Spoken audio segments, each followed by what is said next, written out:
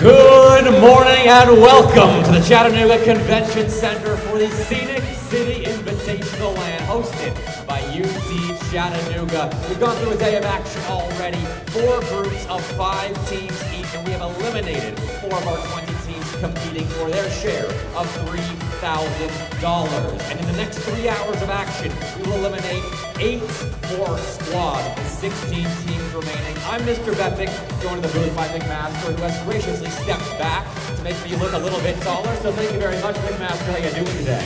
I'm fantastic, man. The environment here is electric. You can already see the players getting excited to play. They're eager. I'm ready for the action. As you had said, we have 4 eliminations. Plenty more to come. But this first match does not include any eliminations. Instead, we have an upper bracket quarterfinal matchup between the number 1 seed from Group D, Indiana Tech, and the number 2 seed from Group C, St. Edwards. Both extremely close in terms of claiming that number 1 seed, Indiana Tech, was barely able to get over the hump. St. Ed's coming off that 1 loss against Cross State yesterday. You know they're going to be coming in with motive to win. And the difference between the first seeds here were Game 5 overtime. Indiana Tech just narrowly denied a reverse sweep bid late in yesterday's action against Akron. And then St. Edwards won a Game 5 against UTK Retirement Home and lost a Game 5 in overtime to Kennesaw State. So both teams are rocking on razor-thin margins, which honestly is the case for this entire land. Outside of Concord and Cumberland, everyone's had their ups and downs. Absolutely right, and we have other matchups as well going on side stations. All upper bracket quarterfinal matchups, no teams being eliminated. Those are the top 8 teams from the results from yesterday, but this match should be an absolute banger to open this up. All matches today set for best of 5. It will get all the way down to, I believe, a top 4 going into tomorrow. We have a lot of action going on here, and we do have 8 teams starting in the upper bracket of play. Those are the first and second seeds out of all 4 of our groups, and then everybody else that made it to day 2 of the Scenic City Invitational starts with just a singular life in the lower bracket. It is cutthroat here at Chattanooga Comic Con, and we're already starting to amass a crowd. So if you can hear us, definitely come and check out the land, as we have a lots of top-tier collegiate Rocket League action in front of you all of today and tomorrow. We're so close to starting. It looks like we're about to start things up. Both teams are ready. There's no tech issues, they're all good to go, so we're about to get started again. There might be a tech issue for St. Edwards. Hey, do a way of putting it. Indiana Tech have shown up, and again, they were not a top 4 seed. They're the only the only team not preceded top 4 to make top 4. And now we have the first game underway. St. Edwards and Indiana Tech. Kickoff is live, and we are here, game 1 in the Chattanooga Convention Center. Here we go. 2 lives for these teams, but neither one is interested in wasting one early, although it's a quick score for Velocity and Indiana Tech. That is fast for the Warriors. Yeah, an interesting defensive effort. Wells just did not get the touch, and a weird miss from Nolly comes through. Velocity is just going to have an easy one to walk it on through. 11 seconds in, and this seemed to be a theme of a lot of the games on the side of Indiana Tech, starting a game early. They love scoring within the first 30 or so seconds of the game. We'll see if they can tack on a second.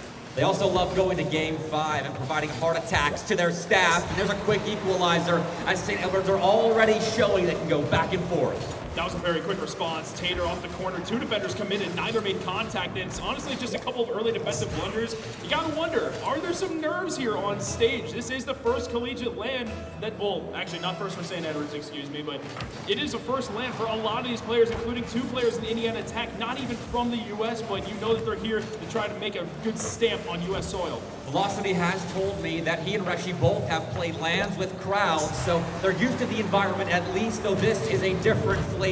CRL LANs go hard, and St. Edwards are hitting harder. Tater now with the strike downfield. 3 goals already in the first 30 seconds of action.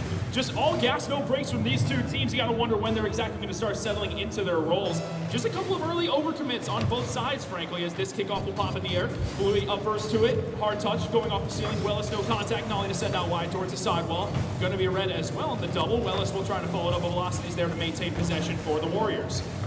Well, it's good to see Tater so involved early on in the St. Edwards rotations as he gets back for a narrow save to keep the Hilltopper lead intact, and in fact, set up a 3rd to add to it. It's Tater with 100% goal participation here in minute number 1.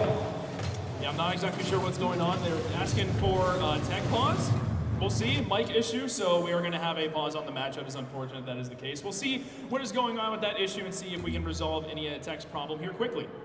How cinematic that was, though. I mean, look at the, if you saw the freeze frame before we cut back to our lovely faces, it was St. Edwards popping that 3rd goal in, and we'll get an admin ruling on what all stands, what doesn't, but either way, St. Edwards have come out hitting hard. Their transition game looks strong, and Tater looks on points, and in that Kennesaw State series that St. Edwards lost to lose out on topping their group, Tater put up 3 double-digit performances. It was rough from him, though he did find impact elsewhere off the stat sheet. It's still not the sort of performance you want to see in a loss, so I'm glad to see him performing at a very high level early on today. It's good for him, and honestly, that was one of the things that Indiana Tech actually said last night in that final interview of the stream is Tater going to be online? He seems to be that key piece where if he's not showing up, St. Edwards really do falter. If he's online and he continues performing like he has through the first minute, St. Edwards could honestly fly through this series. He's laughing right now. I think he can hear us up there on the stage, which it's getting loud in here. We got a big room full of PCs and a lot of echoes with the game sound, the screams of competitors, and of course our voices. The crowd as well, which is still beginning to fill in. And so, I mean, for St. Edwards, it was Tater with, I believe, 2 assists and a goal so far, but Nolly in offense right there with him. He's looked effective. And when you want to talk about LAN experience, I think across the entire LAN, Nolly has the most recent high-level LAN experience, winning a major a couple of years ago. That he does, yeah. And the major, you know, just outside the World Championships, the major really is the biggest kind of tournament you can win. Nolly brings all the experience in the world, and he seems to thrive under the pressure of these in-person environments. It's just what he does, and is what he is known for. Now, you know, he did play at Worlds in 2024 as well, did not necessarily compete on the pro circuit last season, but still obviously brings the same high level, not just thought, but gameplay as well to a series. And honestly, I would think, at least based off these goals so far, seeing as though it was a mic issue, I think they're probably going to stand. It was not a tech issue. We didn't have disconnections in terms of controllers and whatnot. We'll see what the ruling ends up being, though. Yeah, fair enough, and that's why we just talk and let the admins do their due diligence. It's been a great event so far. The admins have been on top of things, even with your typical LAN tech difficulties. It's going to happen, but the admins have been phenomenal at getting everything set up and running fairly smoothly. We'll see if that does hold, as Indiana Tech did have that tech difficulty, but you want to get it out of the way early. Absolutely right, and a big thank you to Dell, of course, for providing these wonderful setups for us here today. Shout out to Monster, the booth over in the corner. Shout out to the Chattanooga Comic-Con for partnering with us to be able to host this event at the same time as them. We want to make sure we get this event in front of as many eyes as possible and continue to grow the, frankly, booming esport that is Collegiate Rocket League. We've had so many pro players finally join the circuit. CRL is growing massively in a big way this year, and this project is just a big way to continue to do that. And I think as much as the players will be using the Dell setup today, I will be using the Monster booth in preparation for the long run that we will have to be talking our way through today. As it's a big bracket, 16 teams, 8 in uppers, 8 in lowers. And while we will eliminate half of that field here in the next 3 hours of play, there is still a lot of action yet to unfold. Yes, there is. But, if we want to refocus on the game, Indiana Tech struck right away, and it was off of a pretty odd miss coming through from Nolly. But since then, St. Ed's just lit it up right away. It was one punch and then just suddenly floored on the side of Indiana Tech. I'm not sure if it was the mic issue on all of them, but I can tell you bare minimum that St. Ed's was starting to cook.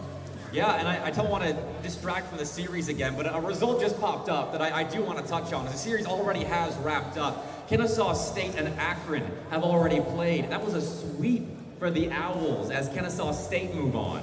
Yeah, that's a big game right there. Akron were so close to completing the reverse sweep up against Indiana Tech last night, and Kennesaw State were able to thwart off an effort as well against St. Edwards, winning in Game 5 overtime as well. I thought that was going to be a much closer matchup. They were preceded with Akron at 3, Kennesaw State at 4, so it is, by all technicalities, an upset, but a sweep nonetheless. And if I saw that right, did Akron score?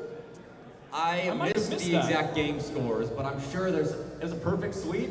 All right, well, there's your confirmation for us. The benefits of land there. Yeah, Akron did not score a goal, and for some teams, it's early on, still waking up, still need to visit the Monster booth, and that's the way it goes on land. It's a whole different beast. Yeah, the score lines there were 3-0, 3-0, 2-0, and I thought to myself, maybe that should have been the matchup that was put on stage just based off seeding alone. It should have been as close as ever, but no, the Owls flew high. That was an incredible effort from them.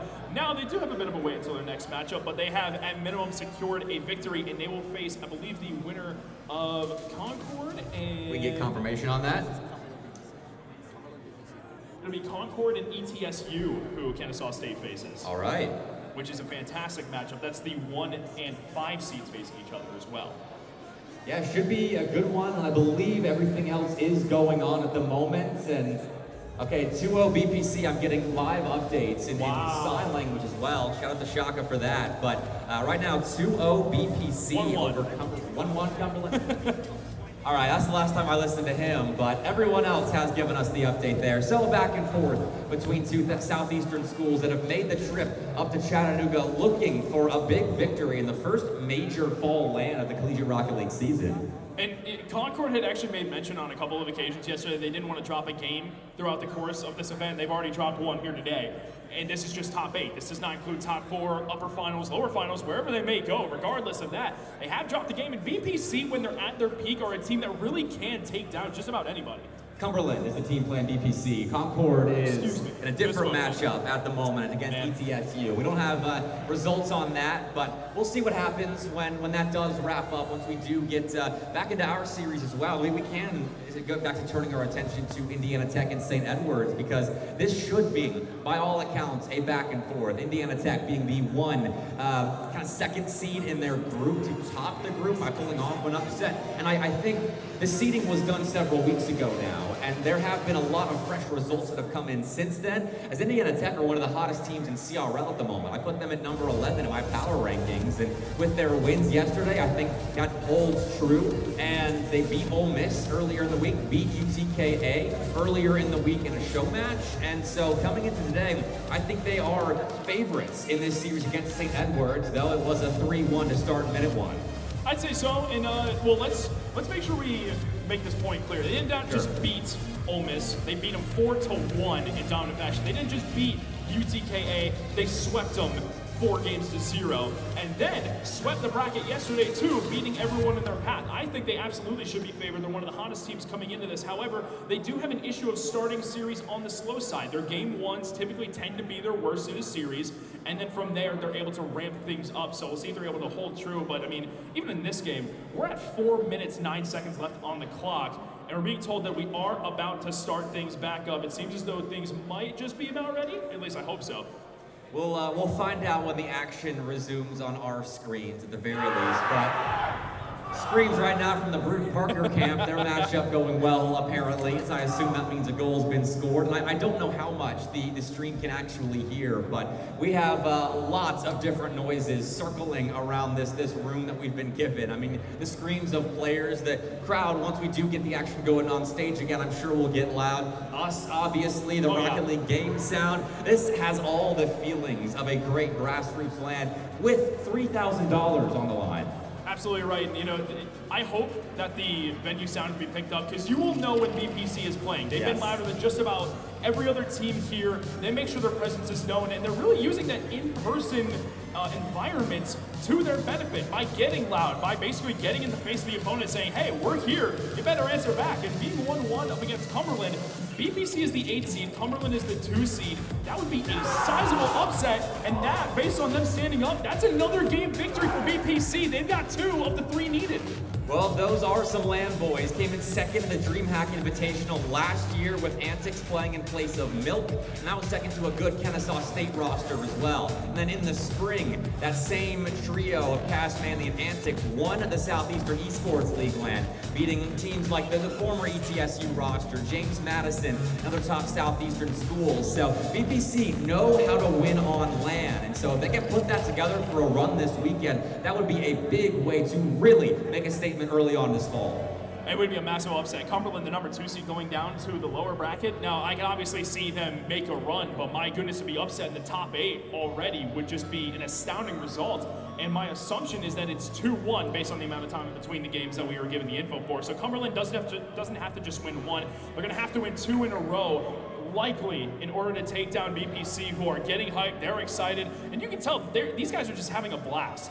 The energy is up on the Bruton Parker side, and I did talk to Polar as well. I asked him if they're used to playing early on in the day, and he was like, no. And I can't put as much emphasis on no as he did. Those boys were not awake about an hour and a half ago. Now, that was a little while ago, but still, the Cumberland boys will be taking a second to wake up against Bruton Parker Christian University, and they better wake up soon. Typical gamer answer, not used to playing early in the morning. That's fair. I mean, I would certainly side with that as well. I'm going to be certainly paying attention to that result. We'll see as that goes. We could have our first, I would say, major upset of the tournament. We've had a couple minor ones, like UTC was able to take down Kentucky yesterday, the 20th seed, beating the 18th seed to make it in front of the crowd, which is a great result for the hometown team. We'll see if they can take that any further, as they do only have 1 life left, being in the lower part of the bracket. Only other real upset has been Indiana Tech over Akron last night, thwarting off that reverse sweep, which was an absolute banger of a series to close out. We are still facing some tech issues right now in terms of a little bit of connection problems. We'll see what can happen when the players get back. And you gotta wonder, does this just build up the nerves for the 2 teams who feel like they should be playing right now? What's going through their heads? I mean, I certainly know. I mean, Tater and I talked about this because we experienced different things at the start of matches, whereas casters were kind of waiting, standing around to get into the series, waiting for the countdown to go ahead and jump in. And for players, it's the same thing. They have to wait in the lobby, and while they, I'm sure, have a chance to maybe get in free play, or no, they still are in the lobby, so they're not in free play right now, so just sitting there. And that can raise your anxiety levels. You don't have anything that you can funnel through your fingers into free play, moving your car around, just maybe mindlessly moving through the map, and just having something as an outlet for your anxiety. No, you have to just sit right now and wait, and you don't know how long you will be waiting. And for me personally, and for other players that I have talked to, that is a consistent feeling. The waiting does stress you out a little bit, no matter how experienced you are. And you got to think, being the first match on the stage here today, first match on the main stream, you get up there, you have the adrenaline running, you're going through the first minute, things are feeling good. All that adrenaline is being actively dumped through this timeout as well. How do you bring back that kind of energy that was being naturally provided to you? How in the world can you get that feeling back? Because once it's dumped, it's hard to really regain that kind of energy. I mean, that's when it's helpful to have a coach or a player leader that can bring the energy like that. Someone that can elevate the comms a little bit and keep everyone's headspace in the right spot. And so that's really a team and player dependent thing. And that's why we talk about the intangible qualities of players and staff members of teams in both the RLCS and CRL, because you need leaders on a team. You need someone to pick things up when the comms aren't great, to keep everyone in check if the mental's slipping a little bit. And that's where teams can falter. We talk about a bad mental game, and that contributes to it. If no one's willing to step up and take charge in the voice comms, that's a significant disadvantage. It absolutely is. You know, I'm just wondering though, it looks like some people are starting to get back to their spots. We'll see. We were having headset issues earlier on side computers as well, where the players had to use the headsets that were provided, not the ones that they had necessarily brought for themselves. It looks to be one of the issues that we're having here. Again, thank you to Dell for being willing to bring all this stuff. So we'll find out what it is that we can do. We might be getting the thumbs up here shortly. We'll find out. Again, it is 3-1 at present. I'm not sure if the goals are going to stand. We'll figure that out here shortly. 4:09 left on the clock. Still game one between Indiana Tech and St. Ed's. I'm loving the crowd right now that is gathered around the PC pit area, the other 3 stations outside of the main stage. That is the beauty of LAN, having to play with people gathered all around you, not just sitting down in the seats provided in front of the stage, but if you're in the other stations, you've got players and pundits and everyone that wants to watch your series standing behind you, and you can't really see them unless you turn around and look, and that's another part of playing on LAN, the stresses that can come from that. But cheers from the Cumberland side. We talk about Britton Parker getting loud. Cumberland can as well, and so they're still going back and forth here as we are close to getting set back up for St. Edwards and Indiana Tech. Our on-screen match resuming from kickoff, 3-1 St. Edwards. Here we go again, we're back. So the goals do indeed stand. We figured that it would, simply because it wasn't like a controller issue. It wasn't something based on gameplay. It was just off of comms. So it will be 3-1 continuing on with the rest of this game. And now the adrenaline's been dumped. How do these two teams recover now? As the first minute is technically done and over with, Bluey will try to get a challenge. Wellis with another shot. Bluey gets the double save on net. Velocity is going to be next on the control. Carry downfield, going to try to get a bump on Nolly, unsuccessful. Bluey collects the mid moves and will take control from the sidelines. Infield pass, trying to find Reshi. Infield passing has been a staple of the offense on the side of Indiana Tech. We have yet to see it within the first minute happen at the same time. We've also been on Tech Pause for quite some time. Good outlet there by Bluey, trying to connect a pass with his teammate, but it's a swarm of Hilltoppers preventing easy offense for Indiana Tech. Resher has no boost, and Tater hits the ball hard off the backboard, forces a miss, and sets up Nolly for a fourth. The Nolly and Tater show continues.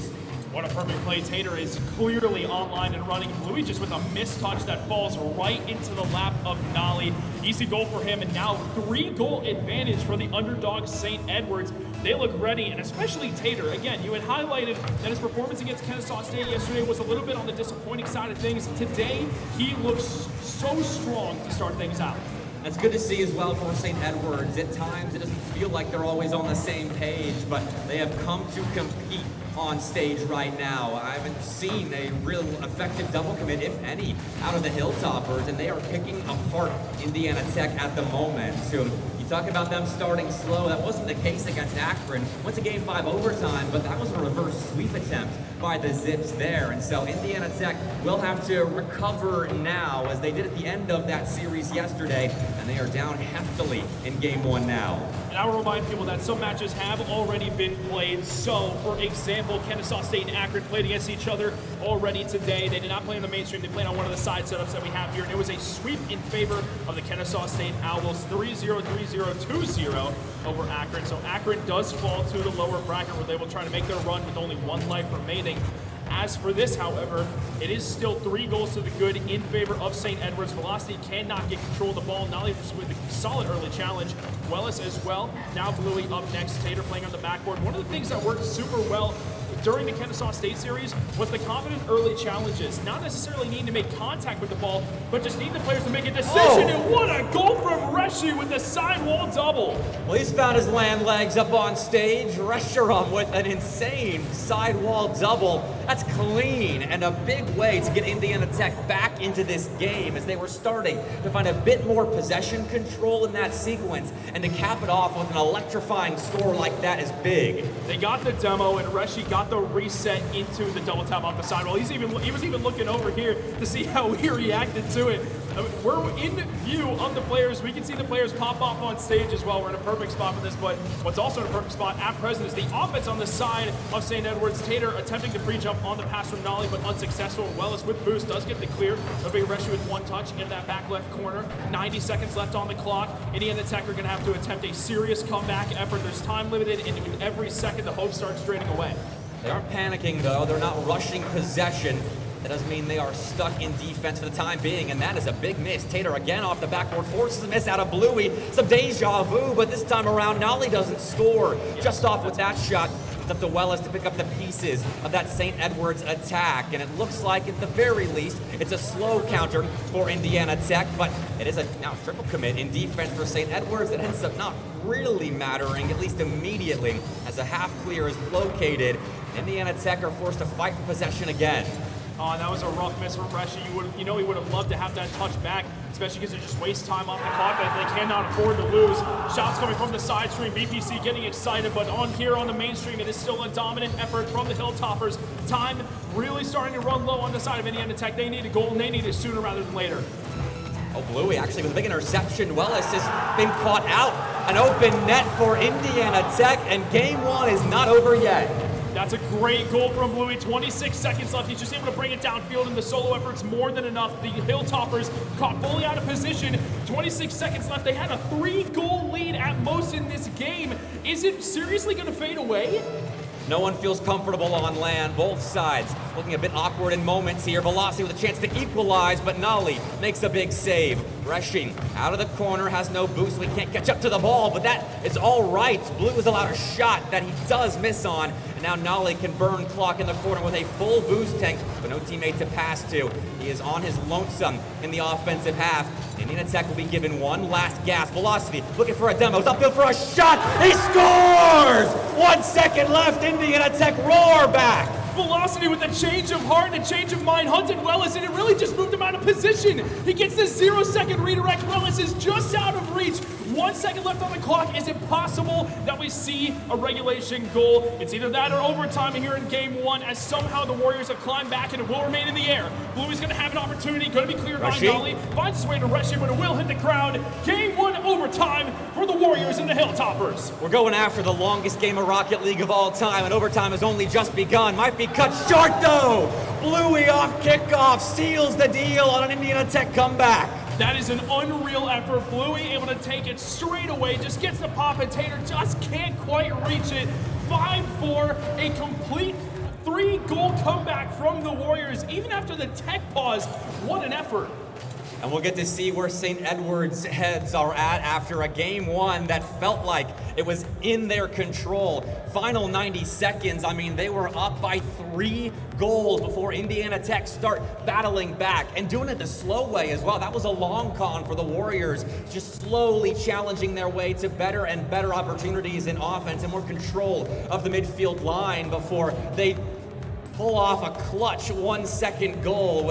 It was Velocity scoring. I forget who passed it to him. We had a lot of action there at the end, and then Bluey off kickoff, sealing the deal.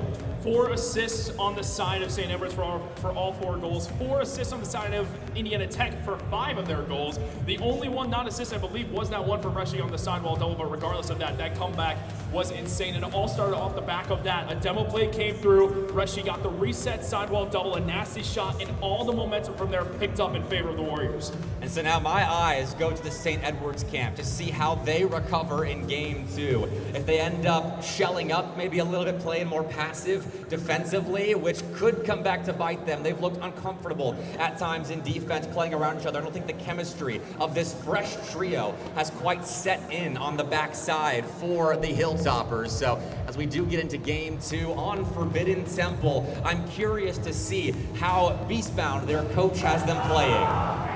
Find out, that's for sure. Game 2 now underway. Hopefully no tech problems from here. Off the sidewall will be Nolly right away, interrupted by Bluey. Going to take the touch over the top of Wellis as well. Tater is there to shut down that shooting lane. Reshi playing patient. Wellis on no boost with a solid challenge that reads off the sidewall. Collects the mid boost, but Bluey is there first. Infield pass is a little bit weak and will not find Velocity as Indiana Tech trying to set up shop in the offensive half.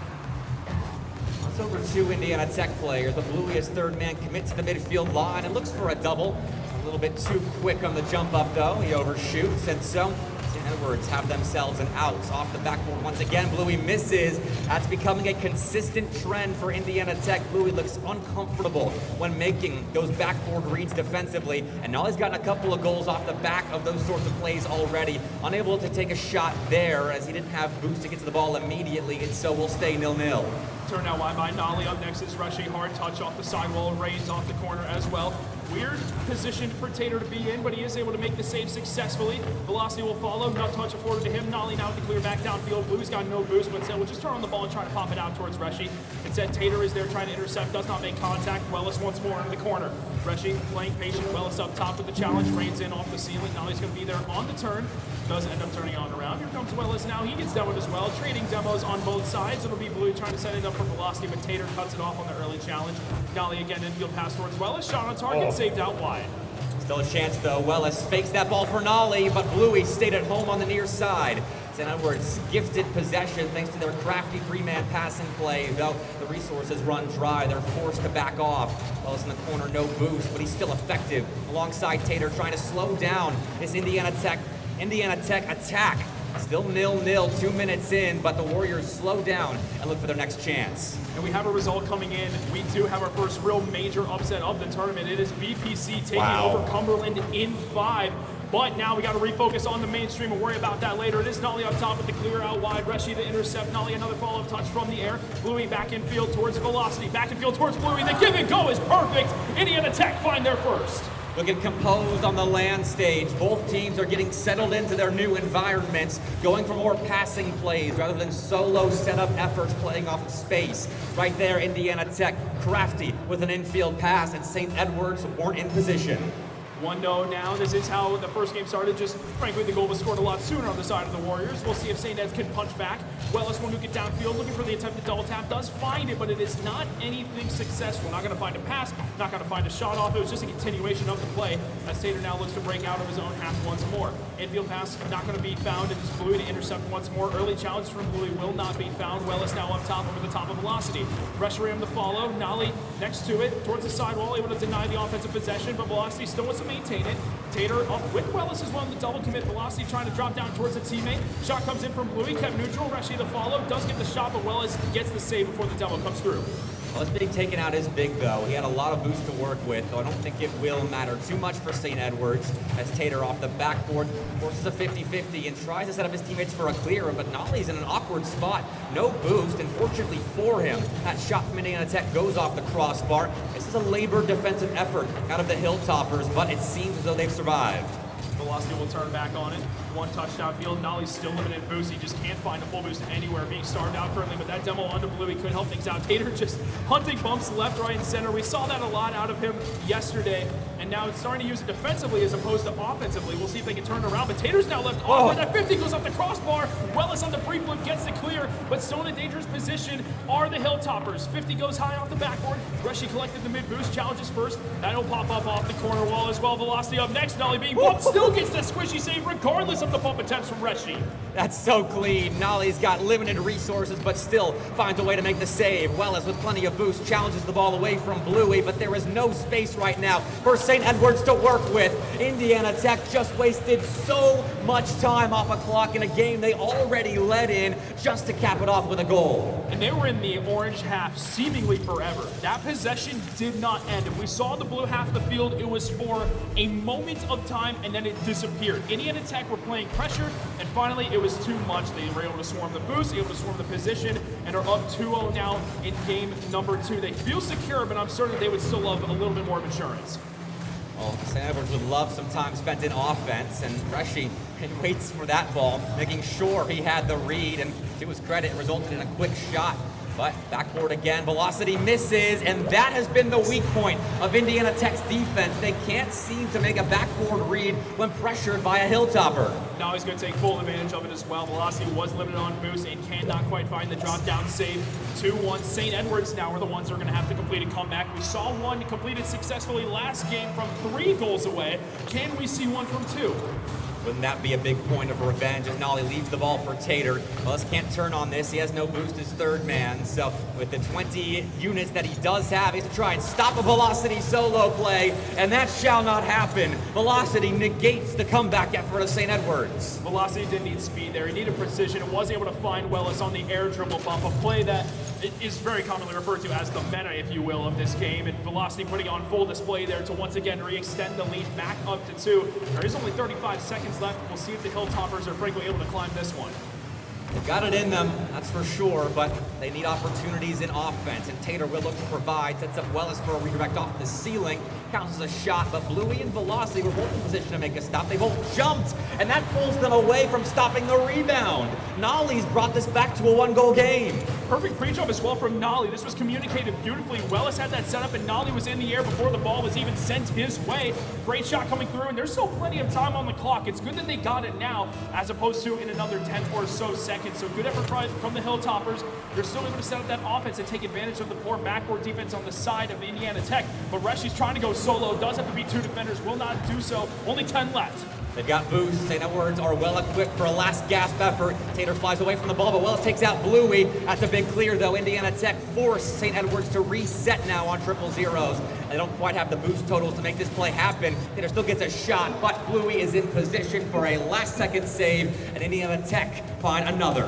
Up 2-0 now, and we did see this yesterday, however. We saw Indiana Tech go up 2-0 up against Akron, and then things got very dicey. Akron finally started feeling the flow of things, but I guess the big difference between that series and this one is that St. Ed's had that Game 1 lead. It looked comfortable, and the Warriors were able to climb back and take the win, much different from yesterday, where Akron just frankly could not get the ball rolling until in Games 3 and 4. Then they got things going. We'll see if St. Ed's can do the same.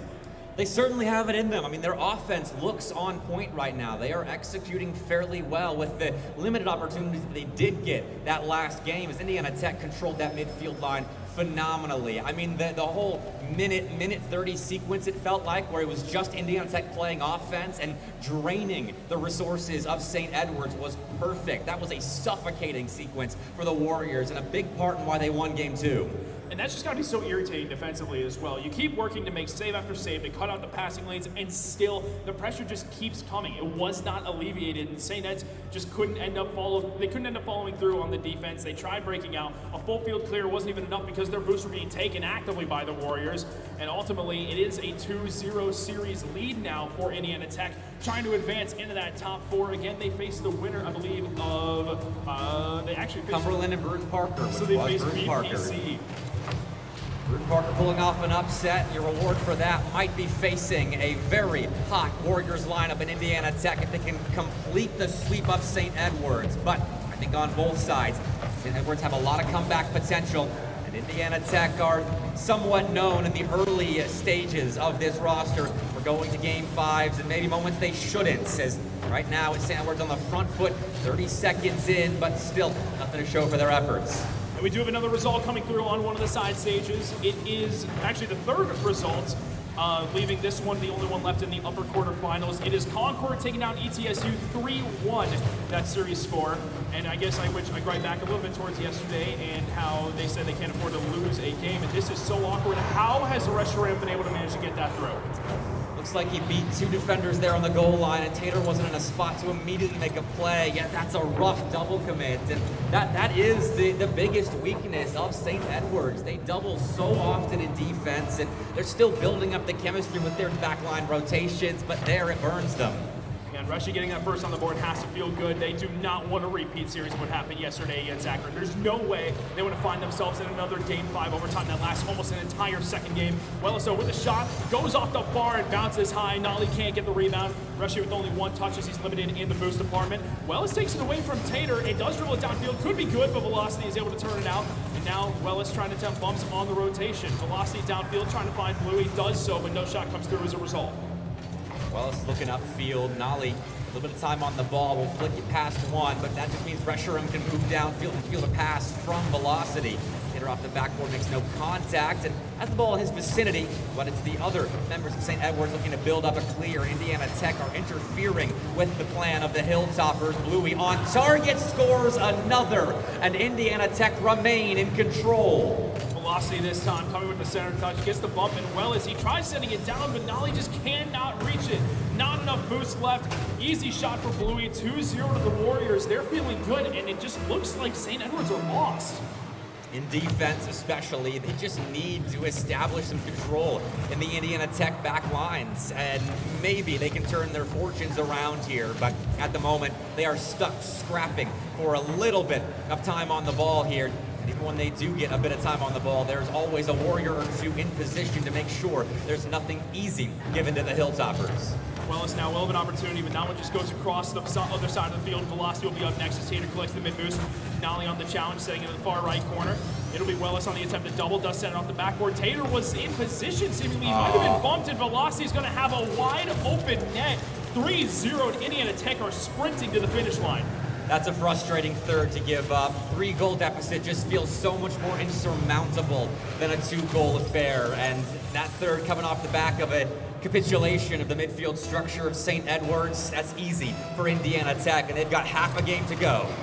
There is still plenty of time. There is. But, man, we got to start seeing some offense show up on the side of St. Ed's. That's a good opportunity on the infield pass. But now look at all of Indiana Tech trying to swarm Wellis. It is too much for him. 3v1, even avoiding the bump. All he could do was challenge once. The 50 was played perfectly on the side of Bluey, and Rescio cleaned it up. Wellis has been great in transition for St. Edwards, but there are certain situations that are just impossible to survive. 4-0 now for Indiana Tech. It started out slow. They went down 4-1 in game one, and after completing a comeback win in overtime, they've not looked back. Nolly trying his best. Tater was up as well. Again, those double commits just continue to come through in number. And honestly, one of the things that St. Edwards could do, of course they're going to try to fight back and win this game, but it really does look like an insurmountable challenge at present with the way Indiana Tech is playing. You know, we can talk about the mistakes that St. Edwards are making, but Indiana Tech, they're doing a great job punishing said mistakes, and they're playing at a very high level here today. I think right now, honestly, St. Ed's could start redirecting their focus towards whoever their next opponent would end up being, trying to get themselves back on track, because they have to remind themselves, this is not their tournament life at stake. This is merely to stay in the upper bracket. So it's good that they have an extra life, but they got to start trying to figure out what they can do to make it last. Well, they won't be thinking about anything other than the 2 minutes in front of them right now. It's a 4-0 comeback or bust for St. Edwards. They'll reassess after this series is officially over. But off the backboard, Bluey finds another good stop for Indiana Tech, and a clear over the head of Wellis means St. Edwards once again have to start a pursuit of their first goal of Game 3 from their back lines, and it is no easy pursuit. Velocity with the early challenge. Wellis cannot make contact in the midfield. Bluey's left a little awkward. He'll have a light pop. And right now, it's just all midfield play. Now he's going to take a shot. It's still not even on target, but I believe Velocity would have had that window closed in anyways. Demo's coming through from Nolly. 2v3 temporarily. All defenders back on the field. Here comes Wellis now, trying to drop it back down for a teammate. Nolly is there. Wins it 50 against Bluey, but he is turned out wide. There's only 60 seconds left. Even then, Rescio was able to get the clear on no boost. This is the best offensive possession we've seen since game 1. He ran out of steam there, but Tater did step up. When Wells has a big chance for Tater, he'll score the first for St. Edwards. I'm not calling it a comeback yet, but that is a nice start. It's a beginning. It's something that they needed, you know, something to at least get their heads back on straight. And they've been able to maintain possession now for at least some amount of time as compared to before when it was just boot the ball downfield, recollect, and then worry about defense from there. If they can build off a couple of kickoff goals, there is an opportunity. Rescio's going to try to shut that down. He'll bring it upfield, attempt bumps, Velocity's there in the challenge, and again, St. Ed's are back to their own half. Rough kickoff to lose, but at the very least, a quick clear. Paul, that short burst of Indiana Tech offense, Wellis out of the corners, put the ball center for Nolly, and a well-placed shot will bring the Hilltoppers back within 2. We saw a pretty ridiculous comeback in game 1. It was a 3-goal comeback when it was 4-1, and it was in favor of Indiana Tech. Now St. Ed's are starting to get things rolling a little bit. Can they keep this momentum going? 37 seconds is plenty of time to work with, but they got to make it quick, and they have to make sure that they can stay inside the blue half. They cannot afford to defend at this moment. Kickoff one by St. Edwards. Finds Wellis with the time on the ball to maybe put a shot on target. He was going for a drop-down pass to Nolly. I'm not entirely certain as it didn't pan out. Indiana Tech got in the way, and now they look for a fifth. Almost connected on the bump play on the goal line that would have sealed it. Either way, though, time spent playing offense is just as effective for the Warriors. 10 seconds left. St. Edward's need a goal now. Offense is the best defense on the side of Indiana Tech. The more time spent here, the worse it is for St. Ed's, and that might just be a fifth, but no, Velocity's going to waste time. It will not matter. The ball is, well, not grounded quite yet, but this is ultimately, regardless of the shot, going to be a 3-0 sweep in favor of Indiana Tech. The Warriors are in the upper bracket semifinals. They've got to feel good about that performance, tested on all fronts by St. Edward's, who still put together a good-looking series. I mean, a couple of one-goal games and a great bounce back at the end of Game 3 when things started to get out of hand. But it is still a sweep at the end of the day. Indiana Tech deserve all their flowers as they confirm themselves a berth in the upper semis. Great showing from them, and I'm hoping that St. Edward's is able to recollect and continue their life down below in the lower bracket. They will end up facing the winner of Cumberland Academy and UTC. That will be the matchup for St. Edward's. We're going to take a quick break. When we come back, we'll have an interview with one of the victors from the Warriors.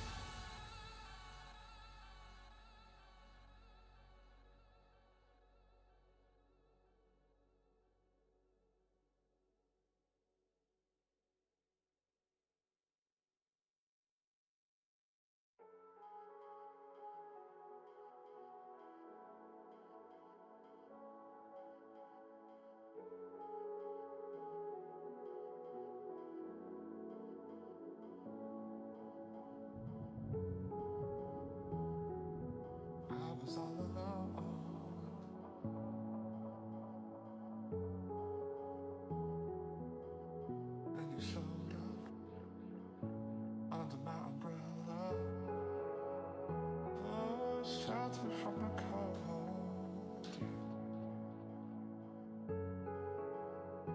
Where do we go from here? Where do we go from here?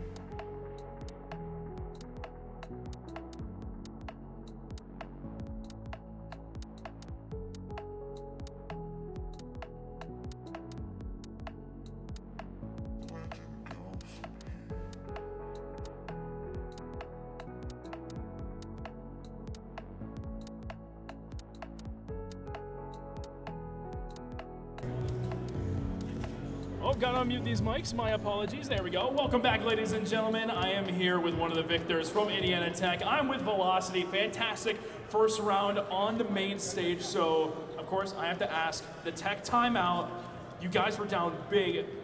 Was there anything you did during the Tech timeout to make sure you remained focused? I think I just went into free play. I left the game just to make sure that I stay warm, and I didn't let the Tech break affect me, even though it was quite long. Yeah, you know what? I'm gonna hold closer. Okay. But yeah, I didn't let the break affect me. I think none of us did, and we came back and bounced back strong. Fair enough, makes sense. Yeah, we'll just have you talk. You'll have to talk even louder, I hate to tell you. But you guys got the job done. You had a very big comeback in game one, and then from there, it felt as though the series was very well in your control. You kind of swarmed them. That was one of the big things. Your next matchup is against a team that is also running hot, BPC, and they get loud on LAN as well. They bring a real stage presence. Are there things about that series that you're very much looking forward to, not looking forward to, so on? I mean, I think it'll be a fun experience. Obviously, I've seen the team. I've seen how loud they can get, so I want them to bring it. It'll make us even more motivated to try and shut them up and win. Makes sense, fair enough. And of course, I'm going to get you back to your team real quick, but last shout outs before we go on with the rest of the day. Shout out to Indiana Tech, of course. Shout out to Chippy. Shout out to the team. Tech, yeah, baby. I got you, Bluey. That is Indiana Tech. That is Velocity. They just put on a great series against St. Edwards, and they go against BPC next. But coming up next, we have a lower bracket quarterfinal. Stay tuned.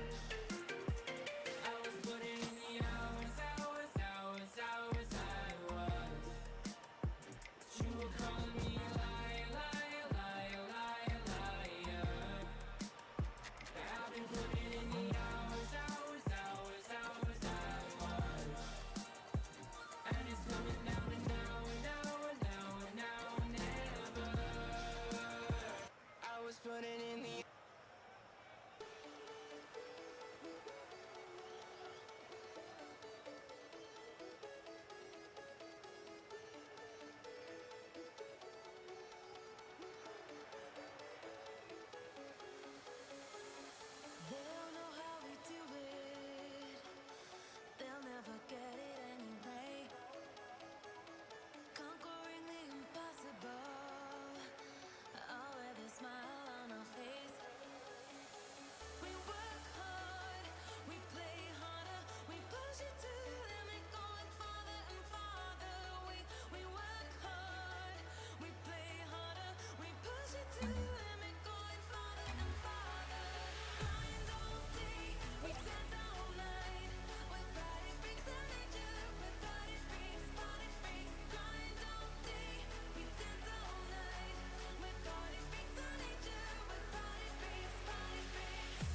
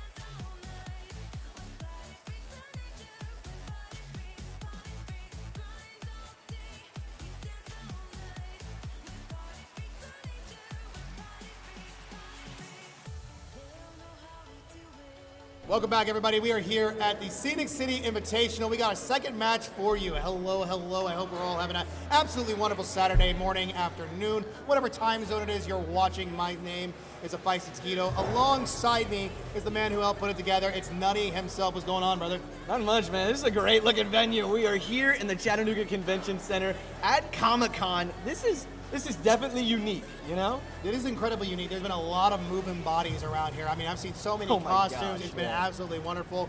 I saw Melania from Elden Ring up Oh, in here. yeah. So Yeah, that was yeah, a yeah. crazy costume. I saw one of the Mandalorian people dressed up. That was crazy. We got a couple of Jedis over here as well. Oh, the lightsabers. You know what? That's cool. I like that. Start them young, you know? Hey, shout out. Yeah, there you Yeah. So, I got a question, man. What's up? We saw that first match. There was a little bit of a tech pause. Yeah. You know what? I just think that's kind of what's going to happen at LAN. Everything yesterday ran quite smoothly. There wasn't any big hardwire issue, no. Nothing with the controllers, the headsets, a little bit shaky, but that's fine. You know, it's fine. Here, different system, different setup, but it looks like we've got everything set up, at least for this next series. We do have something set up for this next series. Now, this next series is going to be fun, from what I've heard. Yeah, I don't really know how to take this series. When I was with Bepic and TJ last night, we ran a few predictions on the first two series. I did take Huntington to take it down in 5, but I am well aware of who is on the stage closest to us. It's the retirement home, Joe Bro, Shaka, and Taibu. Never going to be able to count them out. And I see one thing that I cannot count out is the pure level of energy. Vibes, that's it. What I'm saying, coming from Huntington. Yes. Coach Ryan up there, man. I love that guy. Absolutely insane. If you guys could be in here and hear him popping off Oh, yeah. when Huntington scores a goal, it is electric. Last night, shout out Georgia. I'm so sorry I'm about to bring this up, but hearing Coach Ryan pop off every single It was opportunity. repeatedly. Loud. He was the Yeah. loudest person in the building, easily. But hang on. What am I seeing here? Am I seeing players in the lobby? Yes, you are. Okay, hang on. So that means we probably should get this thing going. Absolutely. Okay, but before they drop in, what was the prediction you ran that you brought up just now? You said 5? Is that Huntington in 5. Huntington and 5. I know, like you said, there's some vibes on the other side, but ladies and gentlemen, 5 on the clock. The countdown has started. It is the Bulls of UTK taking on Huntington, we got Stinky Bus, we got Seabiscuit, and we got this man Silas. I've heard plenty of people whisper about Silas. They said Silas, I heard from one person, could will this team to victory. Oh, absolutely. I do believe that Silas is the player to watch. A little bit of a funny story for everyone watching at home.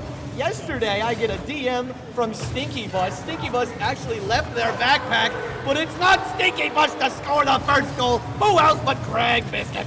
That's what I'm saying, man. Seabiscuit putting in goal number 1 here for Huntington. It's going to be absolutely amazing as we continue through this game. It's going to be up to UTK to wake up and score, get it right back. We want to see an even-killed match. We do know the Bulls have it in them. Oh, absolutely. But here's the thing is, when are they going to get started? These guys, it's probably a late morning for them. They really didn't get a chance to warm up. We had a bunch of tech issues going on earlier. Yeah. We got those all figured out, though, and right now, it's almost a minute through this first game, and we haven't seen some offense there from UTK.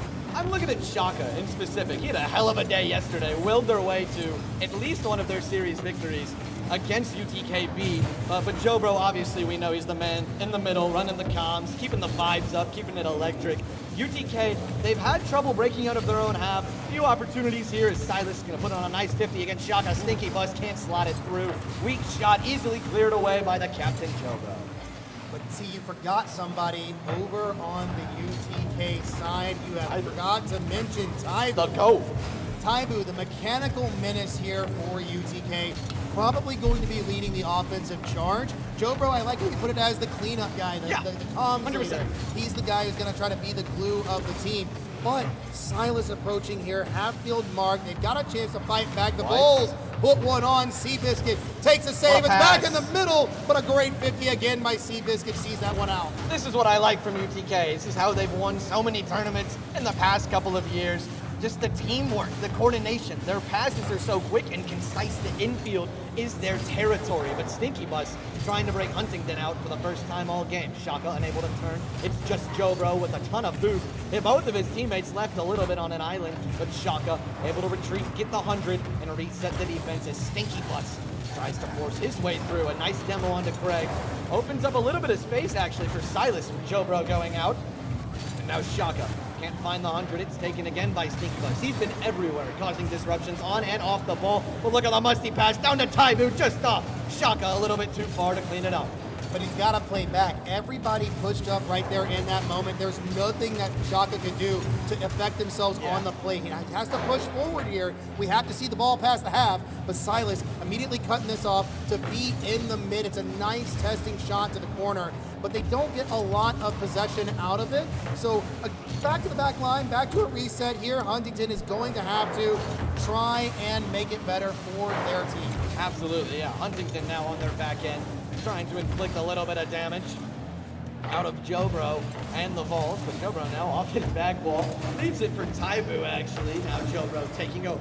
Shaka with a lot of boost. Not too much space, though, as a double commit comes out from Huntington to clear it away. Taibu now on the drop down, just intercepted by Silas. A weak shot and easily recovered by Shaka. And the Vols now, with just over 100 seconds left on the clock, have all the time in the world to make some magic happen. Going to be from the back line here. UTK is going to be able to approach and look dangerous. Seabiscuit finds Silas. It's a massive clear down the pitch, a double off the back wall. This could be a second opportunity here. Stinky Buzz may have Seabiscuit to the left. It's a late jump, but unfortunately they don't find it. It's a chance for the Bulls to approach on offense. They've been stuck in their own back line. They haven't had many opportunities, but Joe Bro is able to finally put one on the board.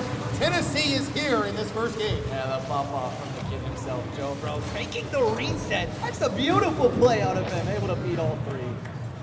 So now that we have it tied, and now that we're even killed, we've got about, what is that, 77 seconds on the clock? Maybe like 87 or something, you know what I mean? We're close to it. I don't know math here, we're just talking about the game. You know? Back ball play for UTK. Taibu trying to disrupt any approach. Shaka nice into the mid, but Joe Bro can't get the skimmer he's looking for. Is still at least able to continue the play into the orange half. Huntington, with some possession, could see themselves to the opposite side of the pitch, but when that pressure begins to build for UTK, they are dangerous. There's a reason that this match ended up being on the main stage. These two teams so close to each other in terms of skill, and it is being proved. Neither can simply break through outside of a couple of beautiful opportunities from both of the captains. 38 seconds to go. Now it's Taibu. Has a lot of space. He has the reset. Tries to go over. Stinky Bus gets the bump. It's just off the crossbar. Shaka forces it high. Where's Jobro? Does he have the angle? He sure does! 2-1 in favor of UTK. From up high, right outside the penalty box, Jobro soars like an angel to score that one. It's going to be 2 to the side of UTK. They take the lead by 1, but 28 seconds on the clock. You and I have seen exactly what happens when there's at least more than 1 second on the clock, sometimes even 0. Huntington has a chance to tie this up. Yesterday was a very interesting day. There were a lot of clean sweeps, but there were also a lot of 0-second goals, a lot of overtime winners. Hot Shot had a crazy pop-off. I casted that with you. There was just so many electric moments, and Jobro is going to be the main character, forcing these electric moments through for UTK. But one more opportunity. Jobro killing all the time in the world. He has the double tap online, but he just misses. 2-1 the final. UTK strikes first. But it was a late game. Oh yeah, it was for a sure. late game for the Bulls. They did not show up until, it was well under 90 seconds. So looking at this next game in the series, I don't think that Huntington doesn't have a chance. I do think that if they put it together on their offense just a little bit more, they will be able to score a couple more goals. The problem is, though, that gives enough time for UTK to wake up. This is a very, very good point. I've noticed, especially on both the Jobro goals, he is just... The comms are very good between UTK. It's always a vibe, brother. It's always a vibe. Immediately, the second they score, they're up and they're just dancing almost. They played half of their series clinching victory against UTKB. I shot you. Hey man, they played it standing up. That's the vibes. No, we're going to talk about it, buddy. We are absolutely talking about it. Yeah, we're Are going you to talk kidding about the fact that yesterday, guys, if you watched the stream, halfway through, the team was having fun. They were playing their B team, and they were standing up while they were doing it, bouncing around. Taibu's very small, so you can catch him entirely in the corner, just bouncing back and forth. I know, But it's quite enough funny. of that. Huntington is going to be the topic of conversation here. I love the way Silence was able to open up their offense. Stinky Bus had some good possessions, but Seabiscuit was able to score that one as we're going to get here into game number 2. I wonder if we will see the team be able to put it together a little bit more. I think they were just a little bit off. Yeah. I mean, I just think maybe it's that first series jitters. I don't know. It's a bigger venue, more people in the crowd, bigger experience, bigger and better. I'm wondering if maybe the nerves are a little bit shaky. You would think that the nerves might be shaky here. I think Huntington is just glad to be part of this top 16. They have an opening. Shaka is able to send that one away at the last second. A demo from Taibu opens up the second, or closes the second chance off there for Huntington. Shot to the back wall, pot shot, Stinky Bus sends that one away. Silas, a massive nudge, much needed clear for Huntington to get themselves set up in offense, but that pressure has got to build for them if they want to strike while the iron's hot. They currently can't do that as they're pinned back on their backline. Jobro now trying to dump it off to Taibu. Almost had the angle. Stinky Bus covers it nevertheless. Jobro able to keep the offense going, leaves it for Shaka. Again, it's really tough at Huntington on their backline, and you cannot avoid Taibu. You can't avoid him. Where was he? Look at the replay. Man, You came out don't of even nowhere. see him. He's right there. He was on the opposite side of the pitch, approaching. All the boost used to catch up to that exact play from the corner, from to the touch from Shaka, dunks the opponent. No one expects it. It is goal 1, 45 seconds in here for UTK. I'm enjoying what I'm seeing out of UTK. There's been a couple of passes and a couple of disruptions. I like the physicality, specifically from Shaka. He's been running lanes, trying to remove at least 2 of the Huntington defenders. It's Craig. The last one back. Both of his teammates able to recover, but it is Seabiscuit cleaning it up. Shaka now on the pop to himself. Limited boost, limited time, and limited space. So he is dumped away by Silas, who's able to get a pivotal clear. Jobro, that last man, has to be careful. Continue to keep control. Now it's left for Stinky Bus. Over to Seabiscuit, but that backboard, they are not going to give Huntington for free whatsoever. 2 members. 2 old people up there on the backboard, but a flip reset. Seabiscuit could have put a little mustard on it. Unfortunately, not enough sauce to put it in. Stinky Bus jumps. That net is wide open, and the double off the defender from Taibu will go in. Goal number 2 to the Bulls. It was a nice adjustment here from Taibu because, I mean, that's a hard read to make, especially when it goes straight down. I would assume Taibu expects it to bounce out just a little bit more, but it didn't, and he knows exactly how to read it. They also ended up in a Rule 1. Quite a little funny side note. There was a Rule 1 there? We didn't even see it. Oh, It was well, in the goal. It was fantastic. That's fair. All right. Rule 1 at the net, they respect, and that's what we love in Rocket League. But off the corner here, we've got to see Huntington get themselves started. Unfortunately, they have not played much offense this game. That skimmer is great. They had a little bit more touch on it that could have seen its way all the way to the net. Unfortunately, though, not a lot of boosts for Huntington to get themselves into the penalty box. They get a couple of touches here, though. Silas trying to keep that offense going. Sadly, will get sent away. Time to on the continuation of the clear. Jobro has pre-jump, couldn't get the touch. And that one goes by the wayside. Shaka trying to keep it going here, but unfortunately, UTK has to turn it over. Now, 2-1 here for UTK. Hold on. But Stinky Bus almost removes it and scores a goal for his own self. It's off the crossbar, so, you know, opportunity missed again for Huntington. I'm not going to say that they're getting unlucky, but they have some opportunities. They just haven't converted. I mean, kick of the devil. Another shot just going wide off the post and the crossbar. Fun fact. From Seabiscuit, Silas now has a reset over 1. Can he get it over 2? Hunting the bump, trying to deliver it back to Seabiscuit. Time move with an easy save over to his captain. And UTK continue to hold on. And we're well past the half at this point. 30 seconds, not a goal to Huntington's side. They need something here. Pass to Shaka. Low touch, unfortunately doesn't go in. But another wide open net, and that is Jobro. I believe with 3 goals, Yes. that is everybody on the pitch involved in this series. Yeah, absolutely. Jobro's been the MVP so far for UTK, in my opinion. I believe, yeah, he had 2 last game, first one this game. He's the leading scorer throughout this entire series in the first 2 games. Well, Tybee does have 2. I had to double check. Oh, you're right. So yeah, not complete involvement there for UTK, but Where's nonetheless. Shaka's here. Shaka's here. Almost, man. He had it lined up. The backboard was almost free for his free discrepancy. Because now Jobro can find an angle. Of course, to get through. Stinky Bus. Tyler's there. Free backboard. Does he have the double tap? He doesn't. But Seabiscuit, it's still hard to break out of their own half. The rotations from UTK have been near perfection so far. I was going to say now unfortunately that's not the way it is on the side of Huntington. They were flubbing at the goal line. They do see it away, so still a 3-goal deficit here. 70 seconds and counting for Huntington to try to get some offense going. Stinky Bus with no boost in a dream. Wall dashing, Demo in the mid. The pass is there! Silas is able to finally do it. 61 seconds on the clock, and we see Huntington. I thought this opportunity was thwarted because there was a demo that came out from Jobro, I believe. Silas came out of left field. It reminded me a little bit of that first Taibu goal where he came all the way from his back line soaring through just to clean up. Silas, right place, right time. It's still a game here in game 2. They have plenty of time available to them. Unfortunately, what I don't like is the fact that their offense has yet to be able to put it together. They don't use their boost very well this game so far. Maybe it's nerves, right? Sure. Game 1 didn't really go that bad for them, in my opinion. Game 2, though, completely has gotten away, and again, I think it's just UTK waking up. I think UTK is just absolutely locking on their offense. Yes, they've given up 1 goal, but it's 34 seconds on the clock. Surely, unless they score here, Huntington is going to give up the second game. I agree. In terms of seedage, UTK is technically the favorite. I do believe in the predictions, Huntington was favored 2-1. I believe it's me and DJ actually picked Huntington. But right now, it really looks like our predictions were worthless and meaningless. Because UTK has absolutely showed up. UTK has a reputation for just having fun, and sometimes to have fun at is like what works best.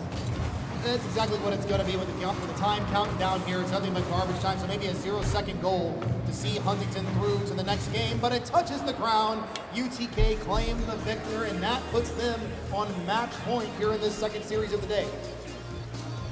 It's been another day in office for the retirement home. The umps are putting on. Would it be another day out of the office? It's not Okay, retirement home. okay, man, okay. You know, that was good. That was good. I'm gonna It start would be using another that. day at home. I'm gonna start using that. Jobro is. I don't know what Jobro's doing. Jobro, do it again. Jobro, do it again. Oh, he's trying to see as many references as he can make to his in-game tag and get away with. This guy's funny.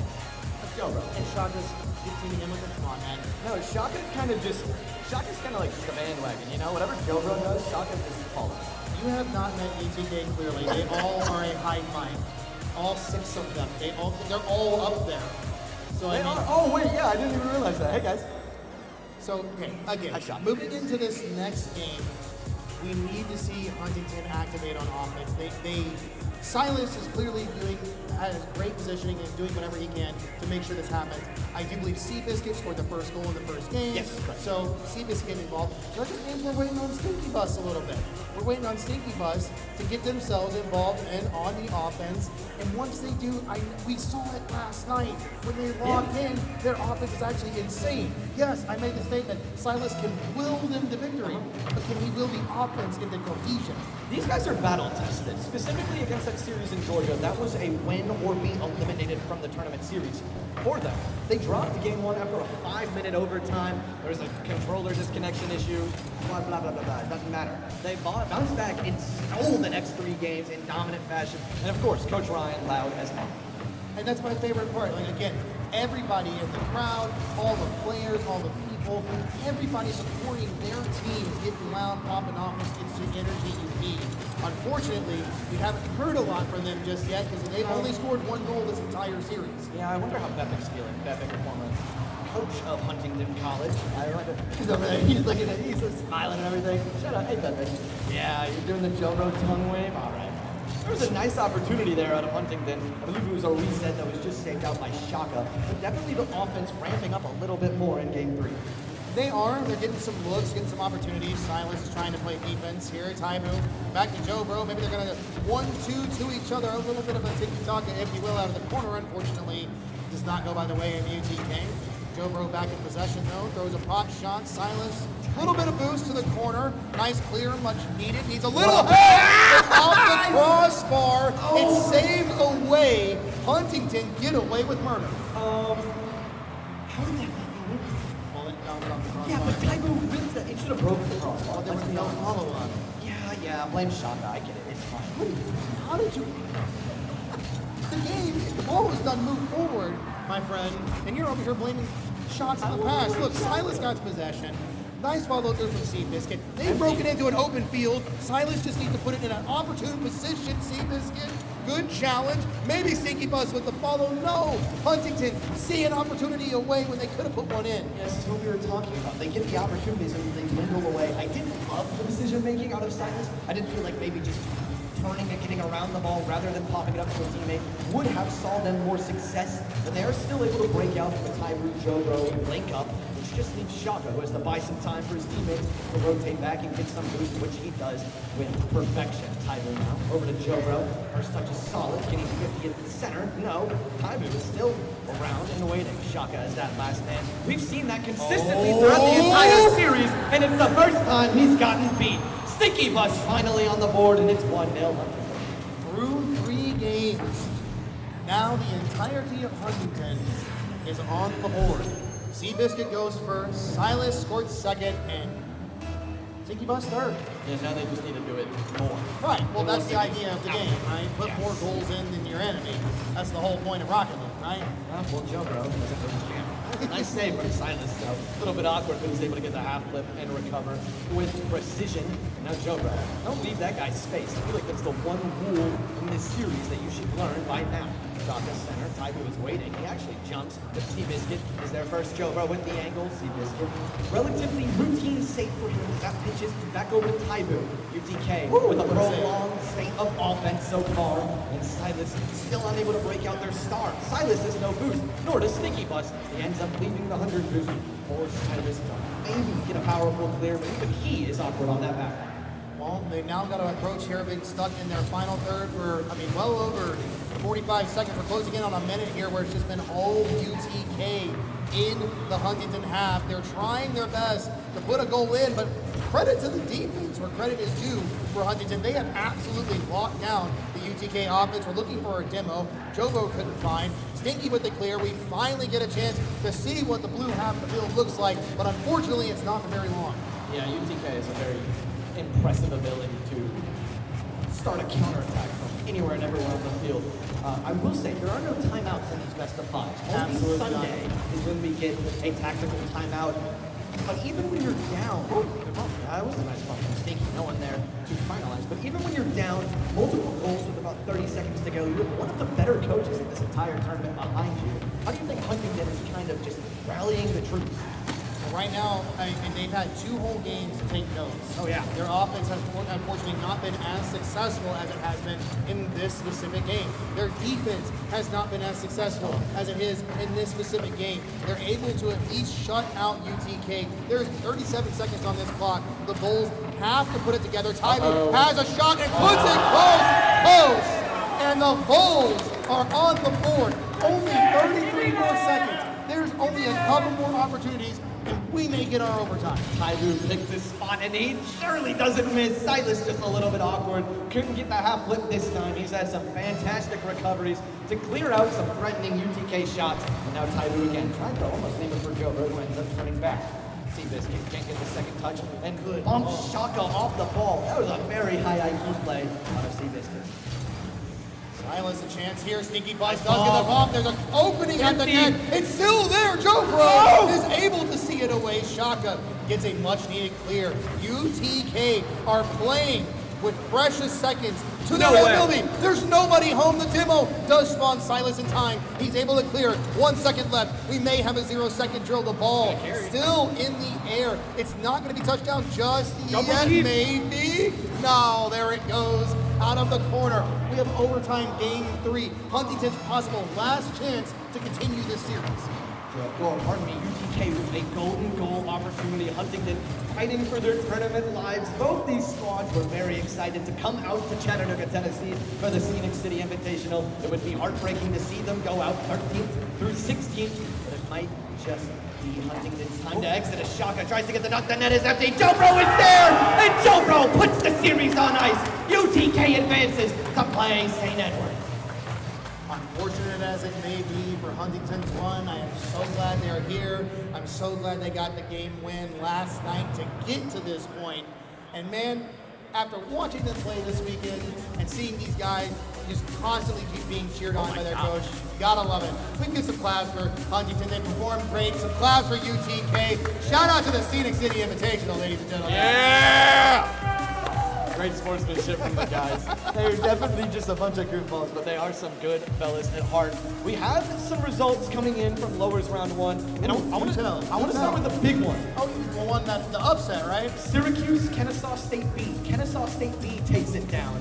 Dylan and the guys ice up. They advance. What was that series score? I don't know. I only see the spreadsheet. I can find it real quick. Give me a moment. Hang on. You weren't going to talk about the BPC Cumberland match? Oh, I do want to talk about that. 3-1 was the final for KSU, Syracuse. Yeah, wow. That's, dude, Dylan and them with a statement victory. Hey, they want to stay in the tournament, man. Absolutely. They want to be here. That's But what guys, give us one moment, man. We're going to send you all to a quick break. Yes. We got to kind of keep things moving as much as Nutty and I love to yap up here. But we may be right back with a new face to talk about a previous victory. So don't go anywhere. Keep it locked here because it's nothing but fire at the Scenic City Invitational. We'll see y'all in a moment. Shaka, you want? You want?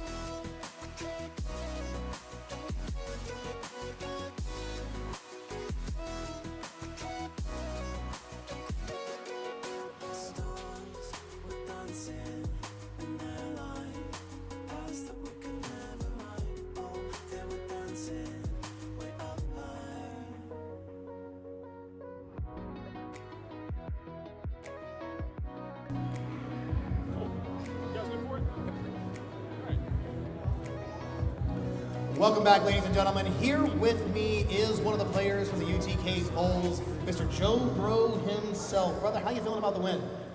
It feels great. I mean, we were having an absolute blast on stage, so can't complain. You guys were having an absolute blast. You guys have an absolute blast regardless, I think. Now, coming into this, you and I talked this morning. You guys were barely awake, if I'm being honest. Yeah. But how did it feel playing Huntington, a team that you've probably played before? Is it something that do they feel better? Do they feel worse? Do you feel like they probably did some things that were different? Because, I mean, I know we all know Silas. Silas is a pretty good player. Yeah, I mean, they're a team we're pretty confident against, I guess. I mean, if we played them 6 or 7 times, we'd probably beat them all 6 or 7. So, pretty, confident always against a team like that. Now, the big thing is your next opponent. You know who you have to play next, right? Cumberland, right? Yes. Yeah. No thoughts?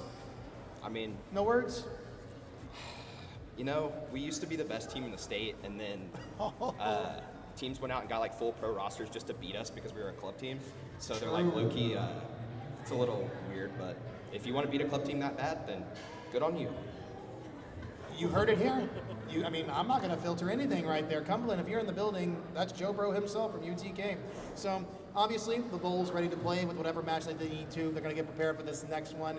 Just want to get some words from a guy who just won a series on stream, but I think you might see him again. So, please, guys, don't go anywhere. We'll be right back. Not ready.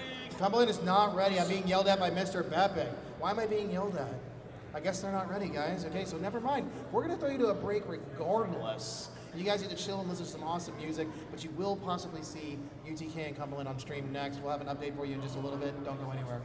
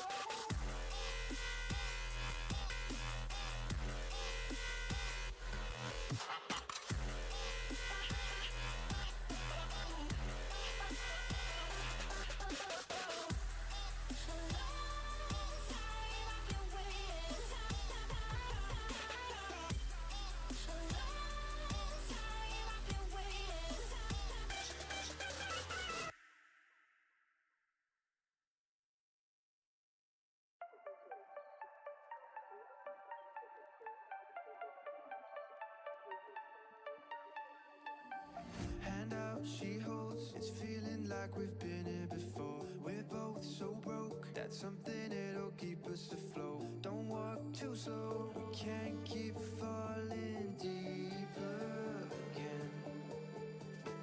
Came too close and the taste so far from pure. A rush of blood, but we search for so much more. We've all been here before.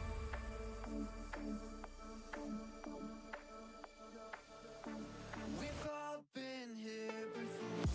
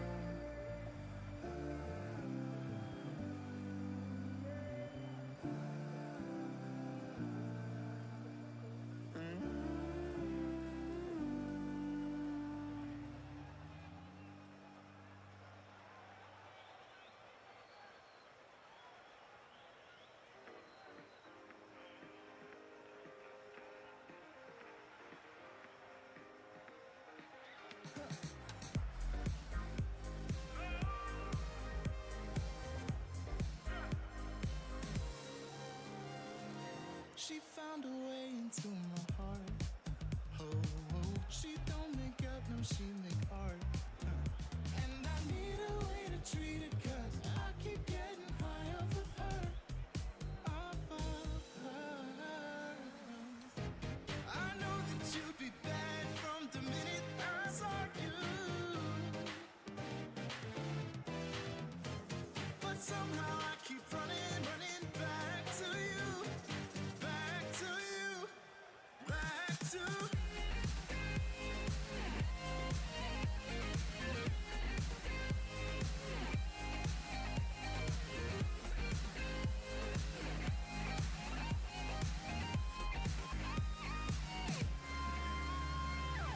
long nights can get me feeling lonely. Hey. And hearing music that can make me smile. But the way I feel with her cannot be explained. One thing still remains on my mind. I know that you'd be bad from the minute I saw you. But somehow I keep running back to you. Back to you.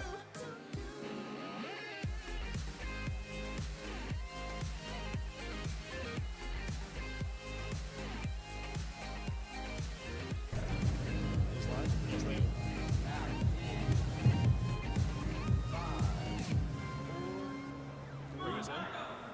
You got it. Welcome back, everybody. Here we are at the Scenic City Invitational. Myself, Taquito, alongside me is McMaster, one of the guys as part of the one and only 2 people who can participate in the Broad Boy broadcast. We brought it back to you from last night, ladies and gentlemen. I'm so glad to be back with you, my man. And Absolutely. right away, we actually have UTKA staying up on stage. They are going to play their next lower round matchup. We have all the others going on the side stages as well. And they're up against, shockingly, number 2 seeded Cumberland has fallen their way down into the lower bracket, courtesy of BPC earlier. This is a bit of a tough draw on the side of UTK. The Barons came out hot, and that's all I'm going to say about that one. It was a tough series for the Phoenix early on this morning. Off stream, of course, so unfortunately, their first time being up here is probably not in a place in the bracket they would love to be in. Now, for the team we just watched, the Vols.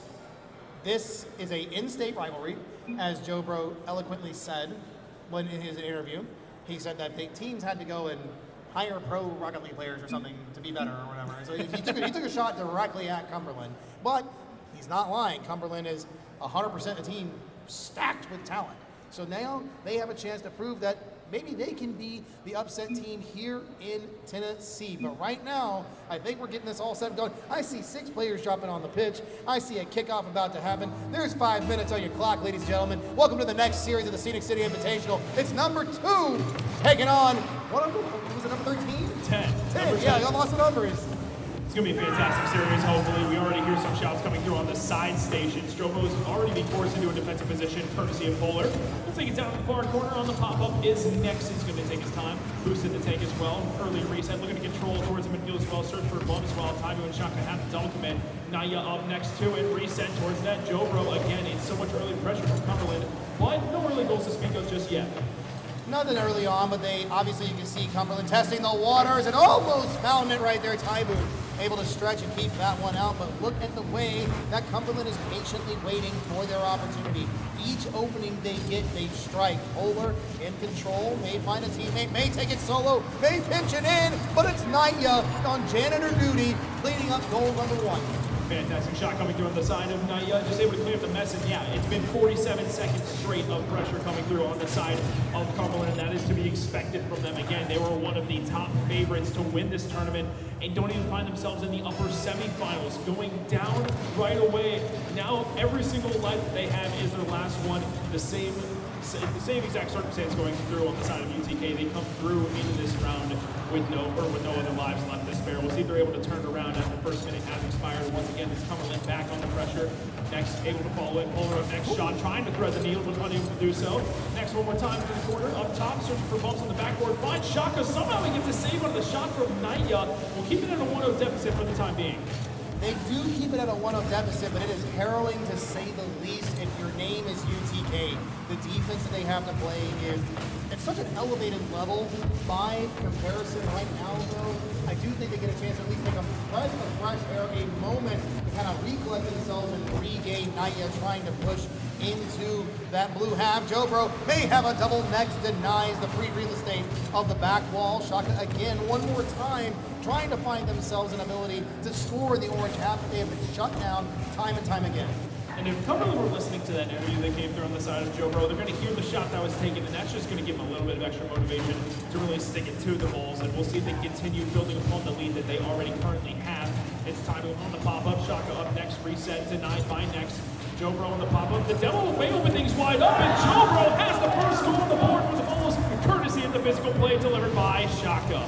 There's a good demo at the back line. Naya was the only one left. Polar, unfortunately, probably wanted that corner boost, which is why they went why they went over there to grab it.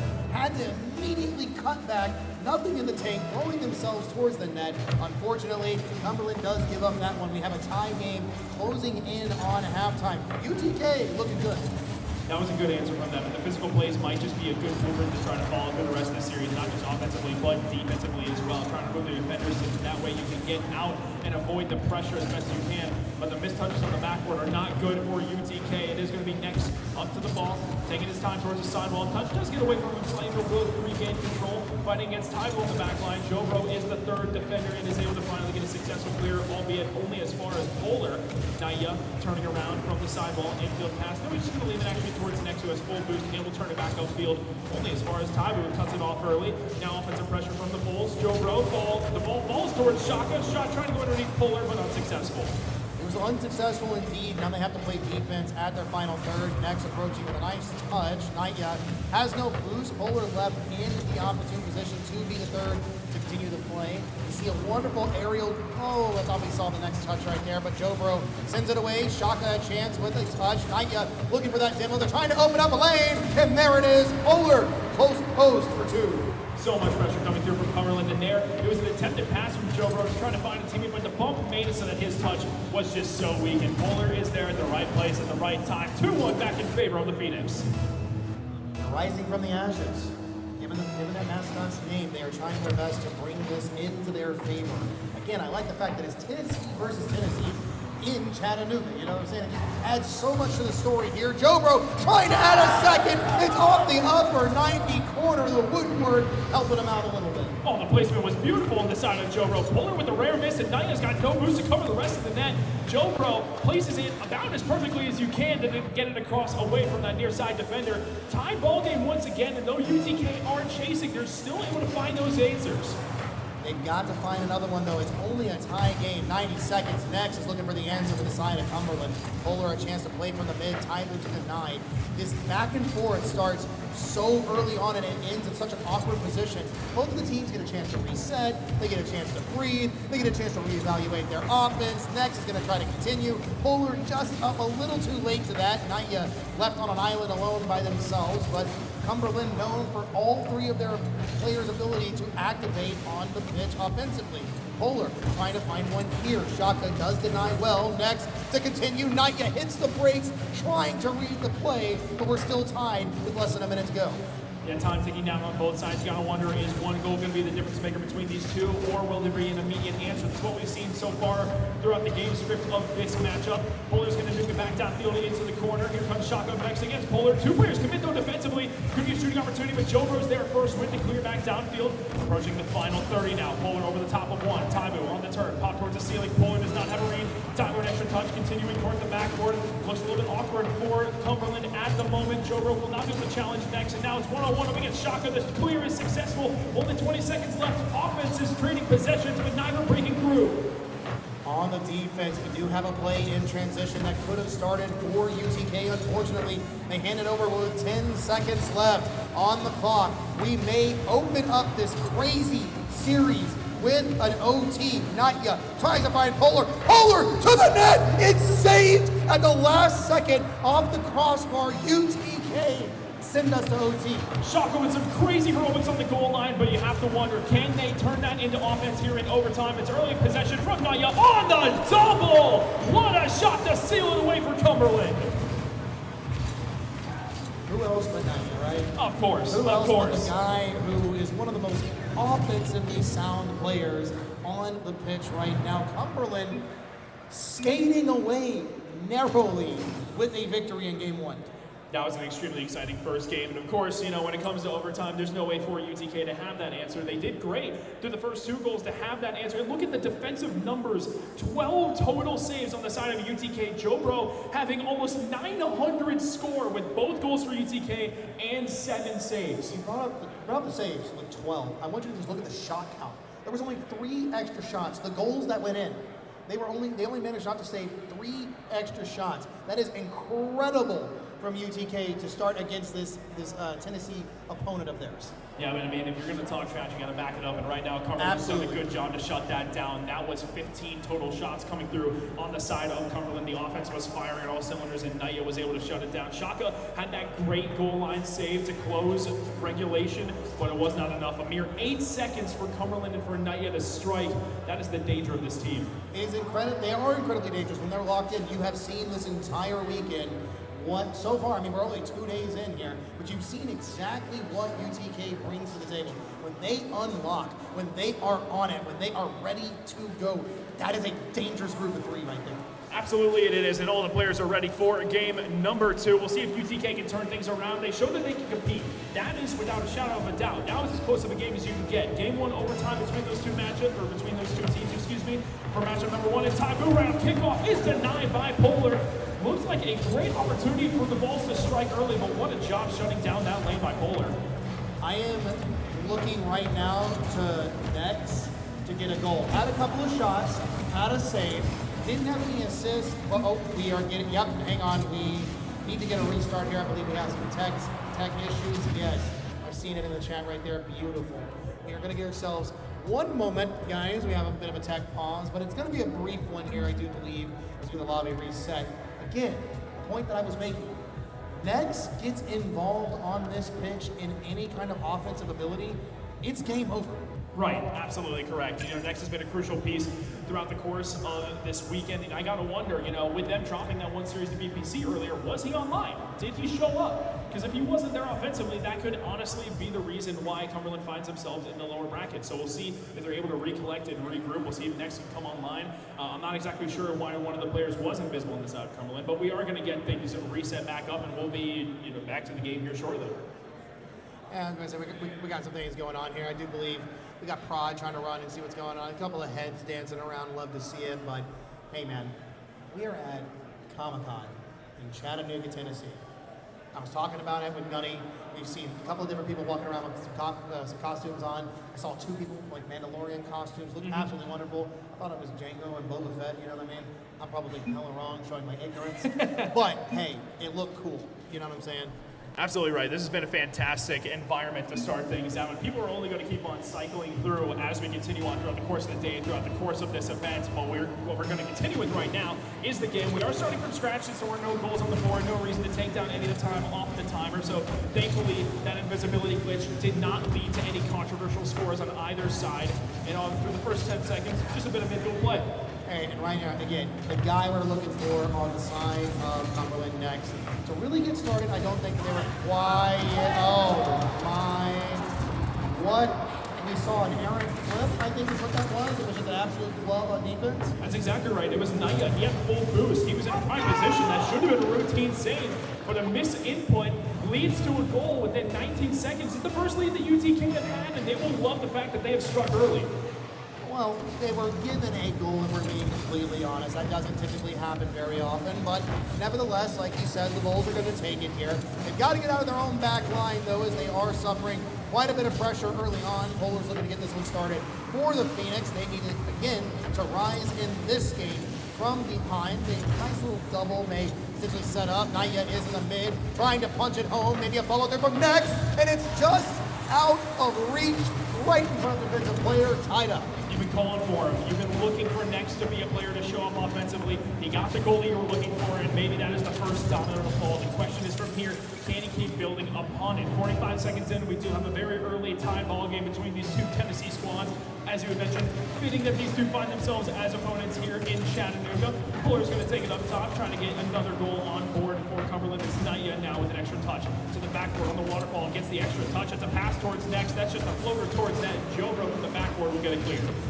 They need this, though. If UTK wants to affect anything about the pace of play, they need to see the ball away from their penalty box. Next puts it low. It's a great save from Jobro on the goal line. Taibu needs some help in the back line as well. No boost to continue the play, and they're still stuck rotating in and out, in and out. It's almost insanity because they're looking for the different results with the same process. Yeah, that's a weird miss from Taibu as well. Should have been a full clear, but instead Shaka has to take it away on the 50 up against Polar. Here comes next now to the sidewall. Good touch will be found by Taibu back downfield. Naya is there to collect it. We'll take possession over towards the left sidewall. Plenty of boost in the tank as well. Is given space to work with. That's not the man of space, but the touch is an errant one that next will have to end up cleaning up. Taibu now to follow over towards the sidewall. Polar on the follow-up touch. Taibu to take back downfield. Lifted boost in the tank will pop it up towards Jobro. Up against Naya. It's taken down low. Shaka with an extra touch again field. Jobro's still in the air. What a passing play, but Shaka takes it away from Taibu. That was a gold opportunity and has gone by the wayside once more. I seriously thought they were pushing it in right there. I could have sworn UTK was going to find themselves another goal. Naya close post, looking for that hole to fill with a shot. Polar is trying his absolute best to keep the offense going, but UTK have somehow put up such stellar defense here. As we approach halftime, they haven't had a chance to really break out, except right now, Taibu looking for a flick reset. Unfortunately, has the help from Shaka. Could not find it any further. Needs to reset here. Polar has some help on the back end, and we are flopping like fish out on water. 2-1 to the side of Cumberland.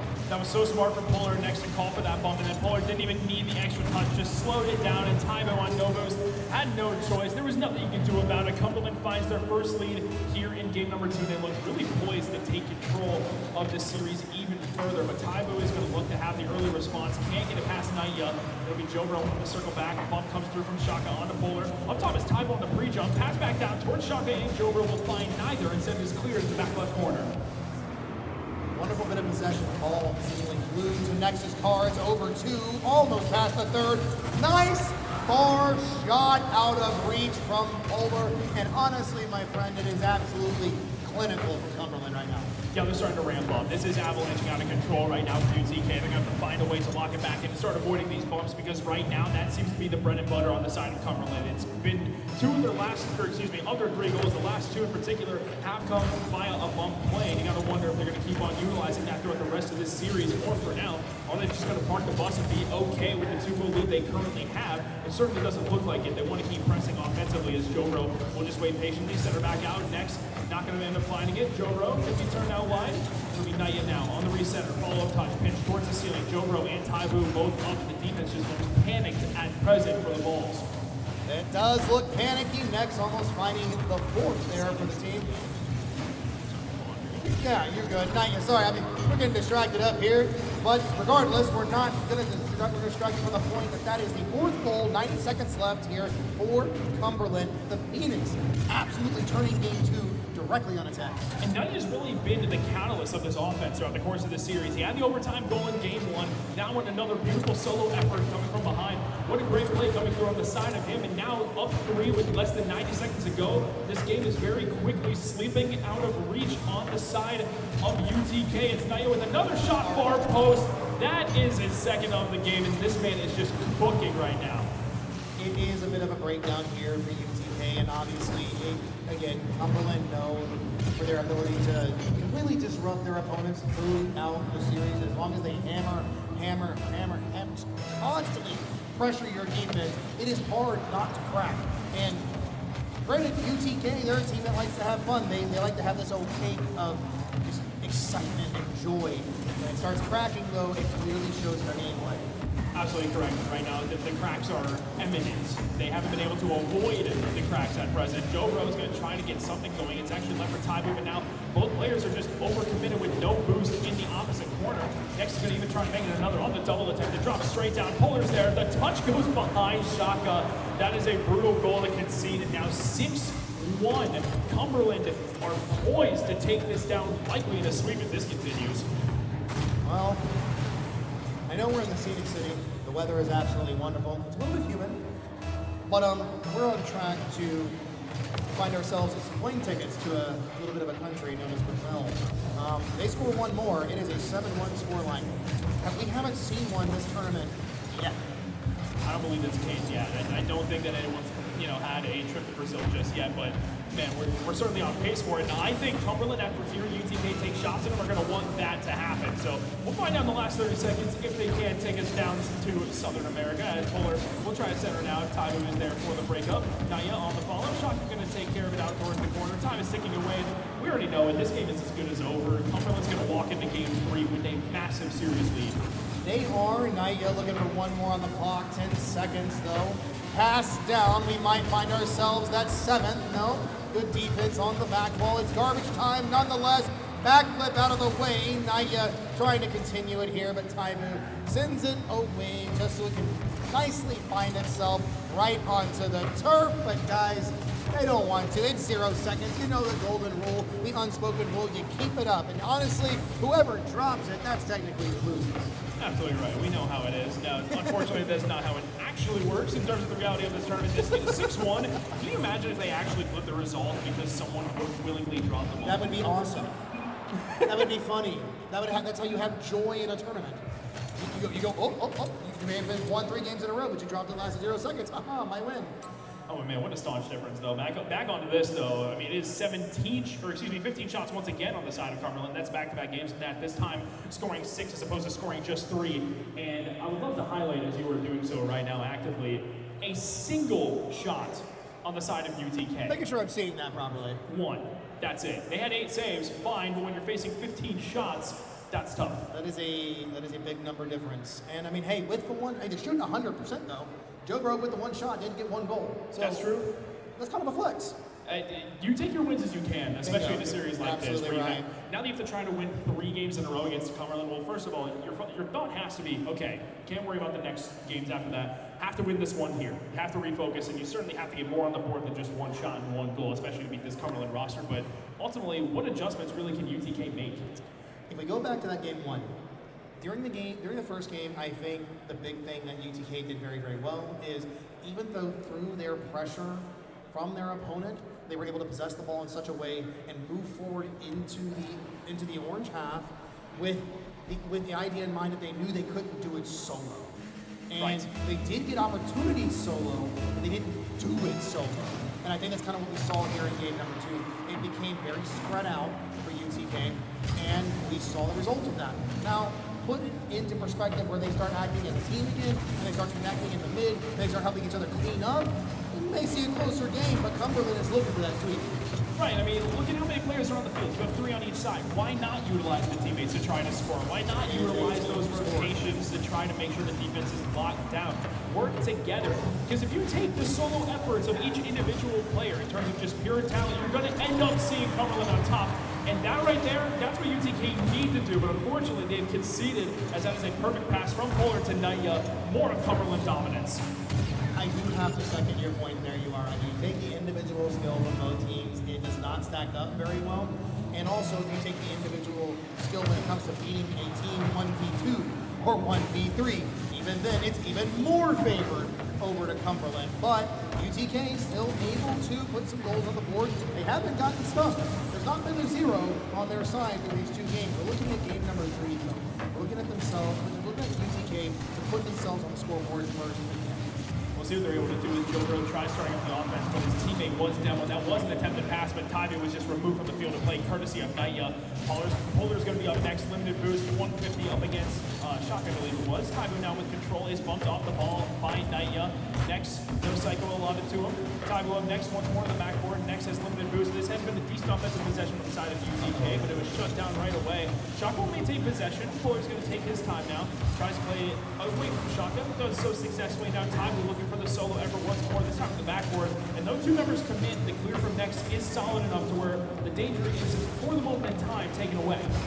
A couple of good flicks, a couple of good setups, some attempts here for UTK, but they don't find it with ease. And Shaka, an awesome touch from the sidewall. Couldn't find a shot on. A great oppo post shot from Jobro doesn't find its way in the net either. And still, Cumberland right now with the 1-goal lead, but UTK, they're hunting, they look poised.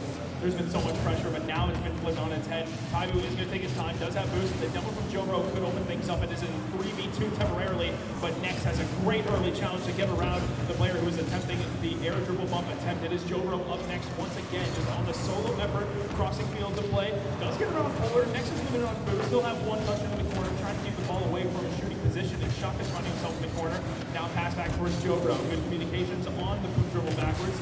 Jobro will be denied by Polar. Taibu up next, infield pass to Shaka, finds its way right towards Polar instead. And I like the ideas of UTK, but at every single turn, seemingly, there's a Cumberland player. I mean, again, when you're playing, they know how to spread themselves on the pitch. They know where to be, how to be, when to be. Polar looking to drop it down, but no offensive gain there. The shotgun by the wayside. UTK still keeping this in a 1-goal game. Naya taking it from the mid. Could have something off the back wall, ops to the ceiling, but that waterfall touch is immediately shut down. Approaching now is the Bulls, laying it back for, I guess, a waiting Shaka, who didn't approach in time. Tennessee still looking for that edge in this offensive push.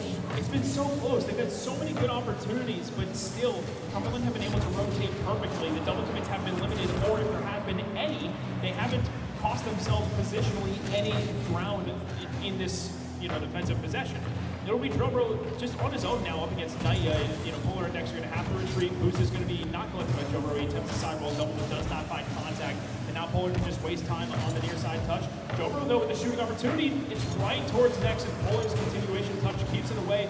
Under 90 seconds left, UTK, there's been no shortage of opportunities this game. They just need one to finally cross over the goal line, and this could be it. Two crucial misses on the side of Cumberland. Shot from Jobro is denied.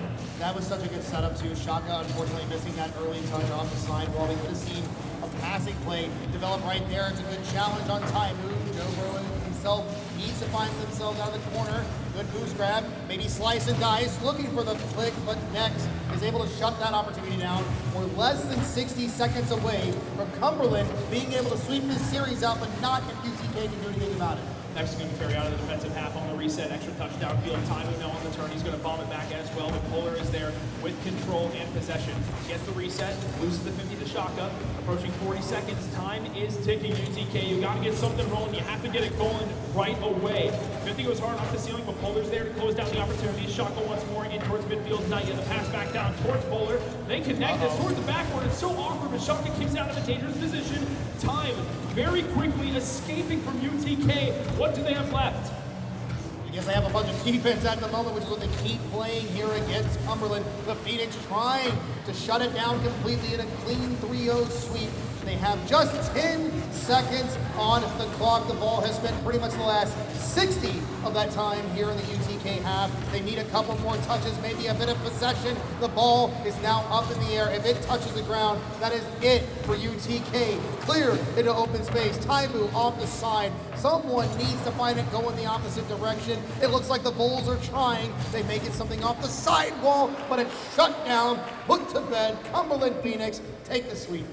Yeah, and Cumberland must have heard what was said beforehand because they took that to heart and they showed up and showed out. You actually mentioned at the very beginning of this game that UTK had not gone without a goose egg that entire series, and then suddenly there Cumberland decides to shut it all down, and it wasn't without opportunity. UTK, that was the best offensive game that we've seen from them outside of game one, but even then, you could argue this game was still better from the pure possession numbers that they would have had. That was a solid game from UTK, but ultimately, they just come up a bit short. At the end of the day, it's an interstate rivalry. They are trying their best to really prove that at some point, UGK was the best team in Tennessee. They were. And then everybody else was like, okay, we see now that a club team, not a varsity team, people who are doing it all on their own are taking us down. We can't have that. So Cumberland got themselves 3 wonderful players. Obviously all 6 I love all 6 of these guys. Yep. Personally, it's a tough match for me. But regardless, I'm happy with the results. Shout out Cumberland for winning that round. Well, we gotta keep it moving, my friend. We got some banger matches in the wings. Yes, but we do. First things first, ladies and gentlemen. We're gonna have to cut to a break. We gotta grab one of these guys over here, maybe ask them a couple questions, see how they're feeling. But don't go anywhere. We're gonna be right back.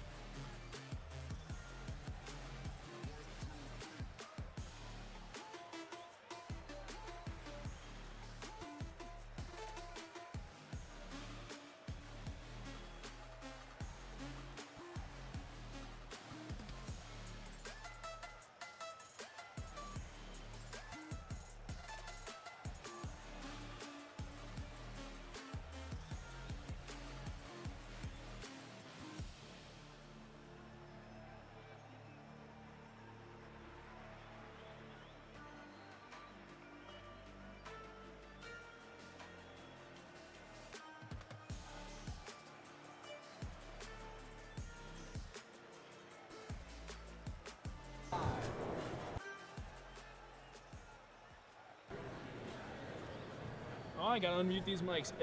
I did that on the other interview as well. My bad. I am McMaster. Welcome back to the Scenic City Invitational. Alongside me from Cumberland is Naya. Fantastic performance here today. You were able to take down UTK 3-0. And I'm not sure if you had heard the trash talk before from UTK. Guessing you did based on the nods? Yeah, I did. Okay, cool. Did that motivate you guys to take this one down even more so? A little bit. I mean, Joker always just says something for fun, so I don't take it too seriously. That's fair, that makes sense, but I mean, you guys find yourselves in an interesting spot. You dropped to the lower bracket, the match against BPC did not go your way. For whatever reason that was, you find yourselves in the lower bracket. Does that last life that you guys have, is there extra motive to continue pushing through? Do you feel the danger being in the lower bracket? No, it's just we have to pretty much just play all in as in our shirt because we are on lower bracket in our last life, so we have to play our best and not make any mistakes that will make us lose series. Well, you guys look fantastic in this one. The score lines, first game, close. Second game, you almost took us to South America. Third game, it was a 1-0, but you guys still were able to hold strong. It still looked pretty stinking convincing, You carry this into a matchup with St. Edwards. How do you continue carrying this momentum, and what do you think is going to be a key when facing them? I mean, we're pretty much playing the same way, but I think it'll just depend on our midfield. Our midfield is pretty strong, so as long as we keep our midfield strong, we'll do good at St. Edwards. There it is, ladies and gentlemen. Actually, final shout-outs you have before we end up wrapping up the interview, sir. Shout out all the fans at Cumberland and everyone at the Comic-Con, and I'll see you next time. There you go, ladies and gents. I'm McMaster. That is Naya. And when we come back, we have more action at the Scenic City Invitational. We'll see you shortly.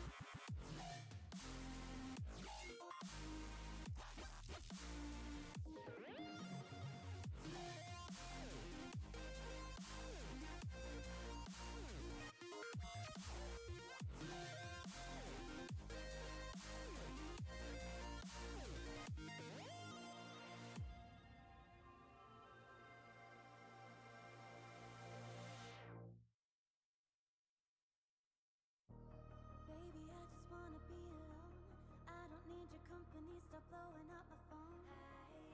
You don't get the things that I've been through, and I don't have the time to lay it all in front of you. And you think that you wanna save me. You don't know it, baby, why you do this? I got this under control. You think you do, but you really don't know that I don't need a savior. You can't be my savior. I'll save myself. I'll save myself. No, I don't need a savior.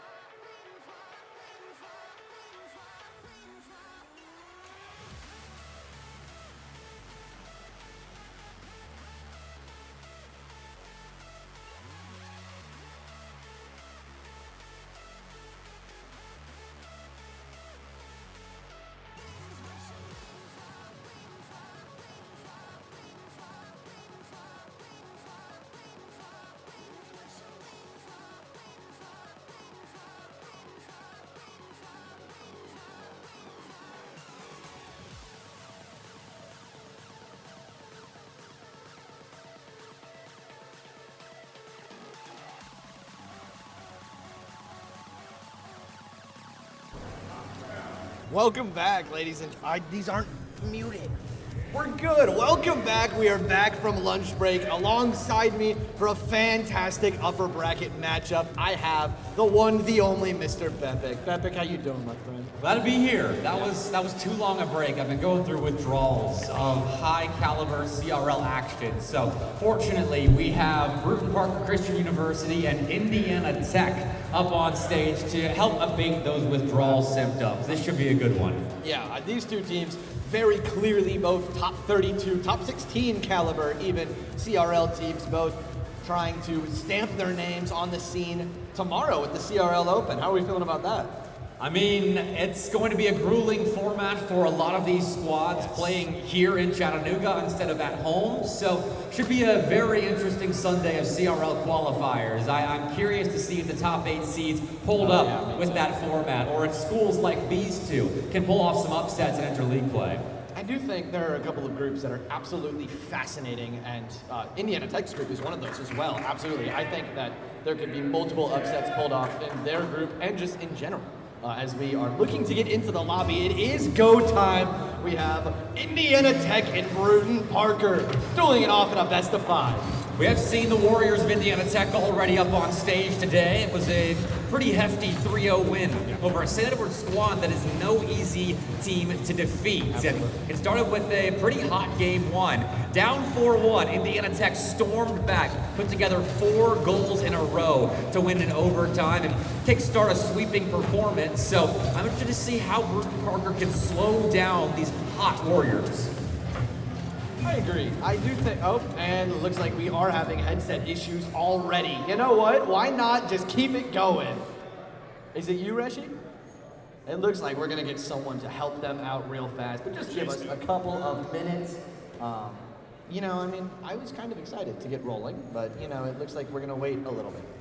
Is what it is. That's part of the LAN experience, unfortunately, and so hopefully you get used to it if this is your first LAN. The rest of us that have worked events like this before are quite used to it. Yeah. And so up on stage, a little bit of a longer delay, but I am excited to see this Bruton Parker team play. Pulled off quite the upset at the start of the day in the upper bracket, taking down Cumberland in Game 5. And I know Cumberland are heavy favorites to be in the grand finals later on this weekend. So for Bruton Parker to take down the Phoenix, send them to lowers early on today, that's a huge win for the Barons. Yeah, Cumberland, you can tell that they're just about to run through the lower bracket with an absolute vengeance after dropping that series. But good on BPC as well. They were the first big upset outside of UTC taking down Kentucky in group stages, which, you know, upset, you know, Big upset. It's worded, it's used loosely, but still, by seed, this is definitely the biggest takedown we've seen so far. Definitely. Bruton Parker, I mean, in their group with Concord, I don't think had too many expectations on them to top that group. I think Concord, you know, outside of Cumberland, are the favorites to win this entire event. And so for Bruton Parker to lose to Concord, it was a 3-0, 3-1. I think it was a 3-0 actually, as Concord had a perfect group stage. So it was a 3-0. Got very loud, very back and forth at times, but it was the Concord side dominating the volume towards the end of that series as they took over. Yeah, and it looks like I got the nod from Reshi. It looks like we are about ready to get going once again. But yeah, Bruton Parker have pleasantly surprised me. I feel like these two teams, in my opinion, this might be a bold take. I think these two could cause the most problems for Concord later in the tournament. I mean, you know about Cumberland, you know about Kennesaw State, but neither of them matter right now as we get back in a full game reset, 5 minutes on the clock. Let's start it all over once more. Those first 30 seconds never happened. Wiped off the board now, and Indiana Tech, fair enough. They'll get right back to winning the kickoff and starting us off on the front foot. Reshi will beat Manny here, and that'll be that really. Still fighting over possession as the ball has not advanced further than that center circle. Still 20 seconds in, Louis with a little bit of an opportunity, but he's not given much space. Melk respects him a little bit too much to let him freely style upon the entire team. Louis now trying to break out. He's caught down by Melk. Cass waiting behind him. Looks like he will leave it for him, and indeed he will. Velocity though with a miss, but Reshi avoids the bump and able to break out of his own half. Velocity now could opt to just shoot or pass. He looks for Bluey, but it does not go central. Good to see playmaking like that early on from Indiana Tech, though. They haven't lost a step despite the longer break from last round's success, as they will score first. I think Milk did the honors of putting that one in, but it's off the back of a lot of Warrior pressure. I liked the bump out of here from Velocity onto Cass, but then Milk, he got an even better demo and then slammed the ball into his own net. Mistakes happen even at the upper echelon of CRL. Such as Rocket League. Even the best of the best make plays like that sometimes, but what sets them apart from the rest is their ability to recover. Bruton Parker will have to do so ASAP, as they've given them a second goal right off the bat. Hard to recover when you've got Indiana Tech breathing down your neck. Cass did not get the touch that he wanted on the clear, and it's just a drop down from Velocity. Those two have been clinical, especially with their chemistry so far. The infield passing lanes are wide open for them, and they are taking full advantage. With this being a fresh Indiana Tech trio, I am very impressed with how their chemistry has developed so quickly, as Bluey has slotted in very nicely with Reshiram and Velocity. As the two Europeans coming in, they bring a different play style, different mindset to the team, and Bluey has fit in well. I think very much a North American player, and the style of play he has typically rocked, but Indiana Tech as a team look phenomenal at the moment. I think every goal has been assisted. This kid for me is the star of the show, Reshiram, coming in and just absolutely destroying everyone. Who is that? That's 3 assists for Velocity. Yeah, absolutely diming his teammates up. 3 minutes, 33 seconds on the clock, 3-0. It's not insurmountable, but it is absolutely a deficit that is going to be tough to break through. We did see a 4-1 comeback earlier, and it was by one of the two teams on the pitch right now, just not the one that's down by multiple goals, as Bruton Parker have not yet found their stage legs, it feels like. Have hardly played offense and have given up a fourth. Velocity finally gets to tap a ball in himself rather than just pass to his teammates as he makes it 4. I truthfully wonder if the lunch break benefited some teams and hurt others, because this is not the BPC that we saw up against Cumberland earlier this morning. They were a lot faster and a lot more aggressive and just harmful, inflicting a lot of demos. We've seen Manny so far in the first 2 minutes just have his way with Indiana Tech on the aggressive side, but outside of that, Milk and Cass have been rather quiet. Yeah, no one's really had opportunities to make noise, especially in offense, as Parker have just been a step behind the pace of Indiana Tech to open us up. But that's all right. This is a very experienced LAN team. Came in second place at DreamHack Atlanta this previous year, won the Southeastern Esports League LAN in the spring, and that was with Antics in place of Milk, but those two have very similar play styles. So it's a pretty one-to-one pickup, with Milk putting in a lot more hours than Antics was at the end of his tenure on the Bruton Parker A team. Though, I try to talk about the Barons, and it's Indiana Tech still continuing to pile goals in. It's a Hattie for Reshi. He does it all himself. Just gets a touch into the corner. Velocity. He didn't get the assist for this goal, but that demo definitely opens up a lot of space for him to work. Clean corner play. Indiana Tech have not had much resistance when it comes to the plays that they're putting down, as BPC are getting blown up, they're getting out-50'd, and they're getting beaten at challenges like they're a step behind Indiana Tech here. And this should be a fairly even matchup on paper, and yet the Warriors look like they are electrified. They've had some of the monster over in the booth close to the entrance of the Chattanooga Convention Center room we're in right now, and Bruton Parker have maybe just woken up. That's what it seems like. 83.33 goal percentage for Velocity. He truthfully has been doing it all. And again, it's Reshi delivering the pass down to him. I wonder what Indiana Tech had for lunch, because I want to go eat there tomorrow, because apparently they're playing out of their mind.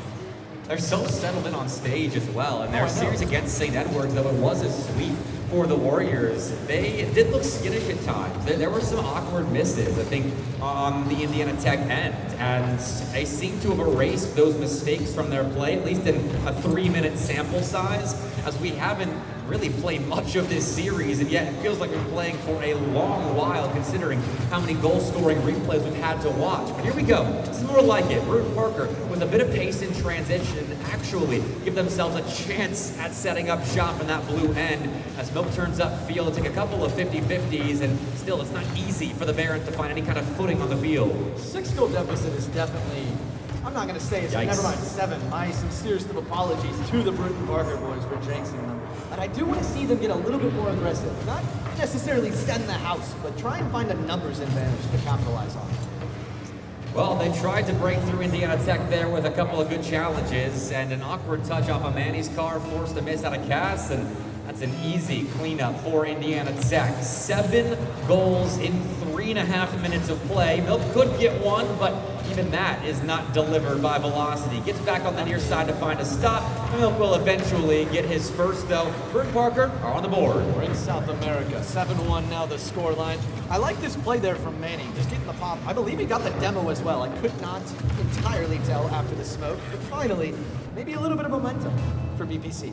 It's a play that works anywhere on the field. Absolutely. Nothing's been working in defense for BPC. Even the 7th goal they gave up felt like an offensive play that just fell apart at the midfield line. But finally, What a play. they've got a couple of goals on the board. It's back to that physical Bruton Parker style of play. Leaving the ball for teammates, playing around each other nicely, and wreaking havoc on your opponent's goal line. It's a fantastic play from Cass. He had such control of that ball and then able to get the bump, clear the way for Manny. It's still unlikely, but the momentum, you can kind of feel it teeter-totter. Bill was up there too, looking for any kind of physicality on the Indiana Tech goal line, and so it's a strategy that works for now. But Velocity, just 1v2, 2 Barons there on the goal line to split the difference between them, and has negated that last BPCU goal. I believe this is now the highest scoring single game that we've had throughout the entirety of this LAN. I believe, I think it was 5-4 between Concord and BPC was the most goals we scored in one game yesterday. But today, yeah, absolutely fantastic from Indiana Tech, and why not? It just keeps on getting better.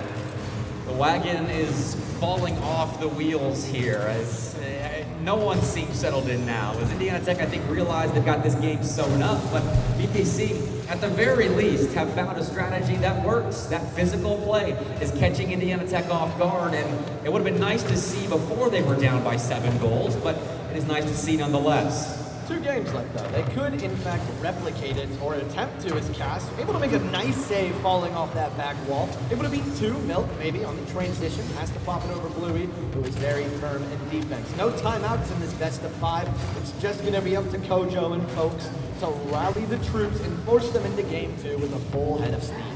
I'm sure BPCU will recover all right. They've got plenty of LAN experience, as previously mentioned, and I don't think a blowout loss is going to affect them at all. Pretty stable roster this trio is. So, moving to game 2, the final moments of this first game are a formality, as things were over several minutes ago. But Velocity will put in another, as Indiana Tech have 9.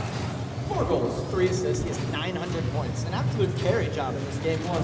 But all 3 members getting involved. Velocity just stuffing the stat sheet in every way possible, as it looks like we conclude with a 6-goal game, maybe a little bit of extracurricular at the end, as Manny beats 1, but the ball does not stay up for him, but for Velocity, it sure does. Keeping the ball up for funsies here. Like I said, a formality as both sides want to get some extra reps on stage or not. Manny grounds that one, and Indiana Tech have confirmed their game 1 win. That was utter dominance. I mean, they looked so comfortable up on stage, and it shows in the stats. 17 shots for IIT, and Velocity and Reshi had 8 of those 9 goals. The Europeans were popping off. They absolutely were. Bluey, the resident American, he was a little bit quieter, but still very impactful off the ball. You saw the bumps on a couple of Velocity goals. He got a nice air dribble bump on to, I believe it was Cass, to open up some space for Reshi. Yeah, everyone really just clicking right now. All the goals started blending together. I don't know if I remember a specific one. Honestly, there were so many opportunities for Indiana Tech in that game. And so for Bruton Parker, I mean, you forget that game. Leave it out of the back of your mind. I'm sure they will. They've got a pretty decent mental. They've got support up there on stage as well. I've heard rumblings of a train horn that might be going off if BPCU start winning some games. So do prepare for that if you are in the crowd or anywhere in Chattanooga. You might hear it, but they have to right the wrongs of game 1 if we are to hear that sound. I must say, we tested it in the hallway yesterday at the UTC Esports Center. Wow, it certainly is a train horn. That is for sure. As it looks like we head on into the second game. BPC looking to right their wrongs, Pepe. Forbidden Temple's a good spot for it. See if they can find some of that flow state to Zen mentality. Kickoff does end up going the way of Indiana Tech, though, and Velocity will have first dibs on plays made in game 2. Goes to ground, fakes Manny, connects with Reshiram, and Reshi on the goal line takes the ball from Milk, but the Barons have a stop to open us up. Like what I saw in a Bluey, open up some spaces. Now numbers here get quickly subtracted for Bruton Parker, and Velocity continues the offense. That's a nice clear, though, by, I believe, Manny. Could not entirely tell, but he continues the offense for BPCU. Louis has space. Milk will try and close down on him. Already a better start to game 2 for Bruton Parker compared to how they began our series in that first game. And it's still tied, but when Indiana Tech started scoring, that's when they went on a 7-0 run. So that back line does have to stay together as Manny and Milk move up the field together. Manny into the corner, does make contact and centers, but Cass couldn't commit with 2 defenders there on the goal line. BPC, you are playing the possession game. Double pivot there out of Indiana Tech, but it did not loom large whatsoever. Cass getting that mid boost, turning upfield, waiting on the play from Louis, which does just go straight to him, but Louis remaining on that back wall, staying poised, and able to try and clear out for the time being. Just over a minute into this game 2, and it's Milk with a little bit of space, quickly shut down by Reshi. An awkward touch. It's going to be a free shot for Cass, saved away. The follow-up does not go through. We go to the left corner, and Reshi Ram takes over. Let's have boost now. It's a good sequence survived by Indiana Tech. They didn't have a ton of boost to work with there on their goal line, but they stayed together, communicated well, and now they're in a battle for possession. The theater of war here, the defensive corner of Indiana Tech, and quickly they find a way out, but only as far as that midfield line. Parker stopping them for a moment, but Cass has just missed off the backboard. Fortunately, Bluey wasn't expecting it, so no goal. Manny ends up bailing his teammate out.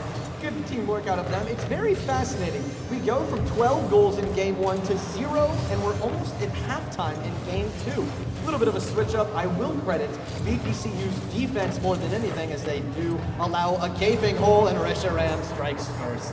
1-0 in favor of Indy Tech.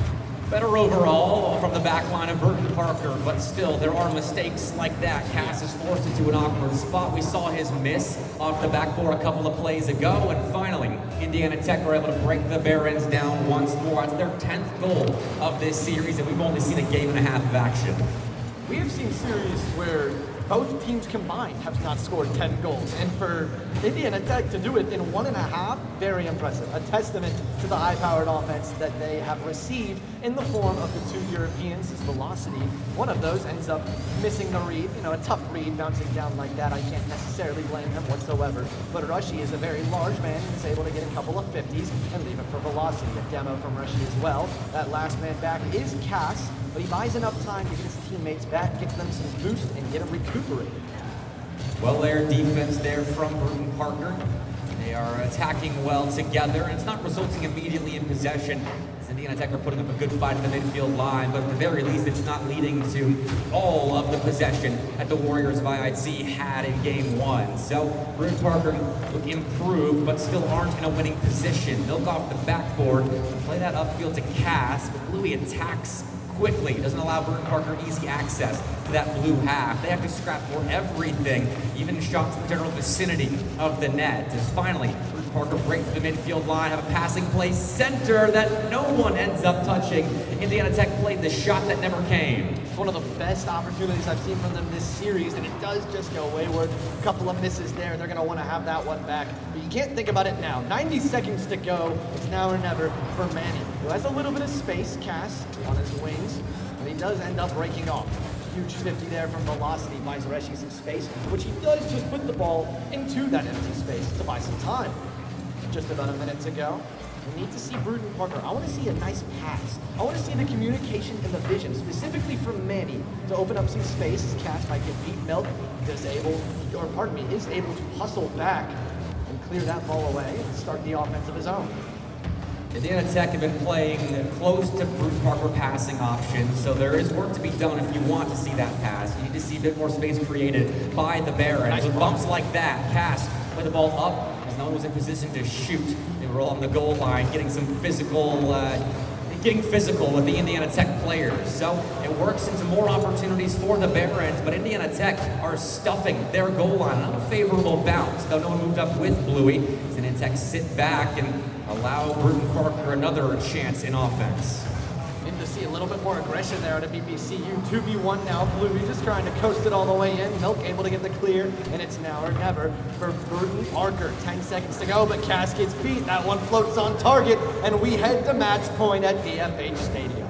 All of that good work out of Bruton Parker this game, and yet it's still Indiana Tech blanking the Barons. And I'm not going to call it quits on this game just yet. I've seen Bruton Parker come back from worse. So let's see how this kickoff goes now, as it looks like a double diagonal, and it's just played straight up. And he's given a shot, but velocity bests him and almost gets a third, but it's all for naught. BPCU needed the kickoff win there, and so we'll go into that third game with Bruton Parker at least not getting shut out. You know what? Don't stop playing until the ball hits the floor. That's very well played by Manny. He got that read, just put it past Bluey, and it sinks in that top right corner. Well, Indiana Tech have themselves match point and haven't looked too stressed. Even though Bruton Parker stepped it up in game 2, still wasn't enough to find themselves a real goal. 5 shots to show for their efforts there. And the physical demo, bump-heavy style of play is Bruton Parker's MO. But Indiana Tech, despite kind of suffering with the bumps and demos at times, still aren't completely vacating their nets. They have each other's back, they're communicating well, they're rotating well. This is a really stout Indiana Tech defense, while I think the offense is getting a lot of the spotlight. I do think that the offense gets a lot of spotlight. I was thinking about that as well. I want to shout out real quick Milk. The 5 saves, they don't lie. He was the wall on defense. You got a few sliding through, but Milk definitely was kind of that central piece that kept BPC in this game for the majority of it. Kept it manageable, and that's something Milk is very good at, making those snap reads on the Bruton Parker goal line, something that he brought to the academy roster this past season. For Bruton Parker, they were such a good defensive team, captained by Milk, despite having less talented pieces relative to Manny Cass and Antics at times. He still captained that team well, and so defense is another big part of Bruton Parker's ability here, though Indiana Tech have kind of had their way with the back line of the Barons at times in this series. Indiana Tech needing just one more game to, I believe it's clinched top 3. It could be 3 or 4, but this is a massive game for Indiana Tech. BPCU, though, still have life. The series ain't over. No, it's not, but they need to show more fight now, as their strategy isn't working completely against Indiana Tech, so I'm curious to see how the Barons shake things up a little bit, as Indiana Tech are given the first opportunity of game 3, and that's another big defensive error. It's easy for Indiana Tech, and they're not a team that need easy goals. It's nice to see, though, Manny at the center of that BPCU team. After falling in, just looks at his teammates, says, let's go. Gets the double fist bumps, trying to get the mental back in it. Don't give up quite yet. There's still a lot of game in game 3. Manny is the guy to pick up the comms if Bruton Parker start to falter, but Cass has to step up in defense. That's another instance where he is the man on the goal line needing to make a play, and he couldn't off this rushy shot. Maybe a couple of nerves, maybe just Indiana Tech too fast for them. Cass couldn't get up. It's a tough read off that post. I will give him credit. Physics does not favor BPCU. I doubt it's nerves. Cass is a guy that has played at the top of CRL back when he was still at university in Europe. But now over here in the States, has been a great player overall for Bruton Parker. Just having a struggle bus of a series here. A couple of mental errors. And now in a 2v1, he can't stop Bluey there either. Reshi dishes out the assist, and Bluey signs off on the play. This is more like game 1 from Indiana Tech. That high-powered offense. We see 3 quick goals go in. 9 in game 1. It was 2 in game 2, and now already 3. 14 goals overall for Indiana Tech here, as this is still a one-sided set. I had a lot of optimism that this could be another tight series up on stage, but Indiana Tech seemed dead set on a sweep over a Bruton Parker team that upset Cumberland not a couple of hours ago. So it's not like BPCU aren't comfortable in this venue. They've shown that they can win against good teams, but Indiana Tech might be out of the realm of possibility right now, as they look like one of the best today. I wonder how Cumberland is feeling about this matchup, because it looked like a solid loss for them as well. We expected BPC to be one of those top 6 teams. They were seeded 8, but I totally can tell you they can pull off a couple of upsets, but right now it really just isn't working. I don't think Cumberland are thinking about either of these two teams unless they happen to fall in the Phoenix path in that lower bracket run they're attempting to make. And it looks like Bruton Parker could see them sooner rather than later if they're able to. Actually, I don't know the format of the bracket off the top of my head, so I'm not going to try and guess who they might be playing if they drop down. But at this point, it is looking very likely that they drop down. I would agree. Still a lot of game left, but they just haven't even been able to break out of their own half. It felt like we've been stuck in the orange the entire time. But still, with 3 minutes to go, we need to see Manny pick up his boys once more. Milk in this corner, beat by Reshi. And look at those 50s from Reshi. It's a miss from Cass, but no one there to punish BBC. I mean, you say there's a lot of time, but realistically, Bruton Parker haven't scored a real goal in this set yet. All of their scores have been when they're down in either a multi-goal deficit on 0 seconds, or the 3 that they scored in game 1, they were already down 7-0 at that point. So EPC needs something like that to go in, honestly. Anything to kickstart a comeback that, I don't know, I haven't seen any signs that could actually exist. Indiana Tech are just the better team, and it's not close. I agree. It's these marginal errors so far in Game 3. Just a couple of plays on the defensive half where Cass or Milk just an inch away from where they need to be in the shooting as well. That ball just ricocheting off the crossbar. But Velocity has an empty net that just goes high. Reshi can't clean up. Cass on the pop. Milk now. The net not empty. Louis still there and is able to remain poised. Lawson's going to kill more clock. It's another fake in the midfield as Indiana Tech are playing with such confidence. They don't believe in these fake challenges of Bruton Parker. It's like they know the playbook of the Barons before the plays are even developed. And right there, it looked like one was getting started in the Indiana Tech end, but a team bump unfortunately breaks it apart. It's another clean beat for Velocity.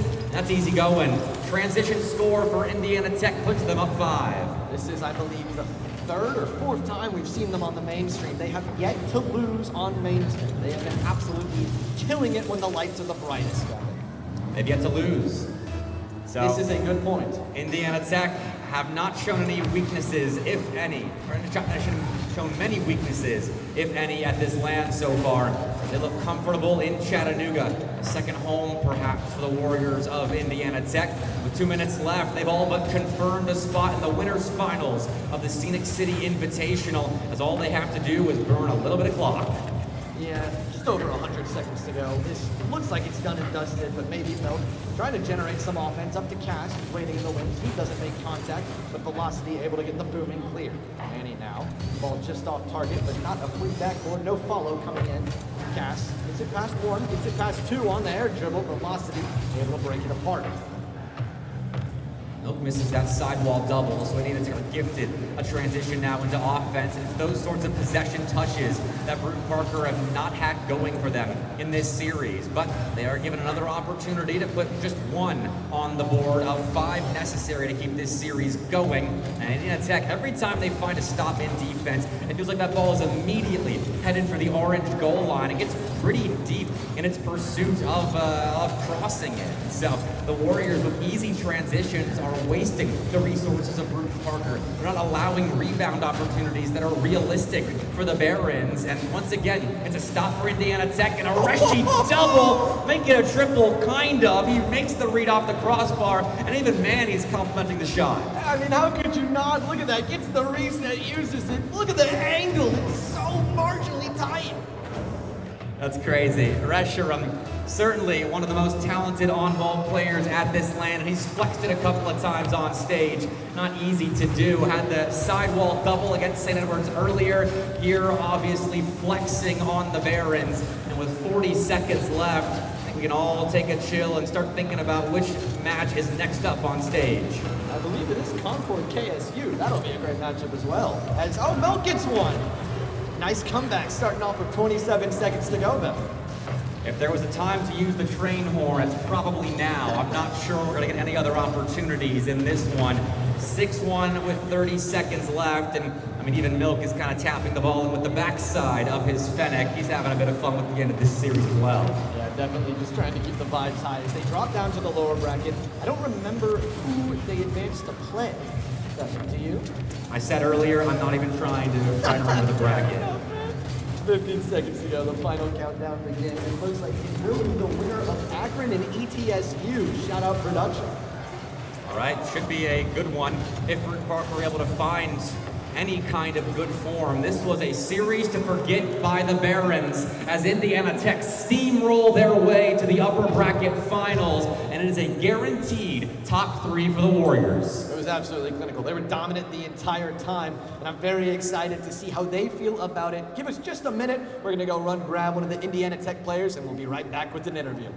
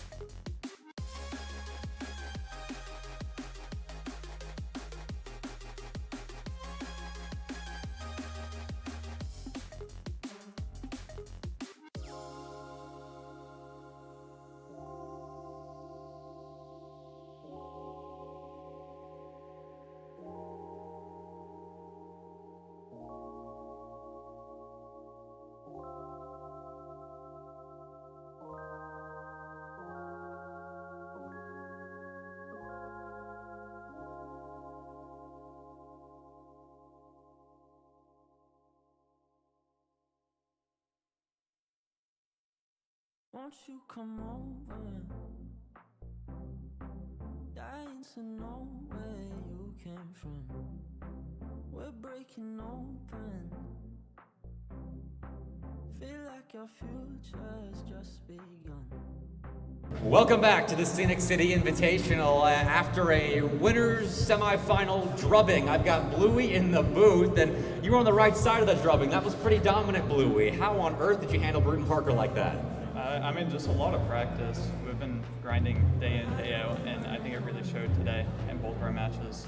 When you look comfortable on stage, I think Game 1 against St. Edwards was the only example where you guys have looked a bit uncomfortable up there. How does it feel playing in a pretty big room? Stream can't see it, but everyone here can. This is a big room, lots of people watching. Does the pressure get to you guys at all, or you feel comfortable? I'd say we're pretty comfortable. I've been to multiple lands like this before. It reminds me of Fort Land, so kind of like home in Fort Wayne. Yeah, well, it looks like you're home right now. You guys seem very comfortable, and you're moving on to the upper bracket finals, which guarantees you top 3. Was that on the cards for you guys? Was that part of the expectations, top 3 at land? I mean, I definitely think we're a top 4 going into the land, but top 3 is even better. Yeah, not too shabby, Bluey. You guys look fantastic. Congrats on the win.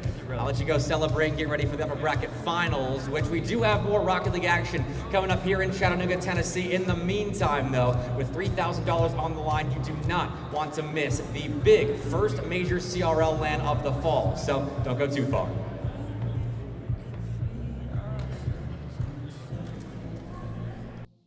We'll stay awake forever. We'll hide away where no one knows. Let's run away together. Just lead me into your world. We'll stay awake forever. We'll hide away where no one knows.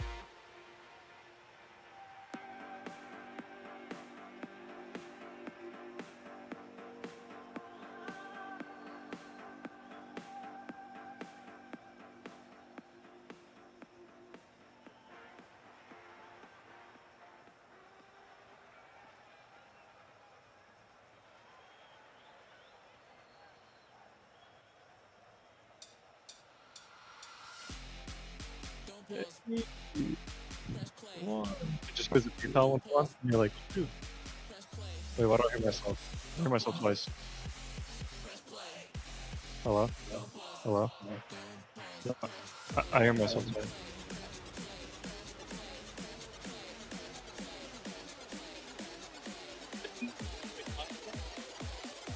I hacked in.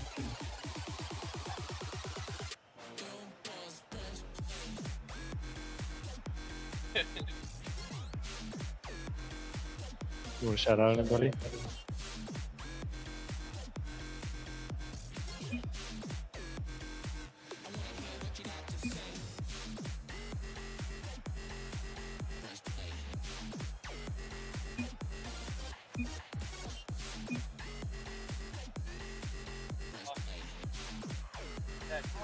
Yo, what up? Let's get hyped, baby! Come on!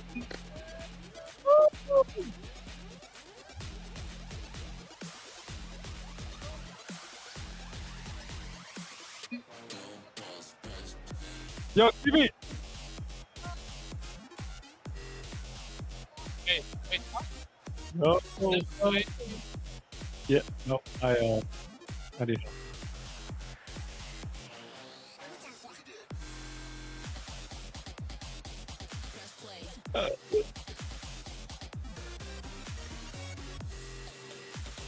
Hold on, Howard.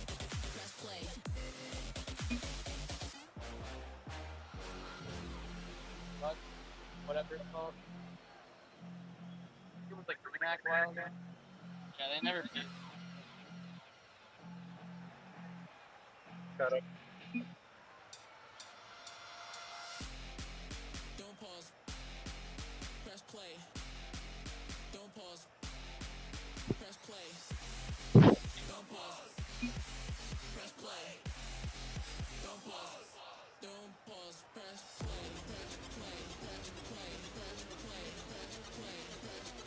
Press play. Press play.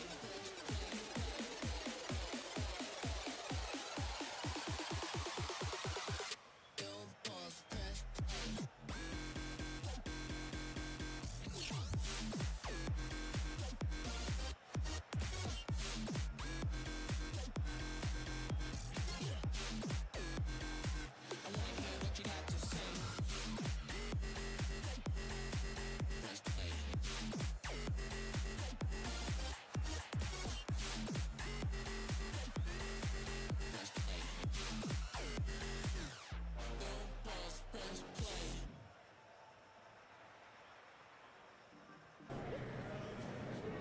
Welcome in, everyone. Finally. Kennesaw Flitz, yeah, you're happy. I am too. We've got a big old matchup coming up. We got the 1 seed Concord and the 4 seed Kennesaw State. I'm not going to delay us at all because these guys have been very patient and eagerly awaiting us to get in the match.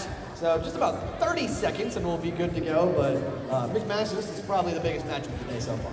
Arguably, I mean, I thought it might have been last matchup with both teams guaranteeing a top 3 spot between Indiana Tech and VPC, but Indiana Tech put those talks to bed very quickly. Now we have the number 1 seed Concord and the number 4 Kennesaw State. Yes. Winner claims top 3. All the players are ready to go. I expect it to be loud. I expect it to be exciting. It's going to be a great match. Yeah, we heard TNT for like 5 minutes there. I'm not super sure how or why, but you know, it was a nice little refreshing break as Novi go ahead winning the opening kickoff.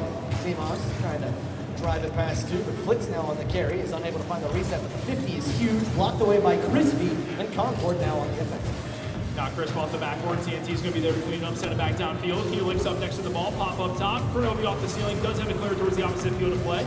Up next will be Flitz. Crisp with the 50, kept neutral, sent downfield. Seamoss, 1 touch. TNT cannot do anything about it. Crisp is going to try to follow, but Kurnovi will send it backward once more. There is Helix taking his time. Going around Flitz, trying to get the ball out of the defensive half. Flitz instead will try to carry it infield. Tries cutting on a dime, but unsuccessful. Yeah, both of these teams, the 1 seed in their group. Concord did end up not dropping a single game yesterday, actually. Did end up dropping one to, I believe, ETSU this morning, right? Yes. Yeah, so they're currently at, I believe, what's that, 15-1 now? They have been unstoppable. Yeah, a single game loss. Not a match loss, a game loss. So every single series has gone 3-0 or 3-1 for Concord. But they're up against it right now. Flitz is not going to find the first. Helix able to work and get that one out as well. Simus is trying to find as much boost as he can, but he can't still. It's TNT and company trying to starve out the entirety of Concord. Out in front, Flitz shot off the mark. Kronovi rebound around one, and Chris somehow still keeps it out. All three members of Concord getting involved early on defense. Each one of them, Seema specifically, with an unbelievable save to start that defensive standoff. But they're still up against it. The pressure from Kennesaw State has been unrelenting so far, and now Helix trying to break out. Helix might have an opportunity to one-on-one, does take the 50, he'll go towards the backboard. Flitz will take his time. Plenty of boost to work with as well, and space given. Seamoss going to shut that down, get around one as well. Bump Splits out of the way. Possession continued down front, cleared all the way back downfield where Chris will have to retreat for the time. Seamoss now on the turn from the Sealy, 51 by Flitz. Chris up top, challenged right away by Flitz as well. Applied pressure coming through on the side of Kennesaw State. There have been a couple opportunities on both sides of the field. Still nothing on the scoreboard. Just almost past halftime. No real opportunities outside of the couple that we saw from Kennesaw State. Still looking for that aggressive Concord offense that we know. They're not super, I mean, they are mechanically brilliant, but they don't display it 24/7. It's just very sound Rocket League for them. They like their physicality, their rotations are always clean, and their communication is as crisp as ever. Seamoss now. Looked like he was trying to loft it up towards Helix, but Helix was ended up popping demos in a lane, opens up for Crispy, and TJ, welcome to the main stage. Oh, you know he loves to let out that energy. That's what he's all about, is bringing the hype. And BPC would have done the same thing, could have kept going, but TJ instead is left all alone, bringing the energy. That is the first goal on the board for the #1 seed Concord. Definitely favored in this series, favored to win the entire tournament. If you're half a game, they do have themselves the lead. No train horn for Concord, but TJ essentially is the train horn on the left side of the pitch. Got one goal game with Helix trying to add on to it, but I will say the possession and the pressure has been dominated by Kennesaw. They don't have anything to show for it, which is really what matters, but it's good signs from KSC. Blitz on the turn, going to be left for TNT, the only player with boost on the entire side of Kennesaw State, but he does beat two. Chris, the only one left back, infield pass cut out right away before he can even reach a shooter. One more touch will find the midfield, and Helix looks to continue it downfield, and Chris has an opportunity. It won't even matter. All the players for Kennesaw State are caught upfield, and Helix has an easy second. Yeah, Crispy with a nice little dump ball over to Helix. I mean, he's not going to miss that ever. Relatively simple goal. The overextension punishes Kennesaw State, and it is 2. 2-0 now. Concord looking sharp as they usually do. Just under 2 to go. Helix going to take his time over towards the back right corner. Who's to work with, challenged right away by TNT, but Helix escapes around to the left-hand side where Seamoss will continue. Only one touch in the corner. It was a weird double commit. Crisp actually ends up missing. Not sure if he meant to fake it or not for Helix, but it will work out as possession is maintained on the side of Concord. Back in field once more. Blitz, TNT. They look a little bit like they're tripping over themselves. I'm not sure how to get out of this defensive half. Helix back on the pressure from the ceiling on the reset. No extra touch. Kronovi will dish it out, and Blitz will follow. TNT is that one player that I feel is kind of under the radar for this Kennesaw State roster as he goes ahead and proves my point. There's TNT, finally getting something from Kennesaw State. You made mention earlier, the possession game at first was being won by Kennesaw State, but they couldn't get anything going. That is a beautiful solo effort, showing off the mechanics with the flip reset to get Kennesaw on the board. Obviously, you know Kronovi, the Season 1 World Champion, Flitz, a pro, and just a content creator, Rocket League extraordinaire. TNT definitely just a little bit undervalued. I think he, on a good day, can be the best player on this KSU roster and can definitely lead them to a deep run into Sunday. But Crispy can lead this Concord roster to win the entire event. And what a great play it was coming on the side of Crisp as well. He took his time, slowed it down, waited for Helix to get the double burst. That is teamwork shown off so well on the side of Concord. Beautiful play to once again re-extend the lead back up to 2.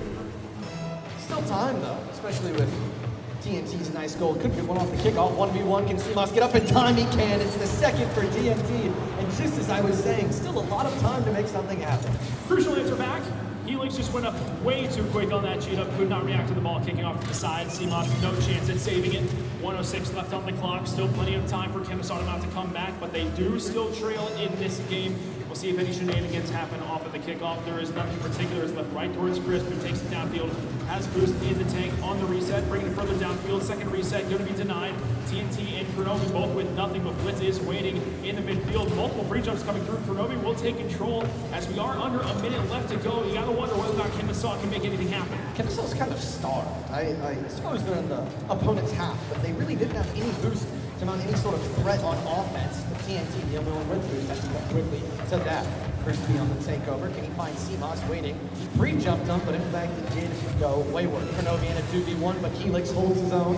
Blitz tries to find the 50. Crispy on the demo, then it is empty. Can he find the angle? It is off target. Still an extra life for KSU. Kronovi now on the turn. Under half a tank remaining, just ends up sending it right towards Helix, and it'll be now taken away by Chris back in field on the reset. Blitz to bring back downfield towards TNT. 1-on-1 up against Helix. It's so awkward. 50 goes off the backboard. Attempted bumps from Blitz, but Kronovi's nowhere to be found. Now as time ticks away, that clear is going to waste so many valuable seconds. It'll have to be done in the air. Chris going to kick out wide. Blitz will be able to catch it and keep the possession alive. Still 0 seconds. I like the drill so far from KSU. Blitz has done a brilliant job controlling this ball, and CMOS and Crispy do have the resources to kill this game, and game 1 does end up going to Concord. Solid game on the side of Concord. A couple answers coming through on the side of TNT, but we really need to see the rest of KSU come alive offensively. Blitz did have 2 assists, but that was about it. Defensively, there was nothing statistically to write home about. No saves on the side of Kennesaw State. Yeah, Kennesaw State, though, did, like we were saying, have the advantage in pressure, 10 shots to 4. But the shooting percentage from Concord, 75%, simply clinical for the guys. Fantastic showing from the favorites to win the entire tournament. Concord not just looking to do this, but their goal for the weekend is to win this entire tournament and then win their group in the CRL Open qualifiers that are tomorrow afternoon as well. If they'd be able to do that, it'd be one of the most historic CRL runs of all time. Oh, for sure. It'd be a fantastic weekend for the Concord boys, and I know DJ has done so much work to prepare them for this weekend. Now we get into game 2, TNT. Trying to have a little bit of control, maybe get it to a teammate, but Crispy cuts him off. I know he got a nice cut on the rotation. Still a little bit of space here. No reset to play with. Just tries to aim for the low 50, which neither player suits up for. Now CMOS up top, taken away by TNT. Kronovi will go ahead and follow up against Helix. Wins towards the outside. Crisp will just take his time. Start the possession left for CMOS. Blitz and Kronovi on the double. It is not going to punish them in terms of their positioning. TNT, though, once again on the solo effort up top. Beats 2. Follow-up not there. Turned out wide as CMOS looks to follow. It's Helix with no more boost. And CMOS takes the boost and starts hunting heads. He finds one success with the shot denied by Kronovi. CMOS looking to run rough shot on the defense physically, and it almost paid off for them. And now opportunity here. Helix had to be careful there. Who was last man somehow got a fingertip on that ball to maybe clear away a Kennesaw State goal. But just a minute into this game, Blitz trying to run interference, leaving for Kronovi, but no path was made. Helix tries to look for a teammate on the clear, has a reset, pass 1, but TNT formidable in defense. Now TNT taking his time, boost to work with, attempted double tap, going to be turned out wide by Crisp. No attempt at the backboard, doesn't want to give TNT any space, especially after the solo efforts that were shown off earlier in game 1. But Kronovi might have an opportunity, try centering out. Crisp once again there to shut things down. Helix now in the denial, kicks out wide, no more boost to talk about.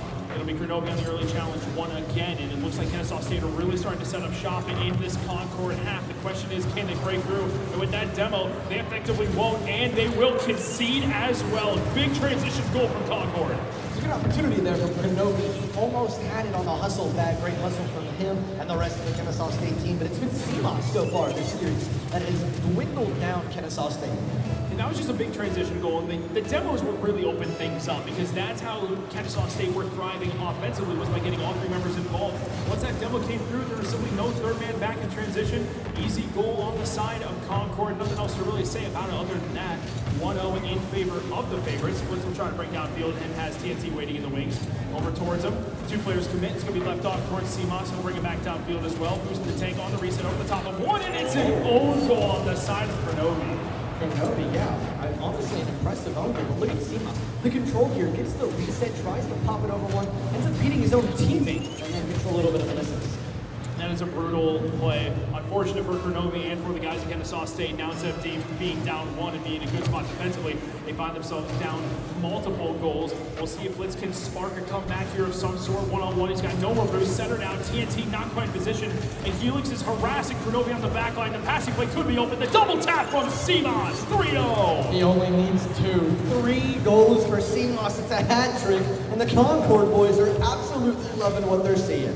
Yeah, they are cooking at present. You already mentioned that CMOS was putting in the work. My man is doing everything right now. He has a hat trick. He has almost 500 points, and we're not even halfway through the first game. Yeah, I believe the favorites are doing favorites things right now. CMOS, a little bit of a win, but no one there to punish him. Kronovi. We've seen all three of these members actually have been in positions like this. I don't believe Pimentel will be completely chalked. These guys are battle tested, they're veterans, and they absolutely cannot have come back with the remaining time. I hope you're right. I mean, the mental game can't afford to be shattered, especially if you're going to try to fight for the guaranteed top 3 position that is granted to the winners of this matchup. Down 3-0, this is game 2, and the winner of this will go on to face Indiana Tech in the upper finals. The loser, instead, will go on to face the winner of St. Edwards and Cumberland. No matter who wins or loses, that would be an incredible matchup, and obviously, neither of these teams wants to drop down in the lower bracket. Oh, definitely not. Those are two very high-powered teams in Cumberland and St. Edwards. We've already seen a Kennesaw St. Edwards matchup yesterday that ended up going game 5 overtime. It was an absolute classic series over on our ace. Now 145 or so left. CMOS with another opportunity, attempting the musty over the top of the defender, not successful. Helix all the way towards Crisp on the pre-jump. Instead, CMOS goes up as well. The team bench working, and you see the guys they feel loose. They're having fun with this, which if you're on Kennesaw State, it's got to be a little irritating knowing what they were doing. Kronovia looked like that should have been goal number 1, but just mildly inaccurate on that shot. With only 90 seconds left, there really is not much hope in this game. I liked the idea there from Kronovia. He tried to put it behind his opponent in, I believe, CMOS, but it did just go wayward to the right. An opportunity now with Blitz. Can't slide it past anybody. CMOS over towards Helix, and he doesn't even need him. It's a 4th for CMOS, and it is their bread and butter so far. 4-0, as dominant as you would like from the guys on Concord. I don't even know what else to say. CMOS has all 4 goals. This dude is on fire. I mean, I guess if you try to stop him, there is still Crisp and Helix. How are you really supposed to slow down this Concord roster? There's no stopping CMOS right now, I fear. As CMOS might have a 5th on the double tap, and of course he buries it. All 5 for Concord, and they are flowing right now. That was nasty, right off kickoff, and he played to that mid boost as well. An odd kickoff strategy pays off instantly. 5-0 with a minute left, and again, this is an upper bracket matchup. The winner of this guarantees a spot in the top 3. They'll go on to face Indiana Tech tomorrow, and as of right now, there's nothing else to say other than Concord looked poised to take that spot. Indiana Tech looked great last series. Concord looked just as good. 9:30 tomorrow morning, regardless of the winner. Whether or not Kennesaw mounts a comeback is going to be an absolutely cinematic matchup for us, McMaster. Kronovi's going to send it back downfield. It might be a first on target, and it doesn't quite follow through. TNT didn't have it, but Blitz will put it away. So Kennesaw State is on the board. 4 goals in 39 seconds, I guess, isn't mathematically impossible, but certainly unlikely. There is still some time. You can get a couple kickoff goals, and then we can start talking about a comeback. It's nice what I saw out of Kennesaw State there. They figured out that Concord overextended and then punished as well. A nice little fake kickoff from Crispy. It is Flicks with possession, but he's quickly shut down by Crispy.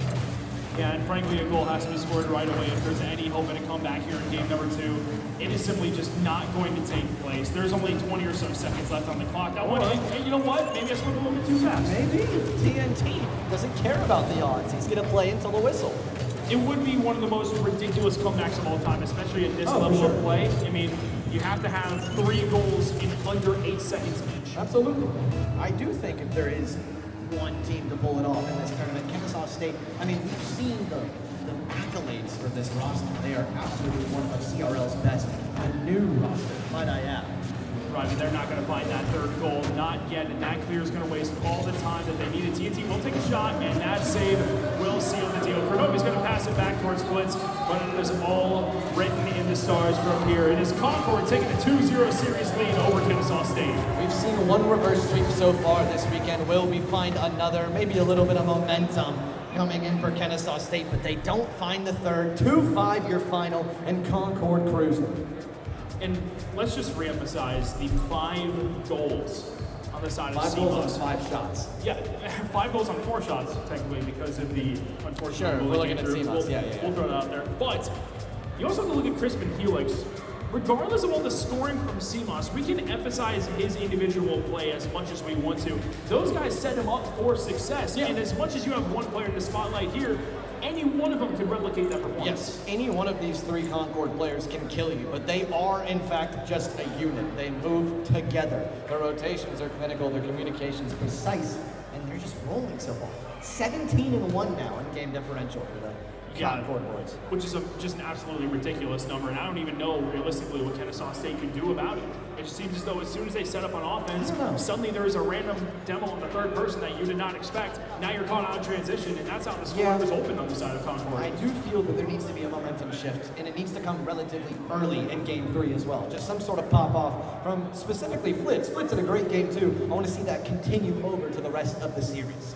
Only one way of seeing whether or not he's able to do that. A reverse sweep is what is required on the side of Kennesaw State. Concord are up 2-0 in the series. Again, 17-1 game differential. They've been fantastic all throughout this weekend. And I do not know if there's any stopping them. The only team that can possibly decide it right now is the team that's in front of them in the Owls. Let's get back into the action. A reverse sweep needed, but it starts with 1. This game 3 is the only thing that matters. KSU going to try and get us started rather quickly.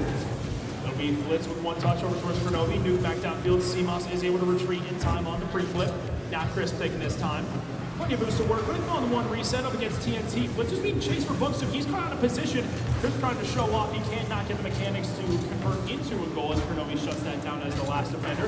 CMOS now towards the sidewall, looking for an infield pass. Crisp is there on the pre-jump. That is nasty from the boys at Concord. This is clinical. When is Crispy up? He's up, I think now, before CMOS even goes off the sidewall.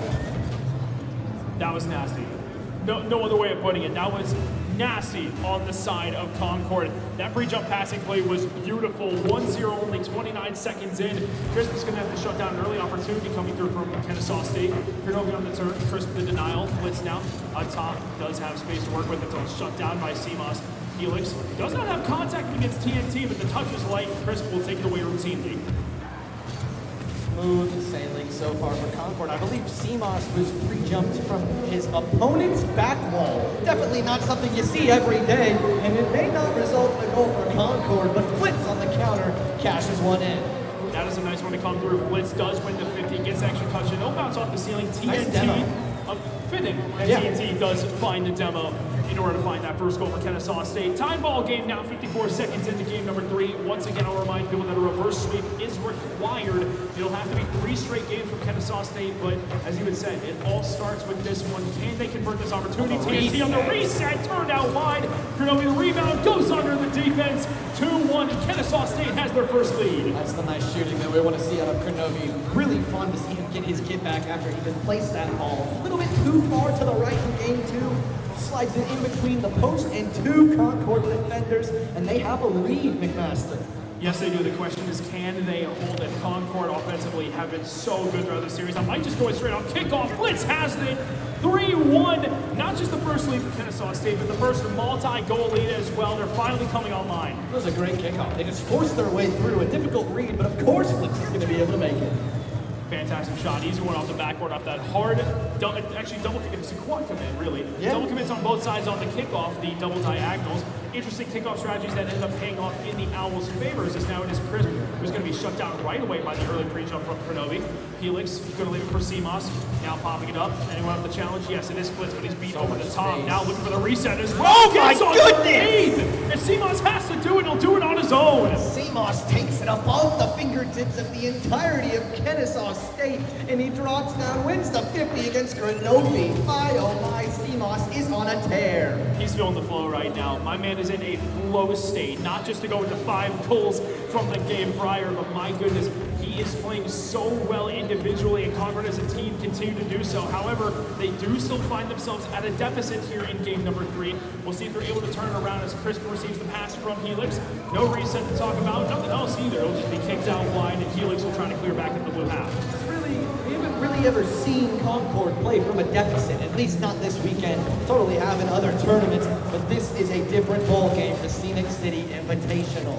They've been just marginally better than the rest of the competition, I would say, so far, but it's still only Saturday. We're barely halfway through this tournament. Right, we still have tomorrow to play as well. It'll be interesting to see which teams actually make it to tomorrow. We still have a bunch of eliminations that have yet to take place here today. We'll find out what those matches look like later on. CMOS, I'm not sure what exactly was happening there. We'll find out. I guess everything looks okay now. Seems fine. CMOS maybe just playing patient, waiting for a touch out of one of his opponents. Yeah, we get the confirmation. Everything is all good. And now CMOS waiting as that third man does end up committing. Makes a very timely 50 as well. Now Krenovi on the reset. Tries to play it over Crispy, but he's potent in defense. TNT hunting some boost steals and hunting some bumps. He gets neither and ends up rotating out. CMOS, the lead block, hunting down the world champion Krenovi. Can't find him. Blitz able to break out. CMOS on the double tap. Does he have the angle? No. Leaves it for Christie. Maybe back to CMOS. Maybe to Helix. That ball's off target as well. The 1-goal lead sustains, but for how much longer? As Helix to CMOS. Down off the crossbar. The passing is ramping up for Concord. And so is the entirety of the offense. Another save from Flitz. The wall can't be broken until CMOS off the post again. How many close opportunities can Concord have without breaking through? Whether it was a shot inaccuracy, whether it was a save, that offensive possession was as threatening as you could possibly get, and it still was not enough to break through. Now Kennesaw State looks to return the favor. Out in front, TNT shot turned out by CMOS. Blitz is going to steal that top left boost. Well, Helix has nothing left to play with. Traded demos from CMOS and TNT, 2v2 temporarily. Blitz not going to beat Crisp to the ball. Krenovi's limited on boost. Crisp is going to take his time as CMOS with the recovery. Shot on target, denied by TNT once more. It's a big boom out from Blitz, just buying some time to get some boost. Now Krenovi and Blitz have to be patient in defense. A demo on CMOS relieves some pressure, but with 70 seconds to go, this is the lead that Kennesaw State has to hold as TNT ensures that they will for the time being. Now it's Crispy down, looking for Helix, who's backwards, can't get the shot with his butt, and we remain 3-2. I don't know how Kennesaw State held on this lead. I have absolutely no clue. It just feels like at any moment in time, it could fall through. TNT, another goal line effort. CMOS pressure from the backboard. Krenovi to clear it out. Blitz has finally gotten some boost. Shot saved again across the net. I cannot wait to see the shot numbers and save numbers from these two teams, but the game is not over. We still have 30 plus seconds left. Somehow, Concord, after all of this offense, have not broken through just yet. This might be the time. CMOS to Helix tie ball game. And of course they get loud, because why wouldn't they? Look at this pass from CMOS right in the breadbasket, and the shooting precision is pristine. 3-3, Concord were able to tie things up, and after what felt like an eternity of an offensive possession, they're able to make it through. 27 seconds left to decide whether or not this series continues or we are done with it. It'll be Krenovi downfield towards Blitz. Light touch back and field. Krenovi's got nothing left in the tank. He can't commit on the ball. Helix now up next, trying to pass it out. CMOS waiting in the wings, cleared out wide.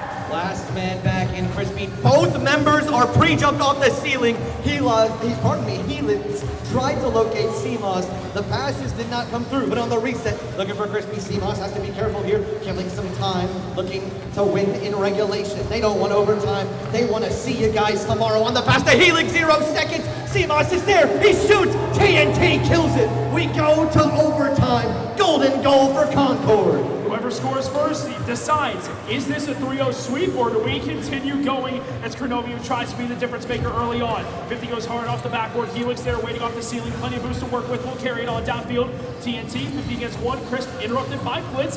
That'll drop down from the ceiling. Limited boost. Crisp is able to fill back up. And now Krenovi on the challenge. 50 lost. 2 players from Kennesaw State stuck upfield. Could be offered for the defense. Shot comes through, but TNT is back in time. He gets his boost stolen, though he's in a little bit of a precarious situation. Krenovi is the last member back, able to buy some time for Flitz to rotate in. Huge demo to relieve some pressure, but CMOS, a weak shot. Crispy's there, but he can't force his way through as he is awkward and backwards. TNT on the clear. He's been a wall in defense so far. So is Flitz. On offense, he's also been doing some of the heavy lifting. TNT doesn't get beat by Crispy. It's a great 50 from him as well. As we approach a minute into overtime, Crispy's up, looking to drop it down to a teammate. CMOS tried to go back to another teammate, but the communication wasn't there. You can hear him groan in agony as that was so close to ending the series. So this ball's going to fall right towards Crispy. Goes on to the outside part of the field. Side ball double into the corner. CMOS there.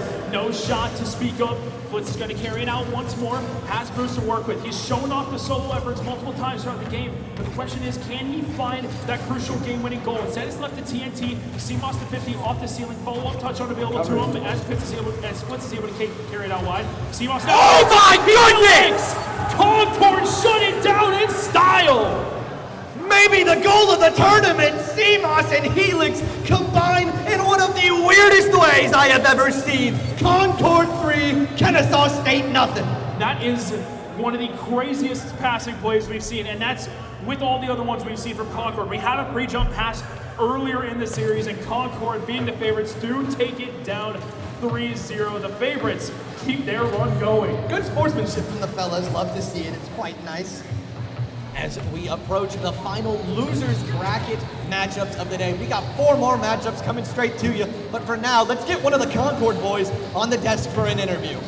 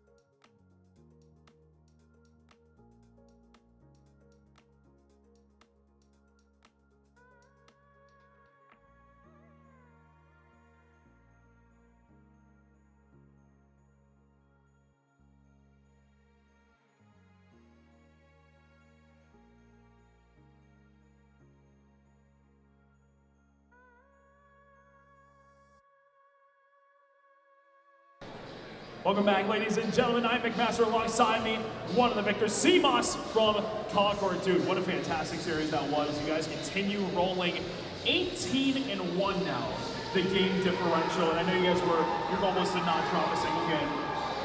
There's been talks about what happens when you do. Can you share that or no? No, because we're still working something out. You know, we're gonna talk to the higher ups and see if we can figure out maybe we can get that game dismissed. But who knows, man? You'll find out at the end of the tournament. That's entirely fair, but you guys just put on an absolute show, a real display of team efforts as well as solo efforts. You've had some nasty shots there, and tomorrow you guys face the Indiana Tech Warriors. They've had a great run so far. From outside of the top 4, they're now guaranteed top 3. Thoughts on that matchup for tomorrow? I'm not really worried. I mean, you can't really be worried against a new team who's never played before on LAN. We've got all the LAN experience. We're better players. We got better results. It should be an easy matchup. I love the confidence, and lastly, just shout outs, anything else you want to say regarding this, the CRL Open or otherwise? Shout out Concord, they're amazing. Shout out everyone who's watching, supporting us, and expect a victory from us. That's all I can say. You heard it here first. Concord taking down Kennesaw State in a big way, guaranteeing top 3. When we come back, lower bracket action is up next.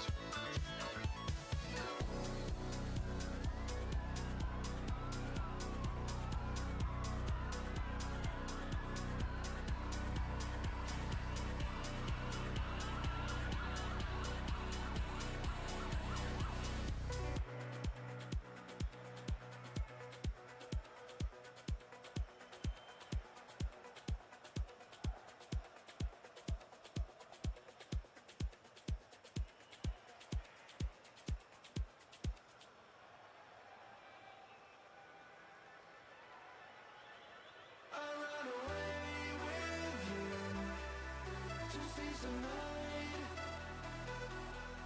When ashes dropping down, we step aside. I'll run away with you to see some light. When ashes dropping down, we step aside.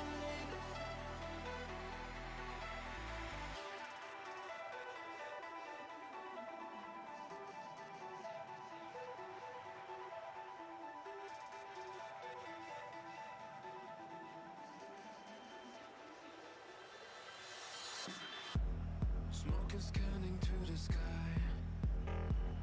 You can't believe your senses. You think you've seen it all until you open your eyes. I never wanna be alone. This place is cursed. I want you to never leave my side. I run away with you to see some light. When ashes dropping down, we step aside. We dream of feeling something. I want you. I know we both escape to lose the ground.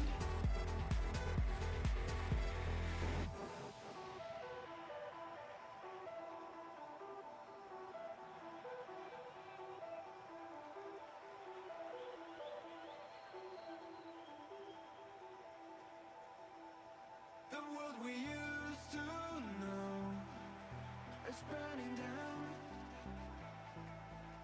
When are we strong enough to build our own? We've been running for ages to search some light. I want you. I know we both escape to lose the ground. We've been running for ages to search some light. We can feel every day after running for nights. We feel so alive.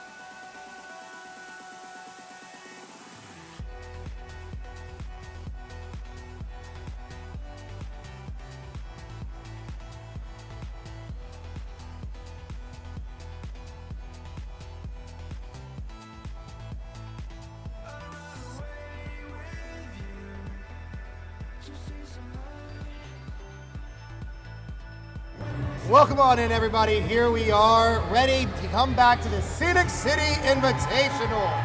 With me, alongside myself, I am Taquito, if you don't know by now, but alongside me is the wonderful man, Mr. Bepic, the epic man of CRL. How we doing? Doing fantastic. Had a nice lunch break, and now I'm back watching what is hopefully a more competitive series than Concord and Kennesaw State. Had that one long overtime out of Concord and KSU, but outside of that, I think the #1 overall seed is still continuing to look like the heavy favorites to win this event. But Akron and ETSU can certainly deliver, as both teams have looked good so far this event, and only one can escape through deeper into the lower bracket. That is absolutely true. Now, here is my question. We saw Akron in a rough series yesterday to end off the night. It was kind of crazy. It was a rough ending. But to come into today, I feel like they played a little bit better. ETSU, on the other hand, had an insane day one. They dropped one match, and they swept the rest of the day. I think they've carried their momentum all the way through this one as well. I think they've had a wonderful day two so far, but they're coming up against a classic opponent. In your mind, who do you give the edge to here? I'm not sure, honestly. This is a pretty even matchup, I would say. I mean, Akron with Emilio slotting in, I think you compare that to the normal A team, you lose some mechanical ability, but it's slight. I still love it when Emilio subs in with Patty and Bullseye. He's such a fun utility player to watch. And I think that while the playstyle is a bit different from the normal lineup, these guys are used to playing lands. They're used to environments like this, used to this trio as well. And so going up against a team like ETSU, whose chemistry is kind of off the charts compared to what you would expect from a trio that is completely new to playing with each other. I mean, Leo and Kasai had reps together, but not official CRL reps. They came from different schools here to ETSU to join Landon, and so I don't know. This is one of those series where I don't have a favorite in mind. I'm just ready to watch some good Rocket League. I don't think I could have said it any better myself, Epic. That is absolutely true. I don't think I have a favorite in mind either. I do think, obviously, I would take the land veterans in Akron Gold, or Akron Blue, excuse me. I almost going to call them Akron Gold, but I can't disrespect them like that. I think that they do have land experience that does come into today specifically. However, I do kind of rate the European play style a little higher. They have proven throughout the years that unfortunately, they're just a little better than us at the end of the day. But they are playing with somebody like Landon. Landon, obviously, plenty of land experience himself, plenty of experience overall with different play styles, in my opinion. There is no edge. I think that this is just another school classic matchup. People trying to get the edge on one another. Yeah, and I mean, on the Collegiate Exclusive podcast episode that TJ and I recorded last night, we give out player and team of the week, and my team of the week honestly was ETSU for wins earlier on against Bruton Parker and Cumberland in the Southeastern Esports League, and then they come down here and so far have looked solid outside of playing Concord and Cumberland. Those are their only 2 losses at this point in the event, and that Cumberland loss came as their first series of the entire tournament. So they've been on a very, very solid run thus far, and I got to give props as well to Skyline and Adrift as well as the staff structure of ETSU. This is a very, very deep program, and I think it shows in an event like this where you have to kind of dig deep to make a run, considering how the environment is very different and not easy to get used to, and for ETSU to have this sort of success, it shows a lot about the program they've built. Man, and they have had a wonderful run of success so far with these roster changes. And so I don't know. I love the fact that somebody like Skyline, who does bring a lot of knowledge to the table, is able to step into that coach role and kind of fulfill still his duties as someone who loves the game. I love the change over at ETSU. I think they have a great time. Leo seems to actually love the school as well. I remember you speaking to him. I think it was either you or me spoke to him early on. I was there with the conversation, but Leo actually appreciates ETSU as a school. He says he feels more value over there from the college itself as well as the Rocket League team. So having that vibe, having that energy, having that wonderful just atmosphere to kind of come into, I feel like adds a little bit of like heir apparent to the team. I think that it's going to be good going forward. I mean, we have so many games to play this weekend. We have the hoops going on. We have CRL tomorrow after the tournament as a whole, and we still gotta get to top 4. So I mean, like, there's just so much to do. There is a lot of Rocket League to be watched today in preparation for Top 4 tomorrow and that CRL run, which everyone kind of has in the back of their mind, because while there is $3,000 on the line here at the Scenic City Invitational land, CRL has a lot more money. That's kind of the mainstay competition of the scene. You play these lands, you play online events, online leagues, in order to get ready for CRL, to make runs there, and to be crowned the Collegiate Rocket League champions at the end of every semester. So that's what these 2 teams are up here trying to prove, that they are the best in Collegiate Rocket League. And they have to get through one another in an elimination best of 5 in order to do exactly that. At the end of this, though, man, I am just eager. And I know we're getting everything set up. I know we're trying to get started here. I am just so excited to see. I mean, there's tons of stuff going on while we're here, man. We got wrestling happening. I don't know if you hear the bodies dropping, but like, my Lord, that mat is going crazy and the cheers are just as loud. But hopefully we get some happy cheers, loud teams, loud players, loud coaches, wonderful goals and explosions for this game number 1. It looks like we're getting everybody loaded into the game here. Mr. Bepic, what do you say? We say we add 5 minutes and get this thing on the road? Let's do 5 minutes and then do it at least 2 more times after that. Maybe toss an overtime in there. I have high expectations for this matchup between Akron and East Tennessee State, and already ETSU are sending a warning shot in the general vicinity of Akron's net. Make it a double as ETSU have early pressure, but so far the Zips survive. Big clear into open space. Leo a chance to get this thing going for ETSU on their side. No, it's going to get shut down pretty quickly. Akron Glue, Melio passing it wide, but Patty not in a good position to play that one on. It's going to be a transition here for the Buccaneers. They get a chance to see the blue for a little bit, but it gets cut down. Kasai throws a warning shot, nothing deadly, towards the net of the Zips, and they play it well but still they've got to march down the field so they can get their own opportunity.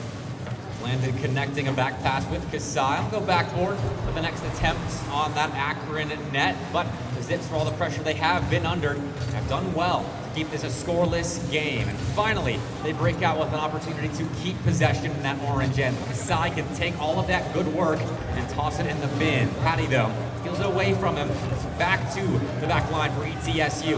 A retreat into defense as Akron build up their first real pressure sequence of the series. There is a decent backboard chance shut down by Leo. They're going to have to clear up pitch for this one. Emilio needs a little bit of assistance to try to get to the back line, and unfortunately the clear will go the opposite direction. Akron, a chance to start over once more. It's a rinse, wash, and repeat. Back wall bumped off the play was Emilio. Landon trying to get the ball back, at least to middle. Even kill, shot to the back wall. Emilio, great save. We're talking about defense. On the side of Akron. Emilio, you informed me, strong defensive player here. So we're going to have to see some more. Hopefully they break out, but it's bottom corner for Leo. Buccaneers kick us off. Well placed shot as Akron stayed at home on the goal line, but finally ETSU find themselves a seam. Leo just tucks that ball in the bottom right corner as the Zips still put up good defense there and forced East Tennessee State to outplay them with pressure and accurate shooting. And that's why I have high expectations for the longevity of this best of 5, because this will be a battle between 6 strong Rocket League minds and 6 very mechanical players. I'm just now noticing that tag for Landon and Rat, and I don't think you can find a play style any more than that. Landon is going to try to maybe hopefully prove me right in that aspect, but the Buccaneers looking tough, getting out of their own half. Akron has applied some pressure that I haven't seen them been able to capitalize on. A couple of clears towards the net, nothing doing on the shot to the back wall. Leo trying to find something downfield, and it almost does. Off of a dunk, Emilio a chance, a bump, doesn't go their way. Leo, a shot, it's an open net, and it's just a beat in the mid. ETSU looking aggressive. Looks like Akron lost sight of Leo here. He was stealing boost in their corner, and they had no idea. I mean, talk about infiltrating the enemy back lines. Leo steals away a second goal there with an operation that only ETSU knew about. Nice kind of trick play there as Leo steals away a second. We still wait for Akron to break their goal-scoring silence. And I mean, they're very quiet. It is very, very quiet from the Zips. They need a little bit more pizzazz, I guess, maybe some creativity when approaching this back line, or they could have struck while the iron was hot there. Emilio not in a good position to put one home. It was a slightly open net. Bullseye passing wide, looking for Patty. Patty finally is on the play, but a little late to the jump, maybe a 50 here. We'll see them through. Emilio off the back wall. Bullseye can't go. Still, they try again, and nothing is working for them. Oh, Emilio's up as third man. That's great comms. Both Patty and Bullseye were barreling through ETSU players there on the goal line, and they made sure Emilio felt comfortable committing for that shot. And of course, he hits his mark as soon as he's given the opportunity. I just had to call it, didn't I? I just had to call it into play. They finally got one on the board. Close to 90 seconds left here in game number 1. And still, they have a chance to bring it back. There's plenty of time to even this game out at 2s, but I still think Akron's offense is just a little lacking here in this game number 1. We can see a little bit more on the team play side, but they are at least able to open up the defense. Here's a chance. Good dunk from Emilio to at least potentially keep that possession, but the ball still needs to move forward towards the penalty box. It's taken Akron a little bit to establish themselves in this game. I think due in large part to ETSU not being an easy team to get a read on. But now Akron are finding opportunities. They're challenging nicely, and they're setting up plays well with their comms. That first goal is a great example of what they can do when working as a full unit. But we haven't seen another golden opportunity since that first goal went in. With a minute left, the Zips need just one more to at least force OT. They're going to want to do it here. They're trying to pressure Landon and put him in an awkward spot, body blocking at least that part of the corner. Hopefully they are able to see a pass middle. Emilio is late to the jump. We didn't see a lot of boost there as well for Patty, who was second man on that play, but a chance here might find them some type of favor. Good save and stop at the mid. Emilio, control. Bullseye jumping a little too early, takes it right off the car. They still could do something, but they aren't in a position to strike well. I like the setup here. I like the pressure that they are building, but to what end will it be?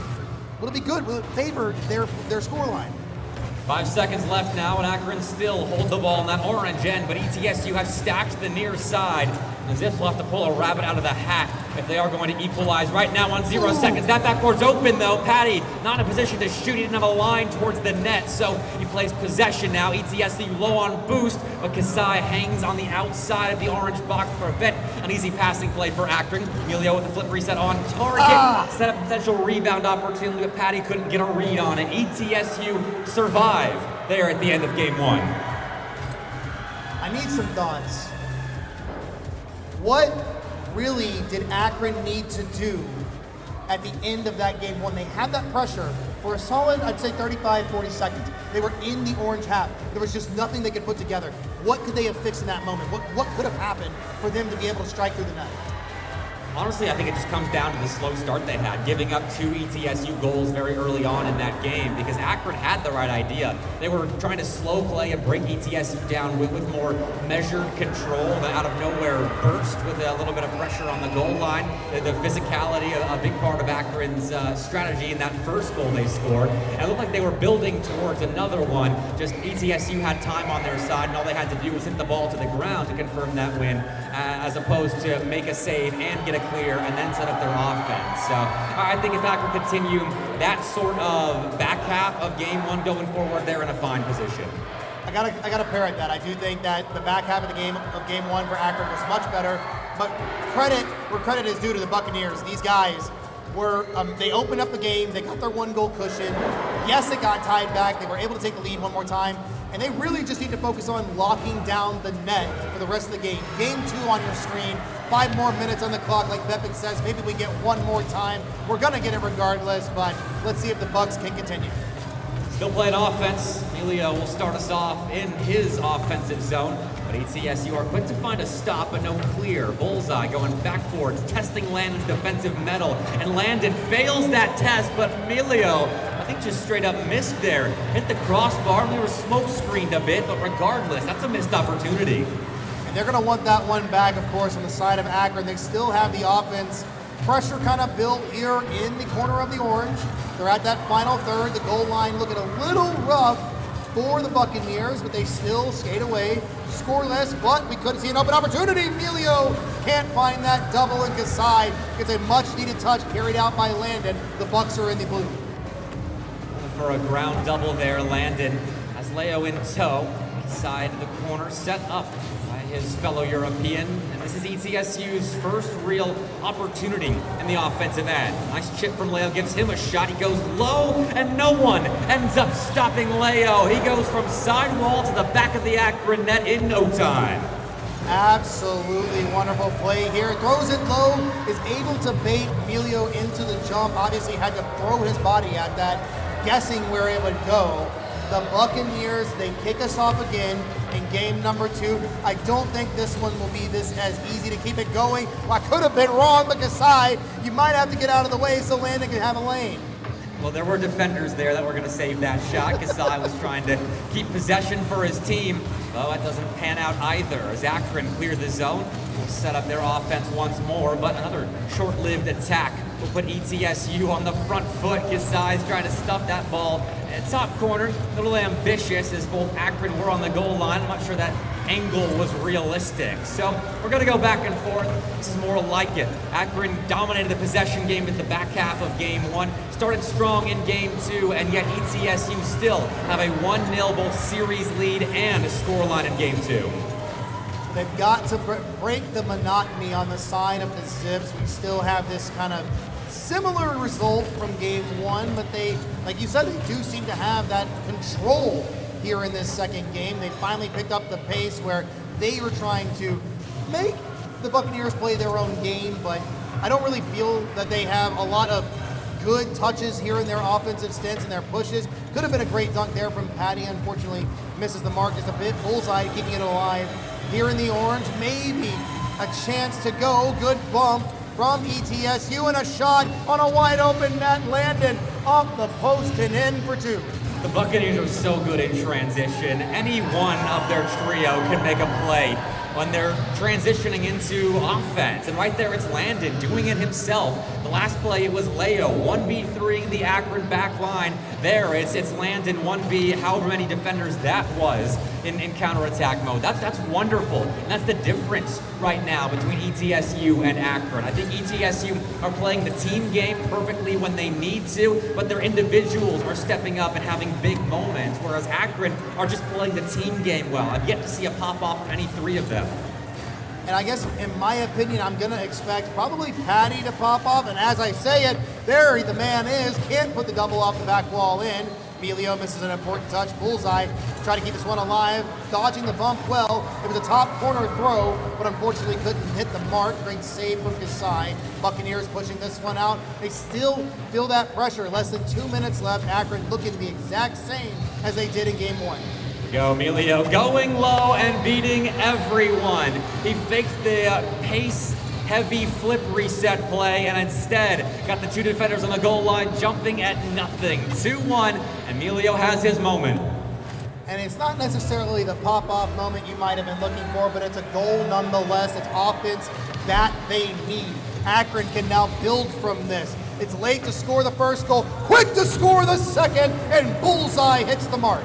I mean, it wasn't a flashy pop-off, but it was Emilio stepping up as an individual on the ball and making all the right moves in front of the defense. And then you get an additional goal off kickoff. Akron, just like that, have brought this game right back, and we are in store for a heck of a final 100 seconds. Man, that's exactly the heck of 100 seconds here.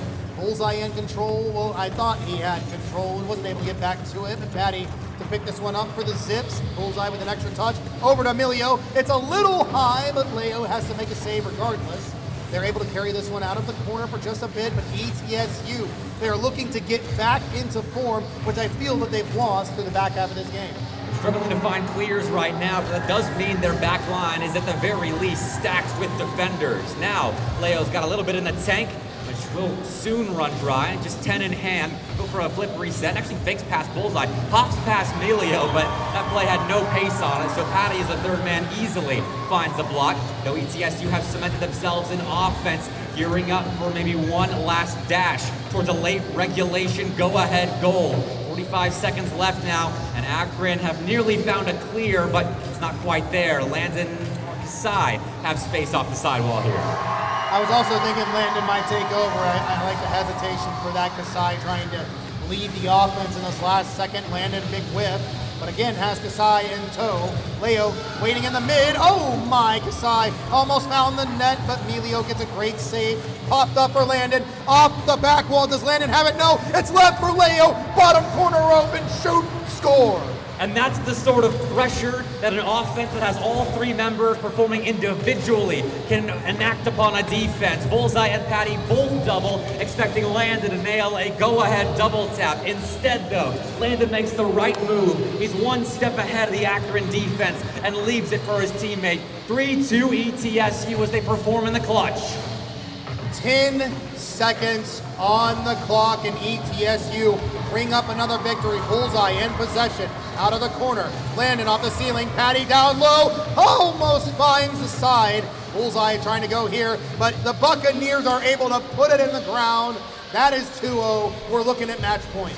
So close for Akron, but again, ETSU is a step above the Zips at the moment, playing such good goal line defense, and then when they are in counterattack mode, hitting so hard. I love watching this Buccaneers team play as they are putting on a show on the main stage right now. They look like they want to advance to top 6, I believe is what they confirmed with a win right here, which would be a great result for them.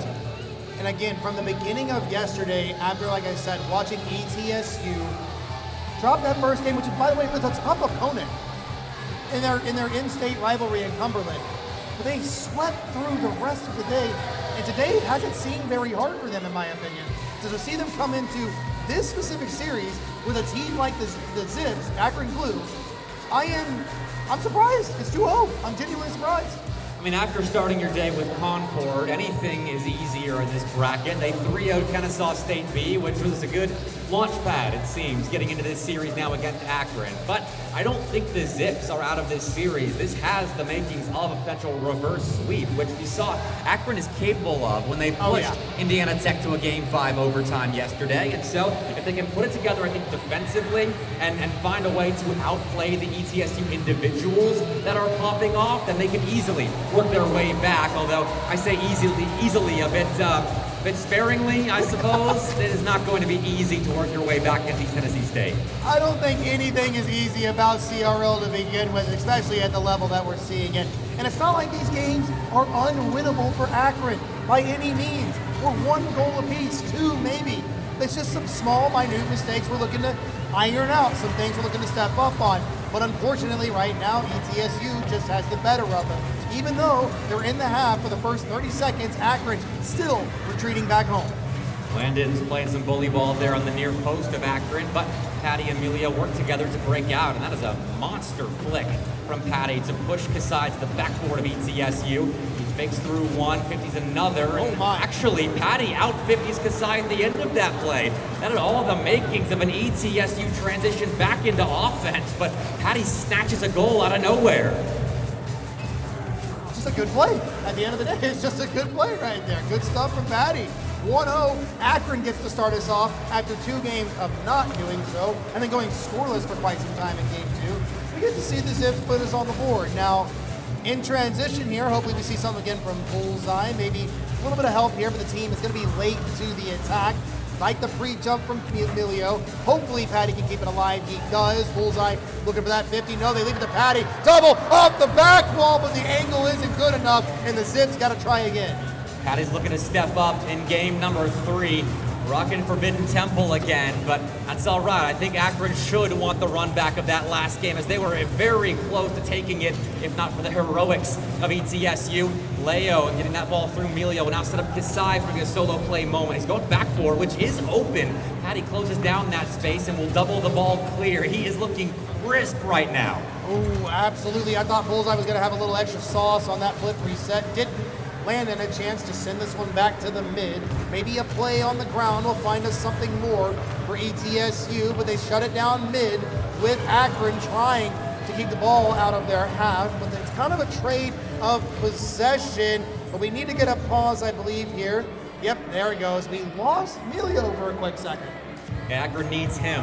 Not going to be able to close out this advantage they've got so far without the typical Akron Gold player, but one of the better utility players in the CRL space. As the Akron B team is still, in my opinion, a top 20 roster in CRL. Emilio is a big reason for that. So we'll get him back in the lobby here in a moment. But ETSU is still under the gun, playing so much defense. We don't have the possession numbers in this series, but it feels like ETSU are 2-0 up with maybe 40% field domination.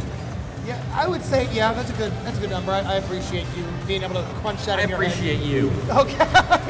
Thank you, Beckman. But yes, 40% field domination here. I would like to see just a little bit more offense that we're known for on the side of Akron. Obviously, I guess I'm hoping into the ether, but they did get themselves started. Almost a 50. It does go by the wayside. Kasai finds the corner, and that's a similar goal to how Akron scored. An eye for an eye, a 50 for a 50. Emilio back into the lobby and into the frying pan as Kasai bests in there out in front of the blue net. And so we're tied up once again thanks to an ETSU individual outplaying Akron. You keep bringing that phrase up, and hopefully they can do it. Hopefully they can stop the individual skill of the Buccaneers on the side of the Zips, but right now they just have not been able to put it together. Bullseye, a clear up. Patty, a touch, it's straight down, but landed in the perfect spot. Emilio to hopefully play this out of the corner, but it's an errant touch that's gonna go away from Bullseye, who was in a prime position to shoot that ball. Those corner pinches center are so hard to control, but could have put Akron back up one. Emilio's demo could as well, and Bullseye, that's a tough shot to hit, ladies and gentlemen. He made it look easy. The Zips reclaim their lead. Upper 90 through a smoke screen, and it goes literally as corner as you could almost possibly get it. That's a good get back for Akron. ETSU, though, They're going to be upset about that one. They're going to want that back. Landon off kickoff, barreling through, looking for a chance off the back wall. Will be denied by his own self, hoping to get another chance. Maybe Kasai will approach with caution. They don't want to put themselves out of position here against the Zips. They're playing amazing defense. Leo, a chance to double, but the angle is wide, hoping they find something else more, but ETSU losing this offense now could spell trouble. Akron are certainly stepping up, but East Tennessee State are still putting themselves in positions to find a sweeping conclusion to this set. That's a touch off of Landon. It falls into the outstretched arms of Kasai. The out 50's Patty. Emilio was ready for that. The low ball sets up a pass downfield that won't quite pan out. Now Patty's got no boost. He's got to be careful, although he refilled at the midfield line. So a much better spot to get a stop and then some.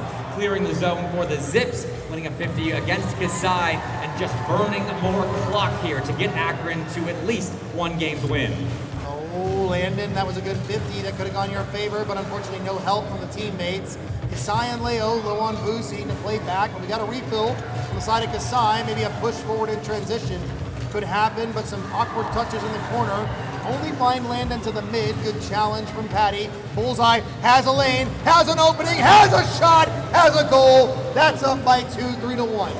This is the Akron team that we tout as land boys. Patty stepped up at the start of game 3, and Bullseye has followed suit. Those two know how to play in an environment that isn't their home or home facility up in Akron. It seems like they can travel well and maybe put up a reverse sweep bid against the Buccaneers of ETSU that still look fantastic and could close this out at any moment with a team or an individual pop-off. But Akron have at least gotten their one if they can survive these next 25 seconds.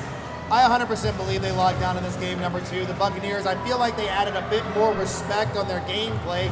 Kasai throws that one to the back wall. Landon big with less than 15 seconds to go, and I don't think it's possible right now for the Buccaneers to get this one back. Garbage time as it is, regardless if they get one. Game 3 over to the Zips, and we may have ourselves the start of the series. Maybe one for the road here as ETSU still aren't fighting, or still aren't giving up the fights at the end of a lost game, as they still look strong, but we're backed up so much on their back line there in game 3, which honestly isn't too different from how the first 2 games went. But Akron's offense are executing at a much higher level, especially the individuals. That first goal coming from Emilio, I think 1v2 or 1v3ing the ETSU defense, and then Patty and Bullseye started popping off. You got to play catch up sometimes, and if Emilio is the player who's going to start you off, you might as well follow suit. And those guys over there in the blue jerseys are just good at doing that. They know when they need to feel that energy and act on it. Game 4 on our hands. The Buccaneers up by 2. They didn't shoot and score first in game number 3. That might be a sign to pay attention to. We'll see. I think they would want the run back of that last game going into game number 4. I think they are comfortable playing extended periods of defense, just needed to maybe have some more situations go their way in transitions. They were still putting together decent plays in that Akron end, but they did a better job of slowing things down on that ETSU offense. And if we see a similar game, I think ETSU are good for 1 or 2 more with some better defense on the Akron pop-off plays, but man, they are still right there. This is anyone's series. Absolutely. I want to see again. I feel like there was way too much respect from the Buccaneers given to the Zips there at the end of game number 3. I feel like they just kind of pulled back. They played a lot slower than we saw them in the first 2 games. So moving into this, I want to get back to that. That individual skill you talked about was playing better in the first 2. Can they continue it here in 4? Absolutely. I think they are very much still in this. And I don't think they need to change much either. I think that's that their game 3 mentality was a winning formula. They just have to survive these Akron attacks a bit better. Easier said than done. As the early opportunity from the Zips looked lethal, the Buccaneers get out unscathed. Patty off the sidewall has Emilio upfield. Flip reset in hand, puts him on target, but is stopped by Leo. That is perfect defense. That is a goal line, much needed save for the Buccaneers, and transition looks good. Like you said, lethal, but not on target. Kasai, the only one back, a team bump it looked like there. Unfortunately, back out to the mid. Emilio did have a look, but no shot. Wrapping around the corner, we're trying to find the Zips at least something towards the mid. They still have not been able to set themselves up. Back to the midfield we go. Demo on the pitch, Leo on the clear. Buccaneers on the approach. Are they primed? They are not. Emilio takes possession away for a moment, but Landon back into the fray. It's a pass up towards Kasai. That doesn't penetrate Akron's back line. Stuck in the corners right now, or ETSU, as the Zips are doing their best to keep that ball in non-lethal positions. As the Buccaneers start to ramp up their possession numbers. That's a decent change, at least at the start of game 4, finding more time spent in the Akron end. Still, though, to no avail. But the Buccaneers, they're kind of caught in their own half. I feel like possession again this game does favor Akron. I feel like it may be a little more 50-50 at the beginning of this game, but we've almost cleared 2 whole minutes. I haven't seen much from ETSU. Kasai is got. Okay, I was going to say, I was like, Kasai is way colder than I am on the defensive line, but it doesn't matter. We've got a goal to Emilio. Off the backboard and into position again to shoot the go-ahead goal. Emilio played some nice improvisational Rocket League there as Bullseye set him up, and Emilio will find a lead for Akron. Though off kickoff, Kasai in a 1v1. Best Bullseye, but Patty's back in time.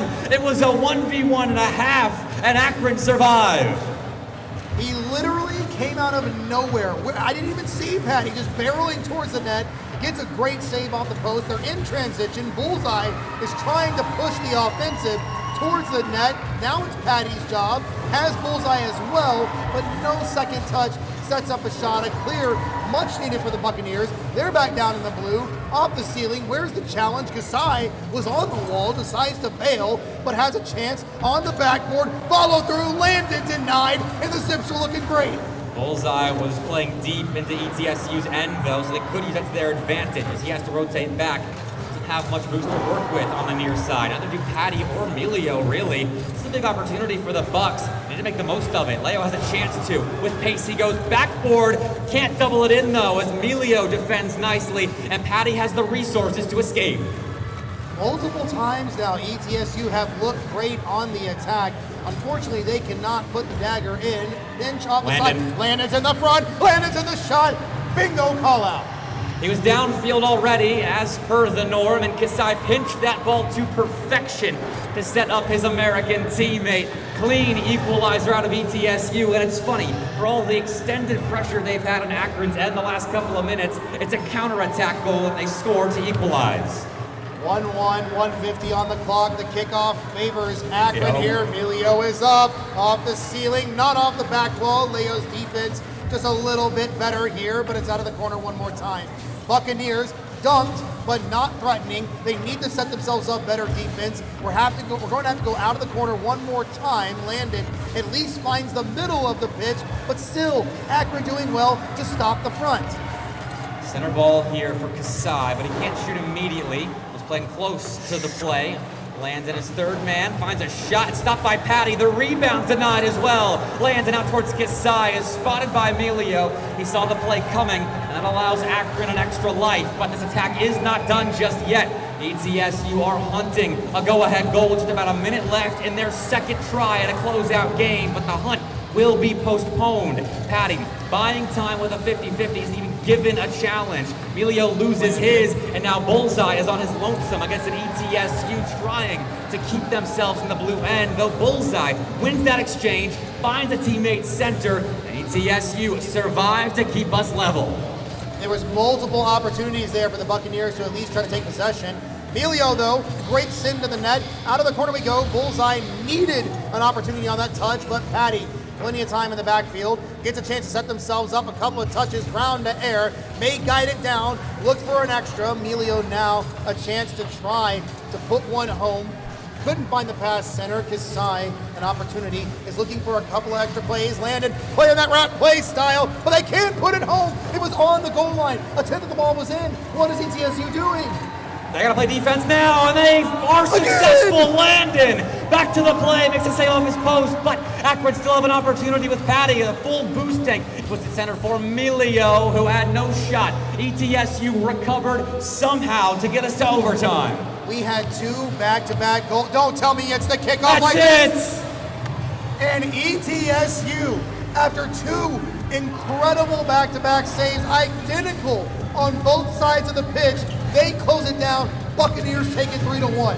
It looked like another reverse sweep attempt destined for Game 5, but ETSU somehow outlast the final ditch effort of Akron on 0 seconds, and they're in overtime, are rewarded by the Rocket League gods with a favorable bounce and an open net for Landon. ETSU stuck in a battle there with the Zips, but they do get out and place top 6. And it's an amazing weekend here for ETSU, a new program, a couple of new guys on the team. You know, Landon has probably got to feel good about that one. And again, it's tough.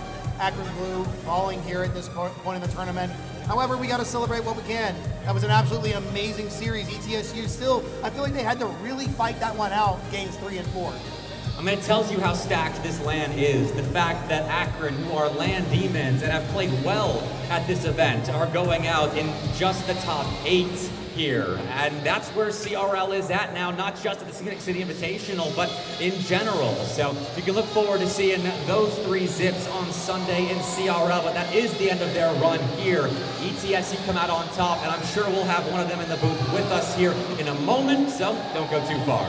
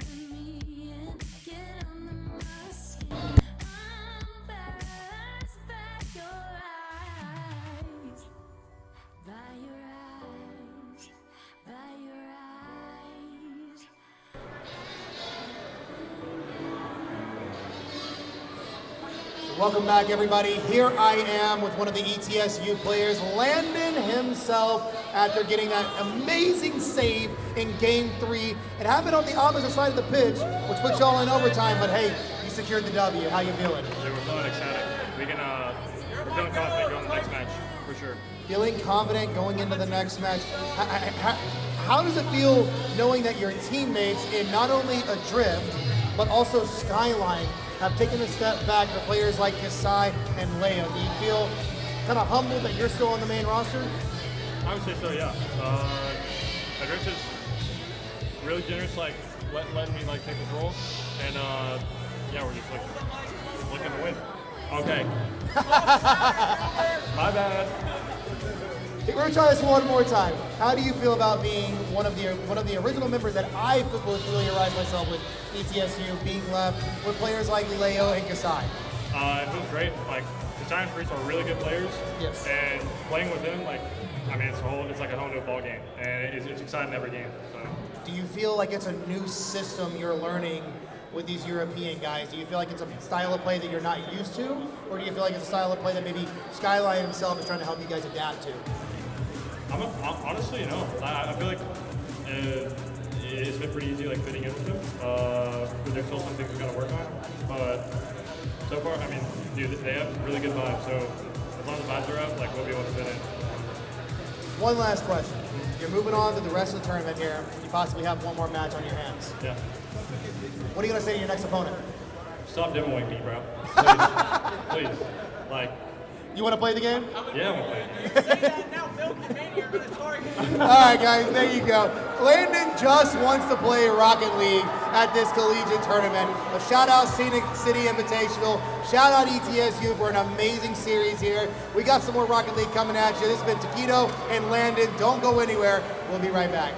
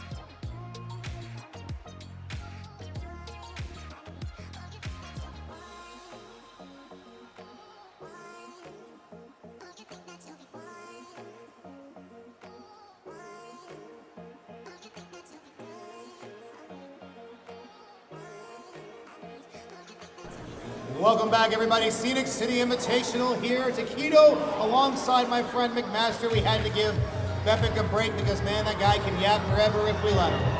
Yeah, frankly, I'm not even. Are we even the ones giving him a break, or is he giving us a break? He might be giving himself a break. That's true. Well, Bepic, hopefully you enjoy your time off. Right now, we are not going to take any time off. We still have more Rocket League left to play. This one of 3 matches left in the day is the lower bracket matchup between the number 2 seed Cumberland and number 6 seed St. Edwards. Winner still has 1 more game left to play after this. You're absolutely right. And of course, the game with this many stakes, we had to bring back the Big Broad Boy podcast to make sure that we can give you guys all the action that we possibly can. Personally, like you said right before we talked about this could go one of 2 ways. There's an outcome where we both know what is most likely going to happen. We call that the expectation. Yes. We're hoping for no expectations. Obviously high on hopium here, and we're going to believe that maybe this doesn't happen the way we have seen this past tournament. It's been kind of rough for one of these teams. Yes, and though St. Edwards right now are still in the spot to claim themselves a top 6 position, Roll right now would be 7-8 exit, but regardless, the expectation is that Cumberland is going to take this. They're the favorites. They looked great on their bounce-back series earlier on in the day, so that is the expectation. The second way, or the other way that we see this possibly going, St. Edwards gets their stuff together. We start seeing less than double commits. The comps come through, and we have ourselves a competitive ball game. That's what I think everyone would like to see. Certainly what I would prefer to see. But that's not for me to decide. That's for them to decide. Now here's the other thing that we have to decide. Which one of these two has to play Kennesaw State? That is the opponent waiting for them at the end of this. The winner is granted a chance at Kennesaw State A.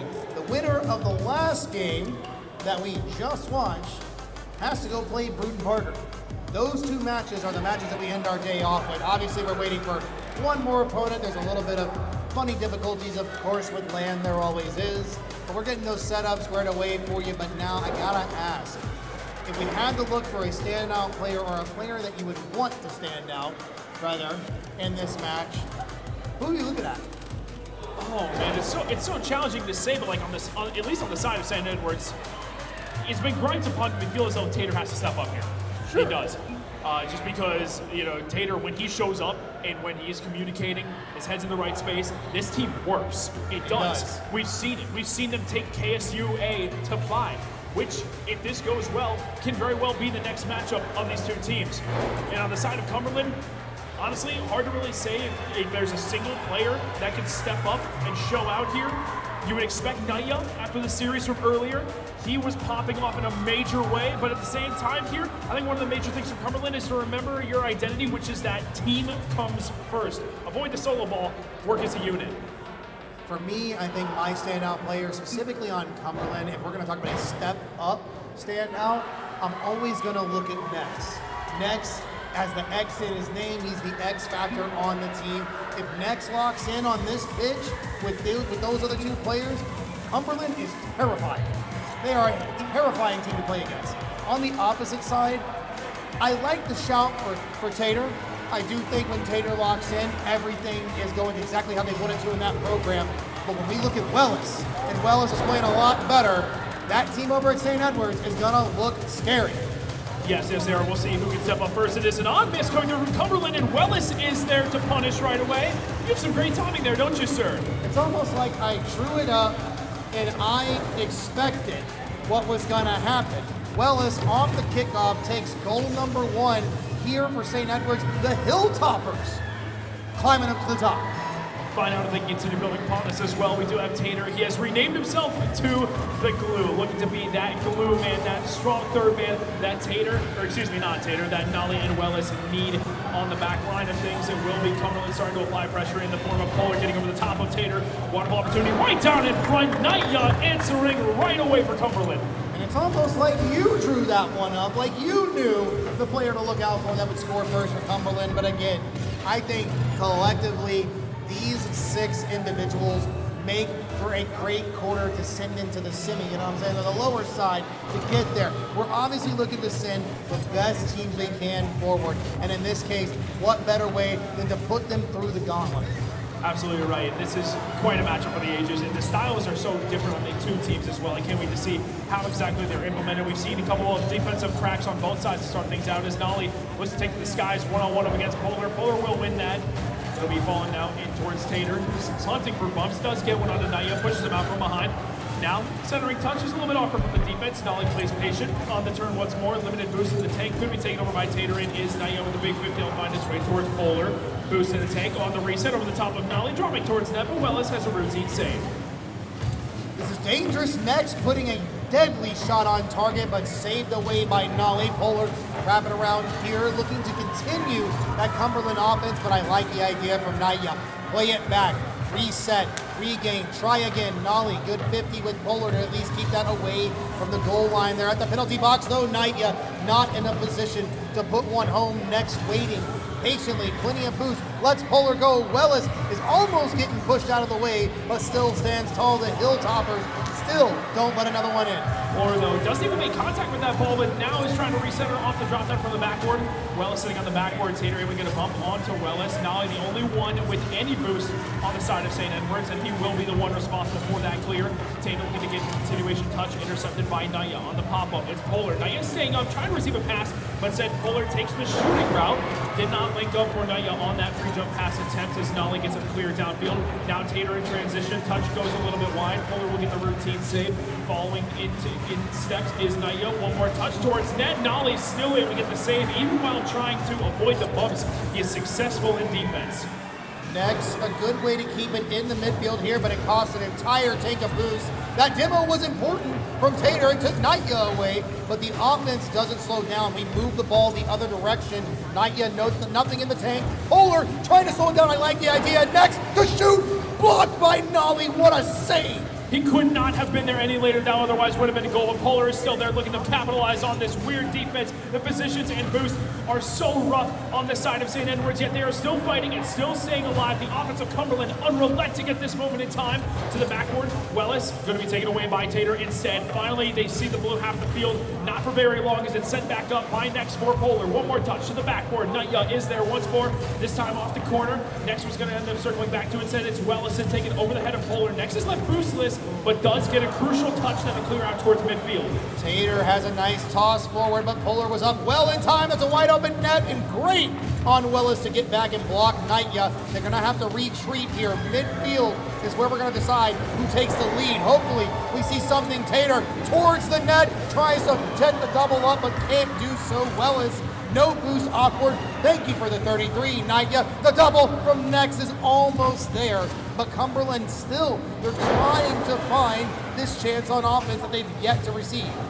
Now under 90 seconds to go, still a tied ball game between these two squads.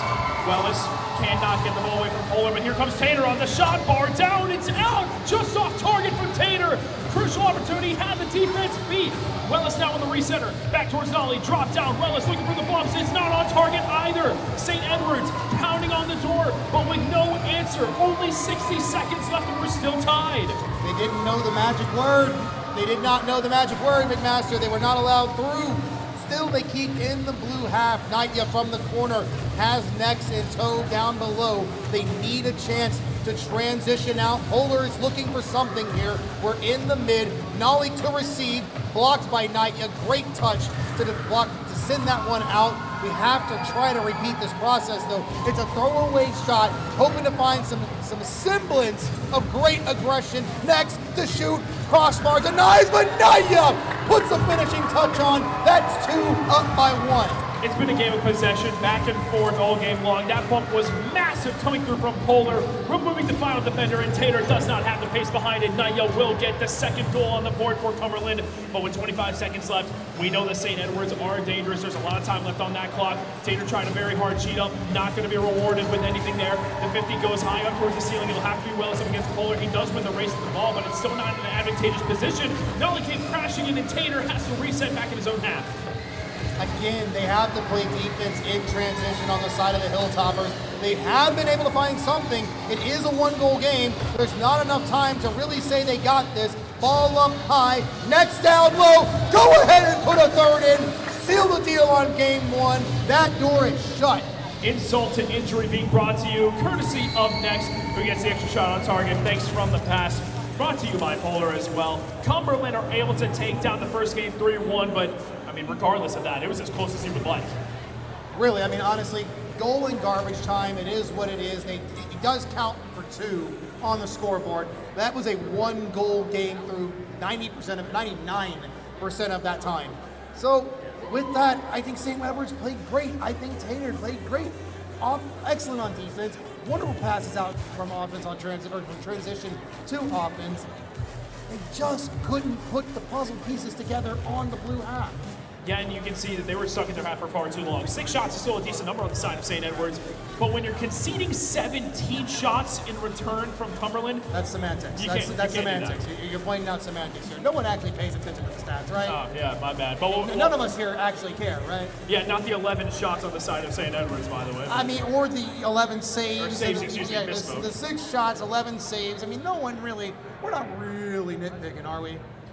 I am mildly. Regardless of that, Cumberland was able to take down the win. It was a couple of late goals, Naya getting one and Next getting the salt in the wound goal, if you will, just to cap it off at the end. Cumberland looked very strong offensively, and the amount of possession they had, St. Edwards can't keep facing that. I want to take back one part of that statement, the amount of offense that they have. I don't think Cumberland had a lot of offense. It is the usage of the offense that they had when they were pressuring in the orange half. I think that's what you have to be afraid of. When Tater and Crew, Wellis, and Nolly, they had a chance in transition, they looked great. They really did. It was just a puzzle that seemed to have the wrong piece at every time. Once they start linking on those passes, the Hilltoppers are gonna look scary. And we'll see if they're able to turn things around here. It was a little bit of early pressure just off kickoff. That shot might just find its way through, but Naya is able to retreat back in time. I was caught off guard by the camera angle. Could not see exactly whether or not Naya was going to be back, but he is. So we'll keep it out and keep us at 0 temporarily. Polar looking to push the offense for the first possession on the side of Cumberland. It'll be Nolly dishing out towards Wellis. Interjecting is Naya. One more touch. Going to be 50 out wide by Tater. Next has got no boost. Racing up to the ball is Tater. Who's going to put a pot shot on net? That is a routine clear from Next. Still in the blue for just a little bit. Nice clear from Polar. Hang on, that might be a double touch. No boost towards it. Nolly does see it away, almost to the dunk of Next, but they had to march back from the mid, back into the orange. Nobody's home here, but routine for Nolly. Gets back in time. Easy carry away, but I mean, you gotta flick it. Well over 2. That's an awkward ball off the back wall. The demo was great, but the trade is not good enough for the Hilltoppers. And there was an odd miss there. It looked like a shot was coming through on the side of St. Edwards. They're not able to punish what looks like a good opportunity for them. That shot does go wide for Cumberland. First minute has more than expired. Next looking to start up the offense. No boost in the tank, however. Naya will retreat back as Tater looks to apply pressure. Does win the 50 over Polar. Spiking down from the ceiling. Naya back out towards Polar. Hard off the sidewall. Nolly there with the read. Extra touch will find its way towards the ceiling. Naya once more out towards Polar. Saying these guys' names a lot. They are very much involved. Perfect rotations coming through on the side of Cumberland. Nothing really catching them off guard just yet. There hasn't been 2 quality opportunities on either side. There really hasn't to start off this game number 2. We're seeing a lot of trade of possession, big booms down the field, not a lot of real turning in on the offense, no threatening ideas from either side. But what we are seeing here is we're seeing some really good setup plays. Something that it, like, once it does finally find its bookend, it's gonna be great. But the pace has seemed to slow down, I feel. Respect is being shown, and I don't know where they found it from. That's entirely right. Yeah, we'll see if Polar, though, is going to disrespect the defense. He'll take a shot that Nolly hasn't cleared to, and now Nolly has boost. This is his playground. He's up top, but the touch gets away from him. No control on that first touch, and now Next going to link up with Polar on the passing play. Tater and Nolly both up, but Nolly is able to get the read over towards the backboard. And now Naya once more trying to set up the offense for Cumberland. Halfway through this game, not crazy on either side thus far. Pressure, though, mounting in front for Cumberland. Next unable to get the shot. Naya will maintain possession to the sidewall. Good recovery, but Nolly does win the challenge as Next restarts. Back from the mid we go. The Phoenix trying to rise on the side of Cumberland. Big save at the goal line. Wellis trying to see this one out as much as he possibly can. That's a big clear to the back wall. Someone gets demoed for their troubles, but no shot threatening the net. Naya back to the opposite side. Next, a chance goes low. Saved away by Wellis, but that's an errant touch you don't want to see from Tater, but it's all good. Nothing too threatening. Tater to pick up the ball one more time. Tries to 50 towards the net. Polar throws that one away. And I mean, Cumberland, again, with the Hilltoppers approaching the way they are, nothing really looks too threatening on either side. Yeah, then there hasn't really been panic moments on defense. Both teams do look settled into their roles. Definitely looks a lot more clean than last game defensively, but offensively, again, there hasn't really been too much creativity. It's been all of the reliable plays, but Nolly, however, could be getting creative on the reset. Top left corner, the good old Nolly of old there. That is some gorgeous mechanics shown off by the major winner. Well, I mean, when you have about 4 seconds of game time on the ball with nobody challenging you, and you have wide open field to play with, you simply just have to send the comm, you got time, because that's all you need to score that first goal. It doesn't feel right to say like vintage anyone, considering these are collegiate players, but that is vintage Nolly. That is as we know, but he might even find a second shot. Cannot get underneath Polar. Wellis is going to maintain the possession to the left side ball. Good pitch from Naya to clear out that possession. Now here comes Tater, another booming touch up high. It is Nolly once again, and who knows, maybe that first mechanical goal is what he needed. What a read. Almost able to find the net for a second. Cumberland looking a bit awkward here on their back line. Less than 60 seconds left here to go in game 2. They're down by 1. They need something to change this, I guess we'll call it monotony right now. I don't really know what to make of this game 2. And they feel like they slowed down just a bit. Maybe they're trying to calculate a bit more. Maybe they're going for a little bit of a different approach. I'm not sure. But what worked in game 1 was working just fine. I don't know why we changed it. I'm not sure either. The methodical style on the side of Cumberland isn't really paying off here. They were driving when chaos was created in the form of demos, and now there might be some chaos. There's bumps being hunted. It's open, but just off target as Nolly does find a save. Polar maintaining the possession. We finally see some bumps coming through, but there's only 15 seconds left in this game, Taquito. I'm not sure if it's too little too late. If we see a ball to the orange right now, it won't be too little too late, but there is nobody home. Polar, great defensive save at the goal line right there. Trying to find something else. The ball is going to look to be down. Yes, Tater says, I am done with this game 2. Get me out of here. Tie up the series 1-1. Great game from St. Edwards, honestly. That was a much better game. Look at the performance that Nolly had. My goodness, not just the only goal. That was scored in beautiful fashion, by the way.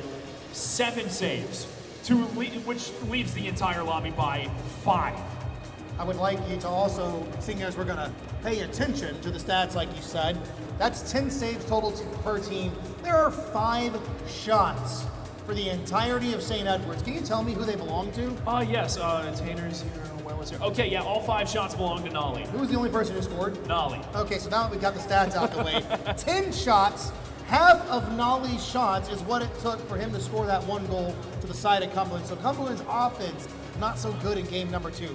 What we need to see, man, what we need to see here is the transition from defense to offense from Cumberland felt like it was lacking in that game 2.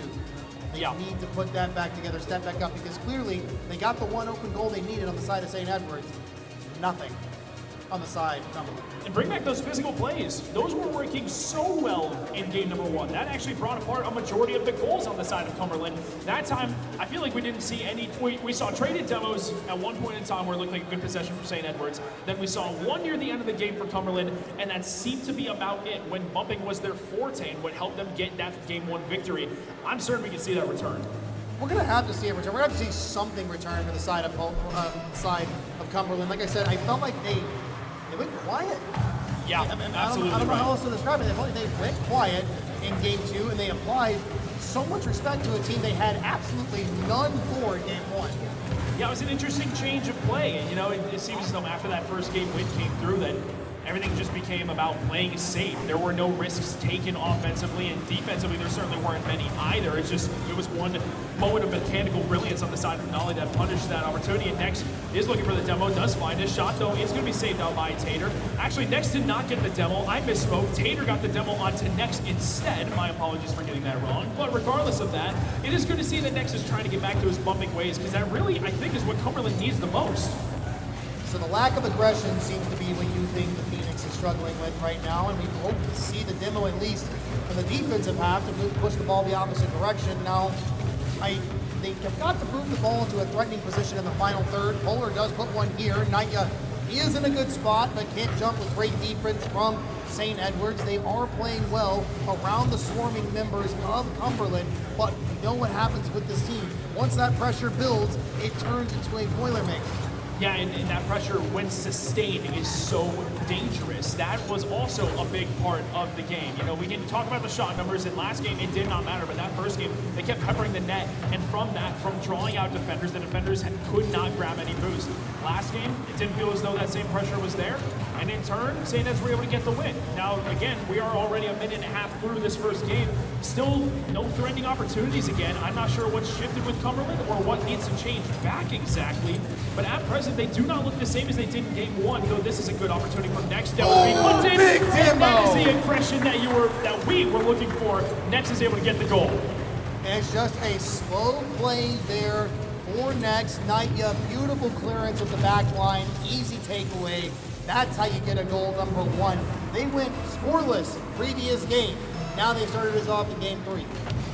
Seems they can keep the momentum rolling off kickoff. It's now in take control. He gets bumped off to the sidewall, so Polar's touch is a free one, but it gets away from him, and that's a wide open net. Polar was trying to have a controlling touch by just getting the light grasp of the ball with his wheels, and instead hits flat on his car, bounces too far out of range, and Nolly just puts that through for an immediate response. That is the part that you hate to see, especially when the idea was there for Polar. You can tell he wanted to catch, he wanted to slow play, he wanted to keep it close, and unfortunately, not exactly how the plan panned out. Now we've got an even game. We've got a lot of aggression on the back line. Wellis is playing the disruptor here for the Hilltoppers, but they aren't able to get away with the goal. Nolly, chance in possession to get back past half, does so well. We're not going to talk about it. We're not No, going to talk about it. we We're not should. gonna- No, that was not no. defense. That's Wellis with a great touch because Nolly had great control downfield, B2, and Next never even saw Wellis because of where Nolly was positioned in the air. That's a great scoop up from Wellis. Okay, all right. I got to give the credit where credit was due. That was a beautiful shot from St. Ed's, able to get the first lead for them here in game number 3. But obviously, Cumberland are going to keep on fighting back. I just got to wonder, when is the pace going to pick back up?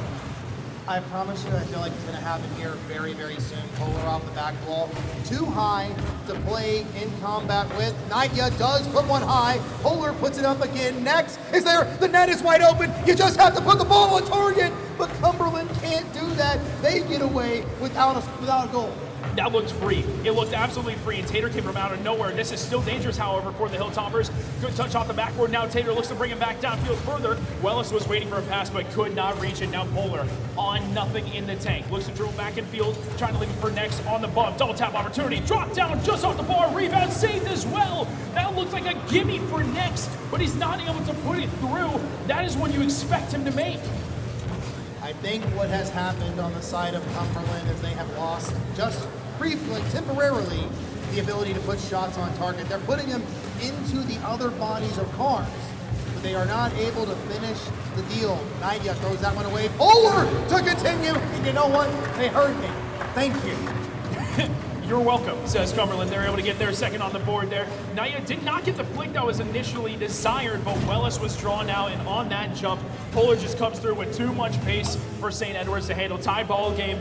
Only a minute and a half or so remaining. This is an extremely close matchup, and again, the winner of this goes on to match point. 1-goal games between game 1 and 2, tied up in 3, 90 seconds left. You couldn't draw it up any better way. Naya's gonna want that one back, but Nolly with the amazing save. In the middle, they're gonna fight for this one. They're gonna look for that possession. Nolly, quick turn on that, quick challenge.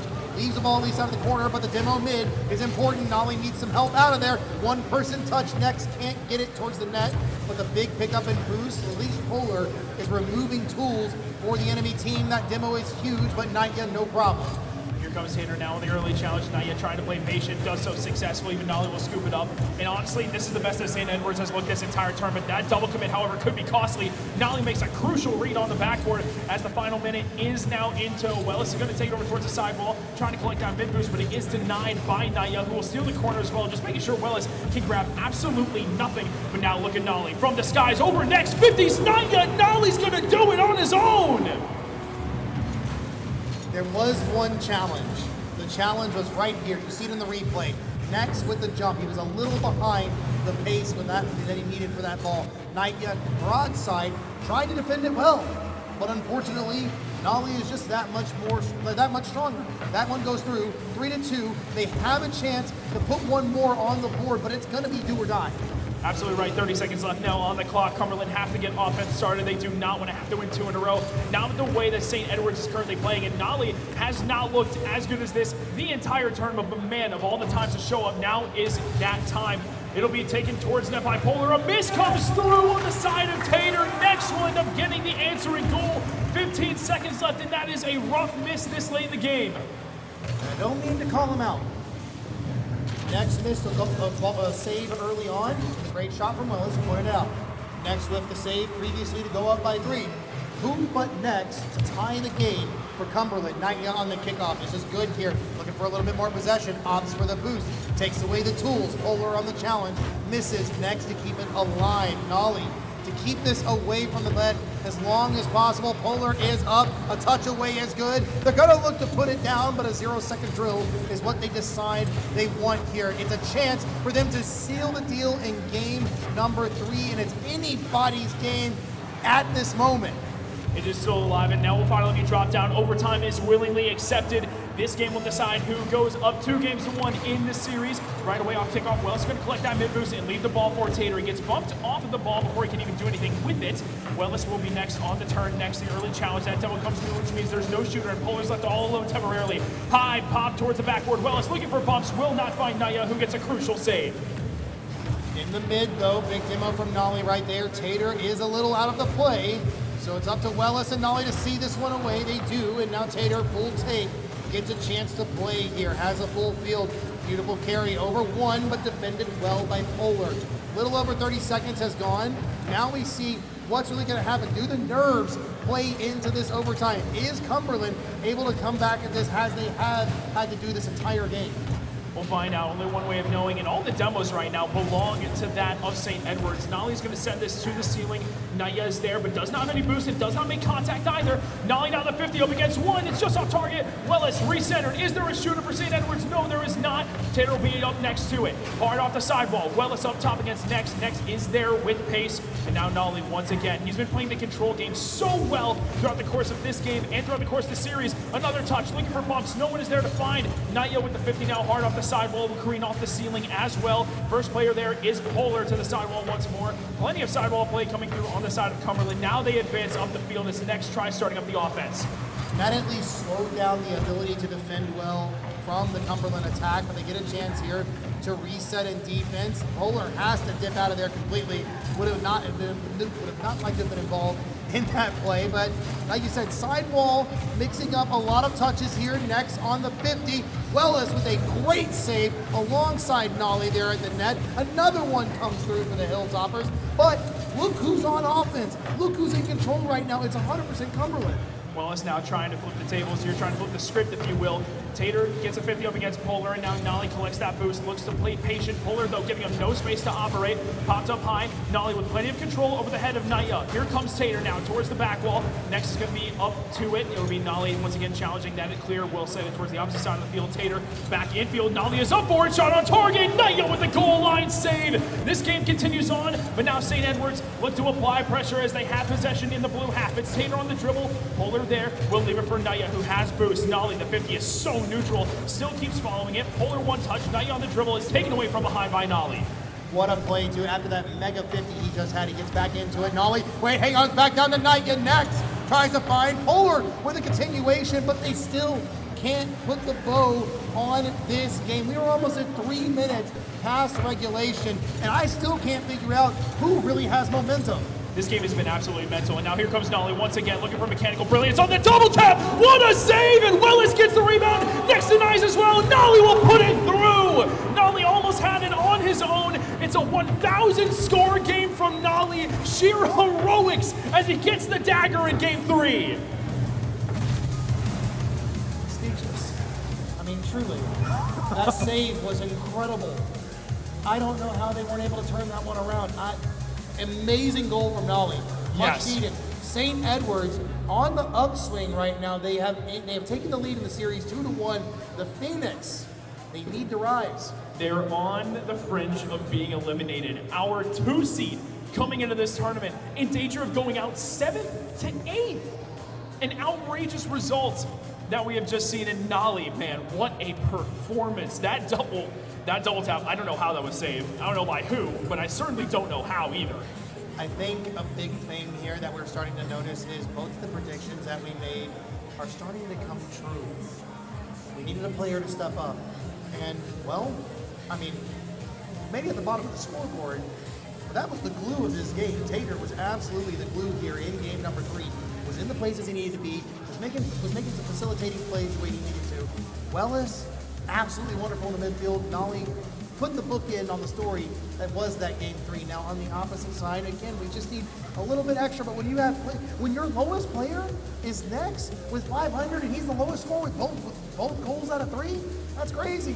Cumberland don't need no notes. I think they just need the finisher. They need that finishing touch to continue this series. And it felt like the pace was ramping back up again, and that's where Cumberland was thriving early on, was by the pace of play and certainly by the physical plays, which started coming back. But the defense of St. Edward's was near miraculous in terms of its overall strength and effort. I don't know how they survived the continuous onslaught being brought on by the Phoenix, but now they put themselves in a prime opportunity to take away this series against, again, the collective or the consensus 2 seed coming into this. But not if Nex has anything to say about it. That is a gorgeous goal to open up the scoring in game 4.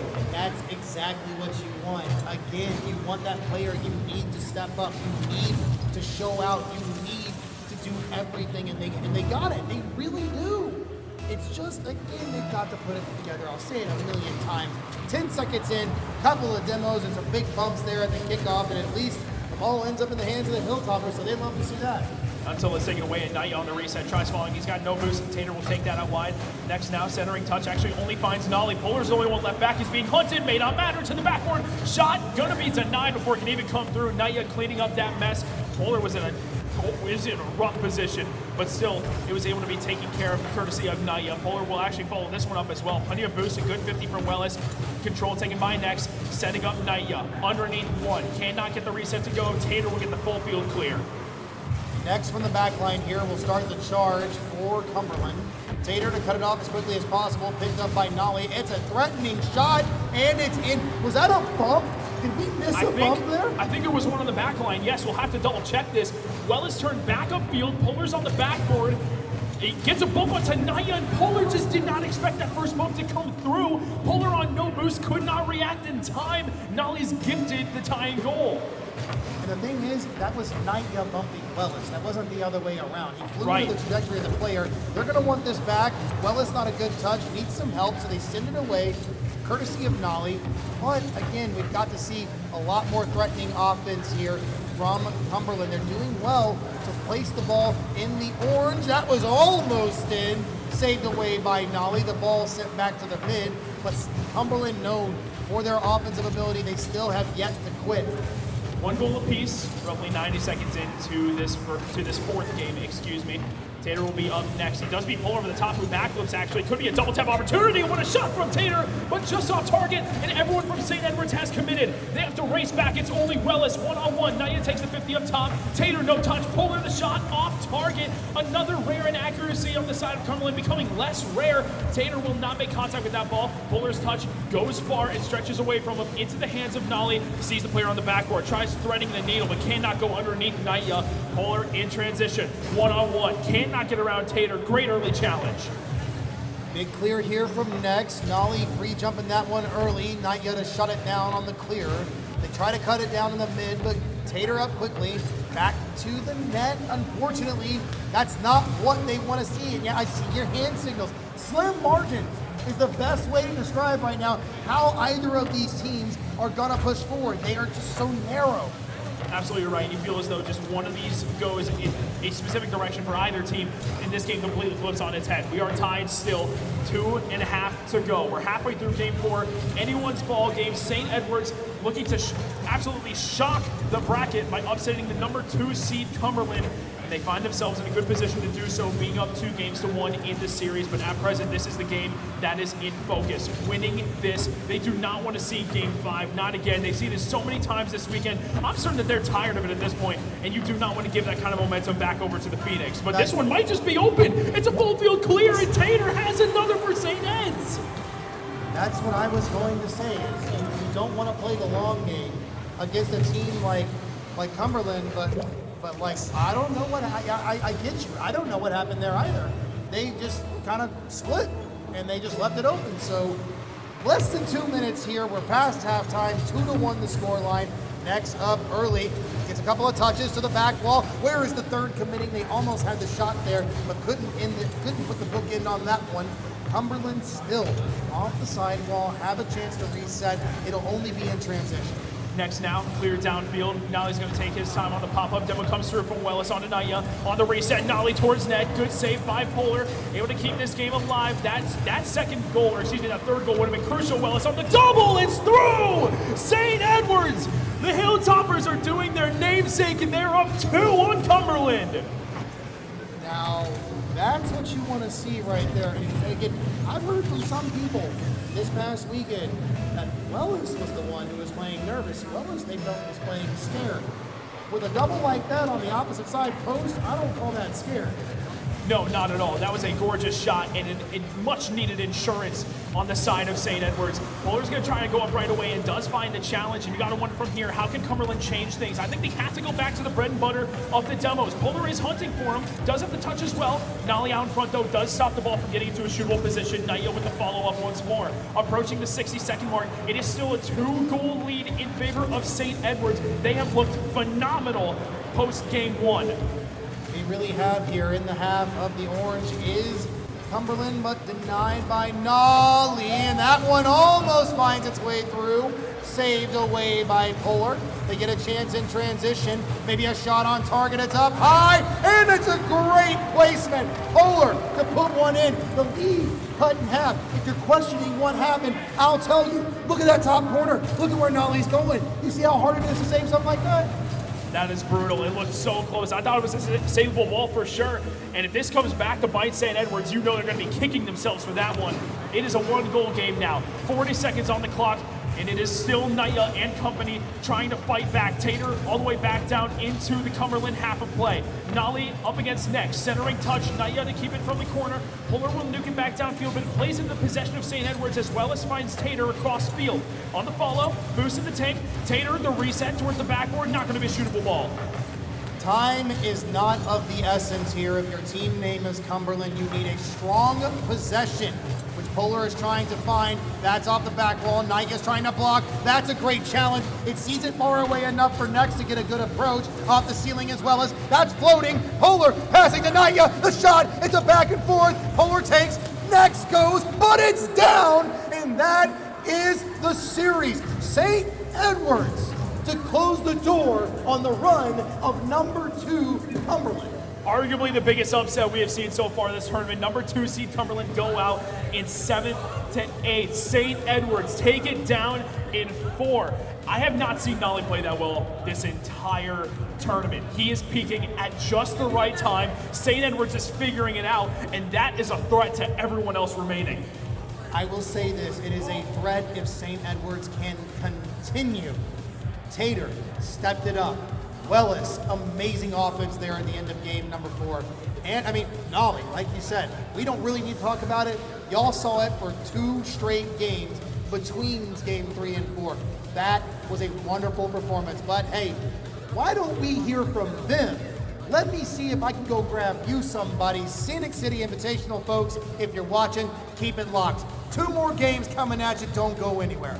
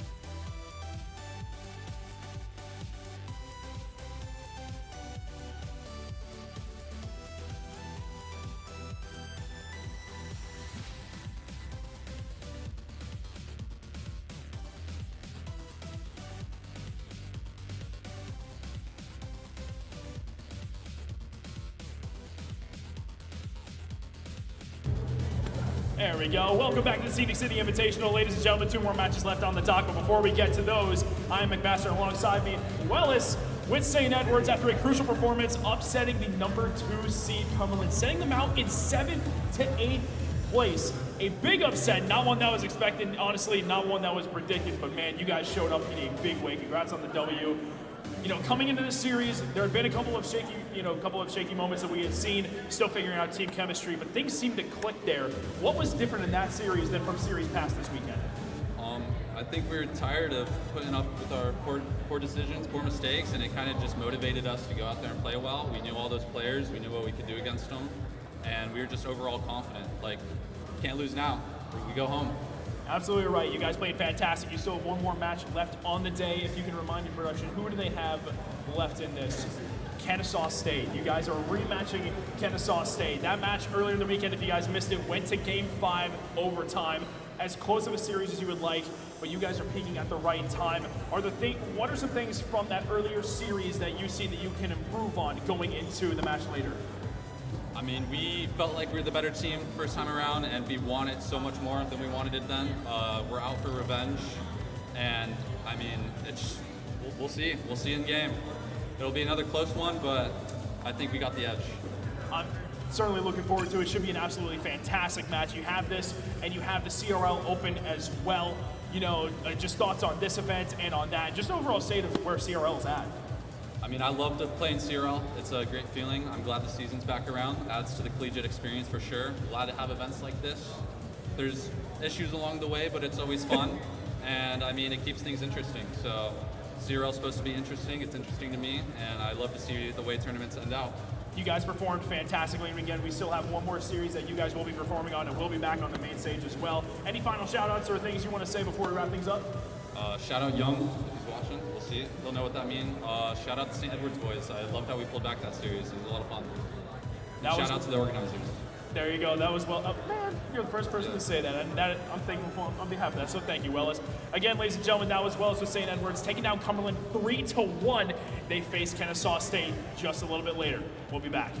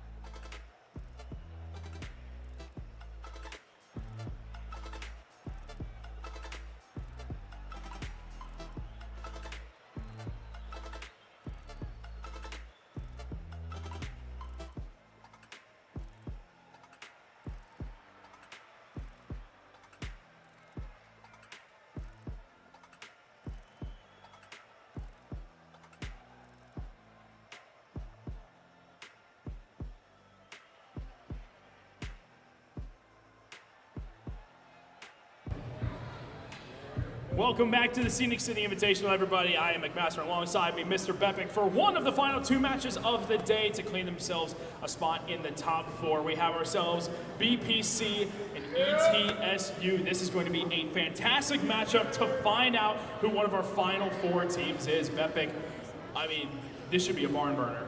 It's a Southeastern Classic, or upcoming Southeastern Classic, this one. I mean, even last spring, these two, I believe, played on LAN, and they'll probably confirm it for me. A lot of results between Bruton Parker and ETSU, both in the past and upcoming. They even played this week on Monday, and Bruton Parker lost in Game 5 to an ETSU team that has looked phenomenal this week, notching wins against Cumberland, against BPCU, against Akron, most recently up on stage. So we're in for a treat no matter what happens up there on stage. Absolutely agreed. As you had mentioned, these 2 teams know each other about as well as any 2 teams can know each other. That makes the dynamic so unique between these 2 rosters. The only other match outside of this one will end up being St. Ed's and Kennesaw State, which is a rematch from yesterday, which also went to 5. That'll be fantastic, but that's not the series we're going to worry about. It is this. BPC, you expect them to be loud throughout the course of this. ETSU, you expect them to be passionate as well. These 2 teams know each other extremely well. The question is, do they know the weaknesses well enough to be able to exploit them? We'll find out, because this is another rematch between 2 teams that should be familiar with each other. And Rocket League's a bit of a chess match when it comes to the mental game. As you want to go back and forth, you want to provide slight adjustments to your gameplay, force your opponent to adapt. So honestly, I don't know what kind of changes we might see from either of these 2 teams, because I think the more measured approach from East Tennessee State could be countered by Bruton Parker and their physical gameplay on their opponent's goal line. Honestly, this is one of those that I just want to get into the gameplay. I don't know how well I can preview this, considering this is a matchup that, you know, we're pretty familiar with, and I think both sides are familiar enough with to adapt, maybe change themselves enough to be different to get the win. I just want to go to 5. Send me to Game 5, please. Even with this being bracket play, we have still had plenty of series that have not been very close.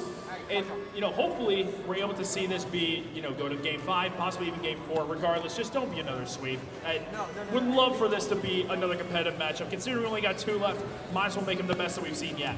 I mean, it's going to be tough to follow that last series up, because that was a stellar performance from St. Edwards against Cumberland. I mean, we were talking, I think you were the one that said upset of the tournament so far, and I think I'm with you on that one, as St. Edwards have shown up to play in the late stages of a LAN. That's what you have to do to win. You have to show up on Saturday and Sunday for a 3-day event, Sunday for a 2-day event. It's about how you play to close out bracket play. So for these 2, let's see who is ready to make a run late in this LAN to claim their share of $3 grand. We'll see how ready they are. In fact, I think they're ready enough to where we can hit the field of play. One of the 2 final series of what has been a spectacular day of Rocket League starts up right now, and BPC is getting loud before the game even begins. BPC and ETSU, they know each other in and out. How can they make adjustments to past mistakes? How can they continue to find future success, only for the teams to decide as Cass turns away an early opportunity? Milk now with the demo and the touchdown field. Leo is going to be there with the easy clear out wide. Manny now following up. Landon going to kick it out towards K. On the air dribble attempt, goes underneath one, but Cass shuts it down. Landon with a clean beat, an open backboard, and an opening goal. ETSU will shut the Bruton Parker camp up, at least for a little bit, as they start off strong. That's a great double tap coming through from Landon. Sent it on home. A mere 22 seconds in. BPC, in their earlier series, they did struggle on stage. When it's been off stage, they've been reliable as ever. Again, they took down Cumberland earlier on in the bracket stage, sending it down to lowers, where now Cumberland is out courtesy of St. Edwards. But on stage, earlier against Indiana Tech, granted, I think now we understand Indiana Tech's potential a lot more, but BPC did not show up, and hopefully they're able to. Here, that passing play looked perfect. K shuts it down. Contact's not made out in front of net, and K will get the follow-up clear. Phenomenal setup out of BPCU, but better defense from East Tennessee State. Unbelievable goal line stand at a 1v2, and now Kasai looks for another goal to add to ETSU's tally, this time in even more spectacular fashion. Oh, that is just an absolute beauty on the sidewall double. The skim touch with heat and precision. What a shot coming through from Kasai. One of the best goals we've seen so far today.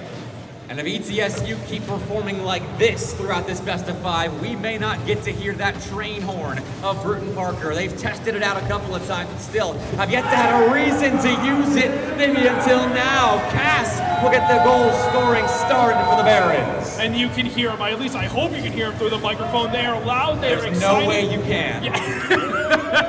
It's got to be physically impossible to not hear BPC. They get their first, and thankfully they get it with a lot of time remaining as well. They're not going to go cold for quite some time. We've seen teams earlier on this weekend who will have cold spells, but BPC cannot afford to have that against ETSU, not when they are in terms of seeding the underdogs, and in terms of just overall recency, they would be the underdogs to ETSU, but they do get their first pretty early on.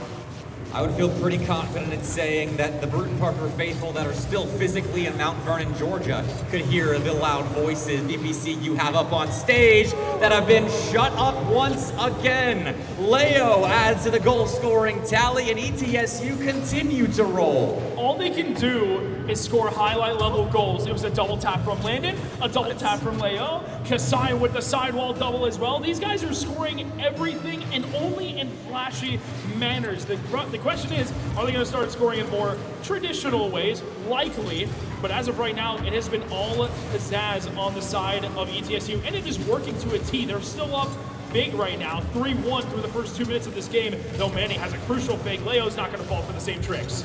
Milk is one of the players in the lobby that can do similar things on the ball to what we've seen from ETSU stars thus far, but is stopped by the numbers the Buccaneers had in defense. Kasai on the back line will play out to the corner, but Manny is there to meet him. Bruton Parker looking for established possession for one of the first times in this series, but Cass dives in, is beaten, and that leaves Milk alone on the Barons' back line. He finds a save, looks for a clear, and has Cass upfield as a passing option, though ETSU were well prepared to make that stop. Now that sidewall double's going to find his way over towards Landon. Looks for the double tap again, but instead it's Cass to take it away. Limited boost in the tank. Leo to challenge first. Now gets bumped out of the way. Manny is going to be up next to it. Up high goes Kasai. Boost to work with as well. Early challenge from Milk. It's actually faked out, and now Cass is beat to the ball by Landon. Manny with plenty of boost. Landon no read around Leo as well. Manny all the way back downfield where Kasai will reset the possession into the back left corner. A rare miss comes through from Kasai, but Leo is able to manage it. I think Kasai was leaving that for the more fueled up Leo there. Had boost in the tank, and it results in possession being flipped in the name of ETSU for a moment. Going back and forth now. Good news for Bruton Parker, who at least have chances to cut into this 2-goal advantage. ETSU have built for themselves. Leo to 1v1 versus Cass, and the fellow European on the side of Bruton Parker finds the save. So stay 3-1 for now with 140 seconds left. Here come the Bruton Parker demos. They're showing up now in number. Milk finding multiple before Kasai makes him pay for treating his teammates poorly, frankly. A 50 comes through. Manny infield pass towards Milk, and look at that defense. Slowed down by the bumps from Cass, but he can't put it through. That was a gimme, and now in transition come ETSU. Cass will shut that down towards Milk. Top left corner, off the post again. Milk the rebound, shut down by Kasai. Can anything go for BPC? The normally stoic Milk even gave himself a little bit of a lean back in his chair after missing his first shot in that extended sequence for the Barons. Now in defense, he finds himself being bumped by Leo, but still recovers to go back wall and find a clear only as far as Landon at the midfield line. That backboard pressure has set up ETSU to waste more clock, though BPCU connecting passes through the midfield set themselves up for success now in offense. Now Milk trying to play the 50, does fall into the hands of Landon. On the 50, bounces hard off the crowd. Leo once more setting up the double tap. He wants it. He can find the triple quad. No, sent out wide. Now transition comes BPC. Booming clear from Milk. Landon is there, however, to receive it. It's just too far, and the teammates cannot reach it. Only 30 seconds left in this game. BPC have a little bit of time left, but it is dwindling away slowly but surely. They need to get back on offense fast. That'll be Landon taking an immediate shot off the sidewall. Credit to Cass for being ready for that. Now Milk is already up, expecting a pass downfield from Manny, and ETSU even are prepared for that pre-jump. It seems like they know exactly what Bruton Parker are throwing their way before the Barons even have the thought themselves. And with 5 seconds left, it's all but finished as ETSU get game one. Cass is going to try and get something on the board, just as a little bit of a going away present, if you will, but instead Milk decides, no, not worth it. Let's move on to the next game. He throws that one back down to the ground. ETSU are able to take one in every single goal there. Well, not only did everyone get on the board, but my goodness, the fashion of which ETSU was able to score was outrageous. So measured from East Tennessee State. I mean, their offense was carried by the individuals. Everyone had a flashy goal right there. And that is honestly how ETSU beat Akron earlier. The individuals had so many pop-off moments, and then they would retreat and play team defense on their back line. You rarely see double commits from the Buccaneers, at least in today's form, as defensively they all seem to be on the same page, and offensively they've hit flow state. Absolutely right. That was a gorgeous shot all around because Landon opened up the scoring with a solid double of his own. Then it was Kasai with the sidewall read that just put in the ball with amazing pace. Then Leo was able to find his double as well. They were making read after read offensively. And, you know, to be fair to BPC, every goal that was scored by ETSU, or just about, was an absolute worldie. That would be scored on most everyone else as well. The routine stuff was not scored against them, so if they're able to, I guess if they're able to shut down the flashy lanes, then possibly they can turn this around. But that's got to start right away, because BPC, not only do they have to get out of their defensive half more often, they cannot score one goal a game against ETSU and expect to take this away. Game 2, Bruton Parker fans still getting loud for their squad as ETSU may have a game in hand, and the opening kickoff and some pace towards that blue net and the opening goal. There's no but. Landon score first. ETSU continue to pound the Barons. And it is a demo coming through on the side of Leo, and that ball might actually helped Landon get down. I get that it was probably not saveable anyways, but just in case, he was able to make sure that that ball had too much behind it. Finds goal number 1 a mere 7 seconds in, and ETSU are rolling over BPC. Another score, thanks to players up ahead, reading the defense to perfection.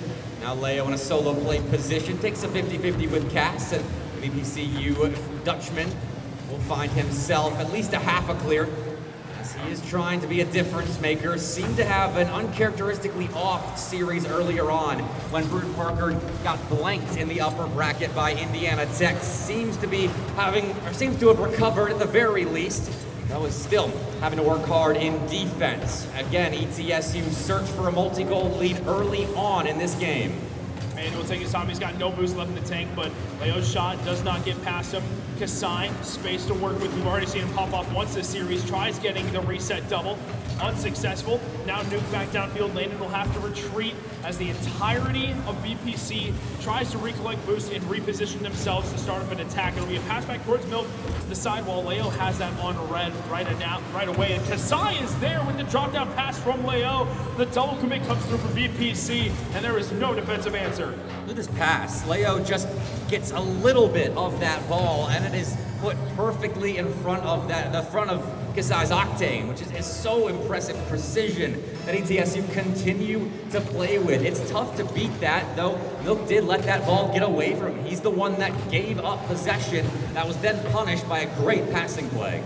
Now up top, Landon from that full field clear, courtesy of BPC. Mandy's going to challenge right away. It does fall into the hands of Kasai, who will start up the offense on one reset. Goes underneath, looks for the wave dash pop. Not going to happen.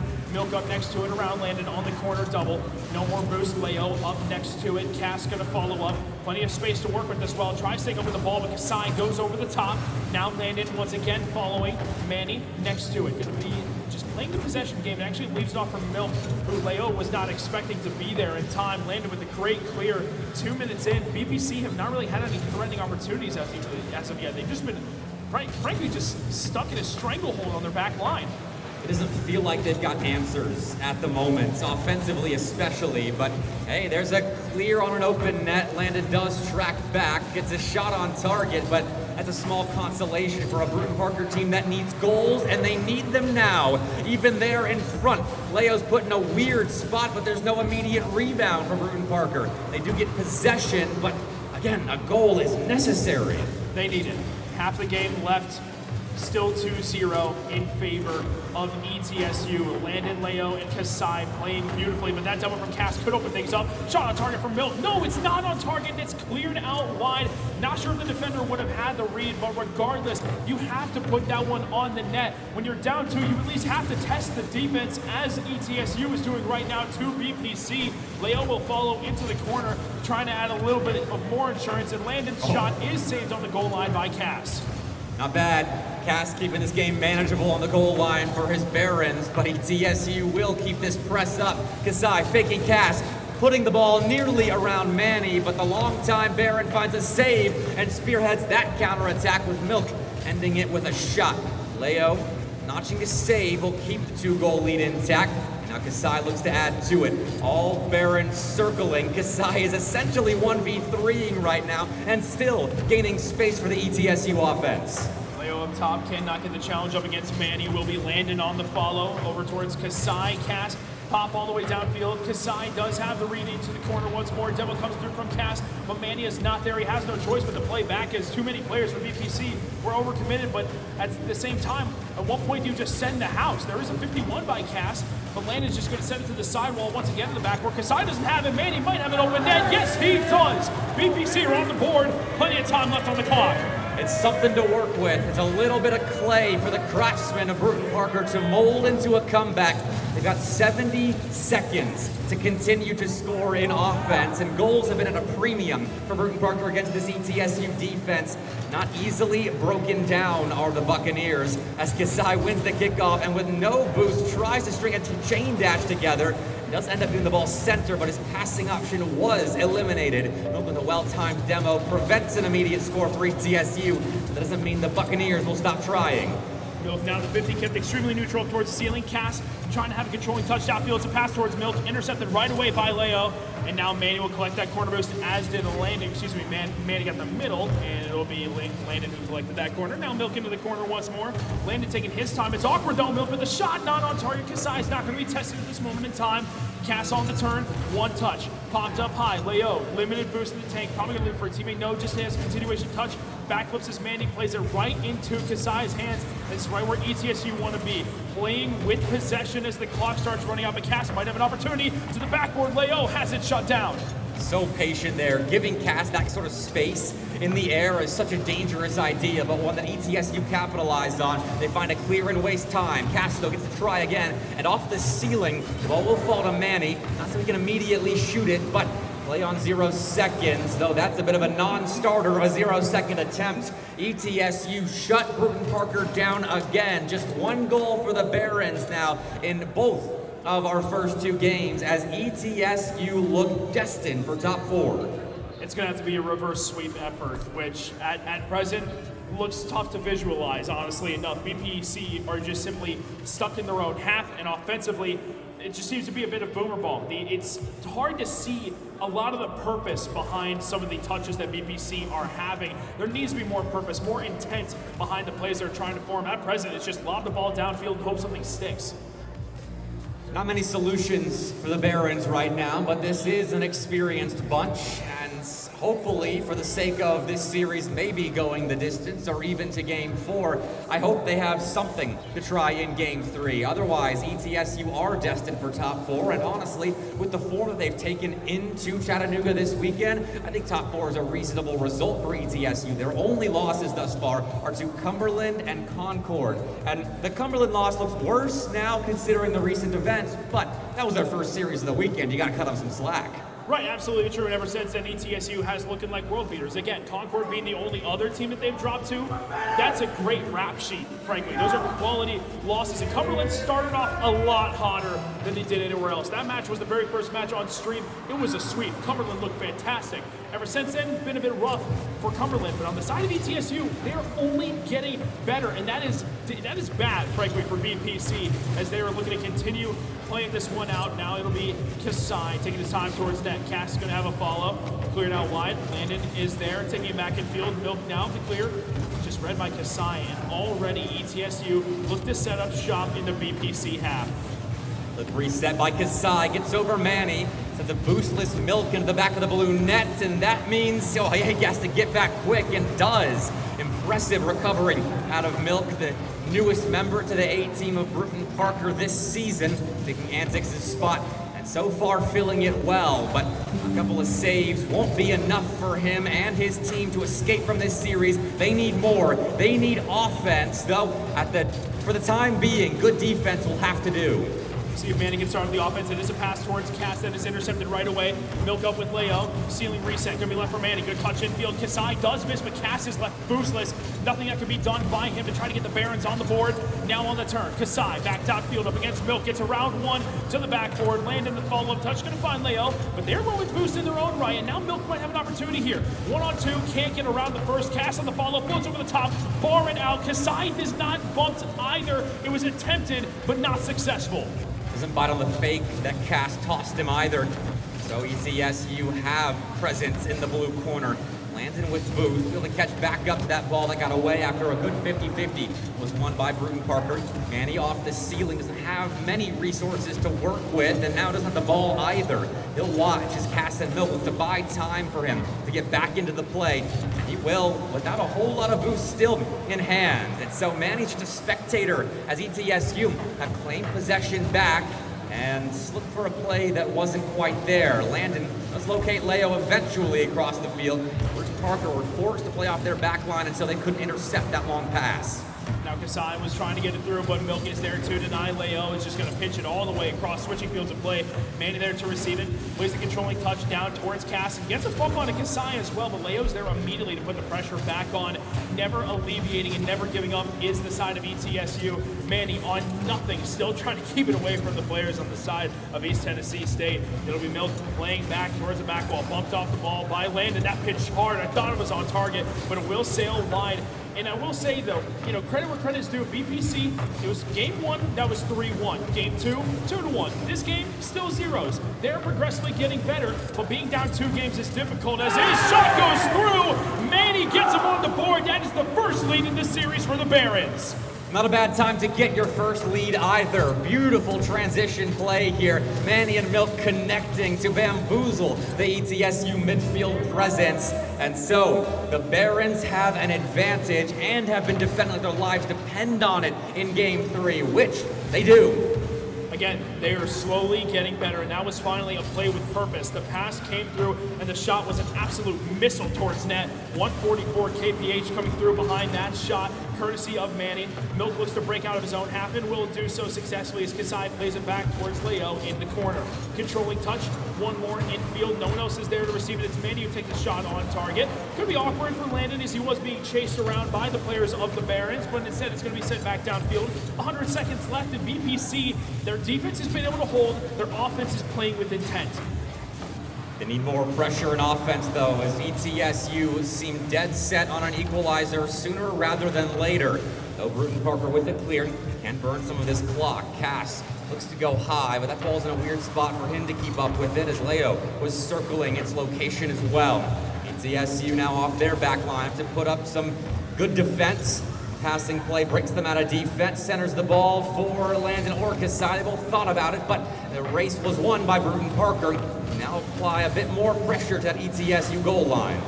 Kasai out wide, Landon to take control, challenged by Manny, but unsuccessfully as Manny. Cass being hunted by Leo, cannot avoid the bump. Leo actually hit the ball while attempting the bump. A goal steal, if you will, coming on the side of Leo as Landon put it all the way down. But Leo actually got the ball out of the path of Cass. 1-1 now, 55 seconds left. This game lies on a razor's edge.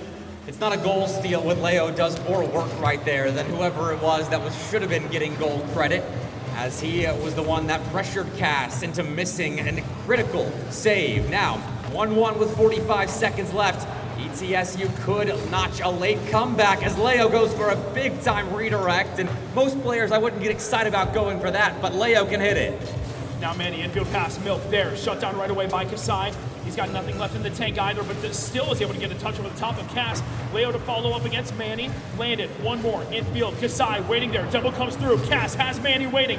Pass. Dribble. Kasai takes it out wide. Time limited, but Leo is given space with boost. Ceiling reset on the musty. Denied by Milk.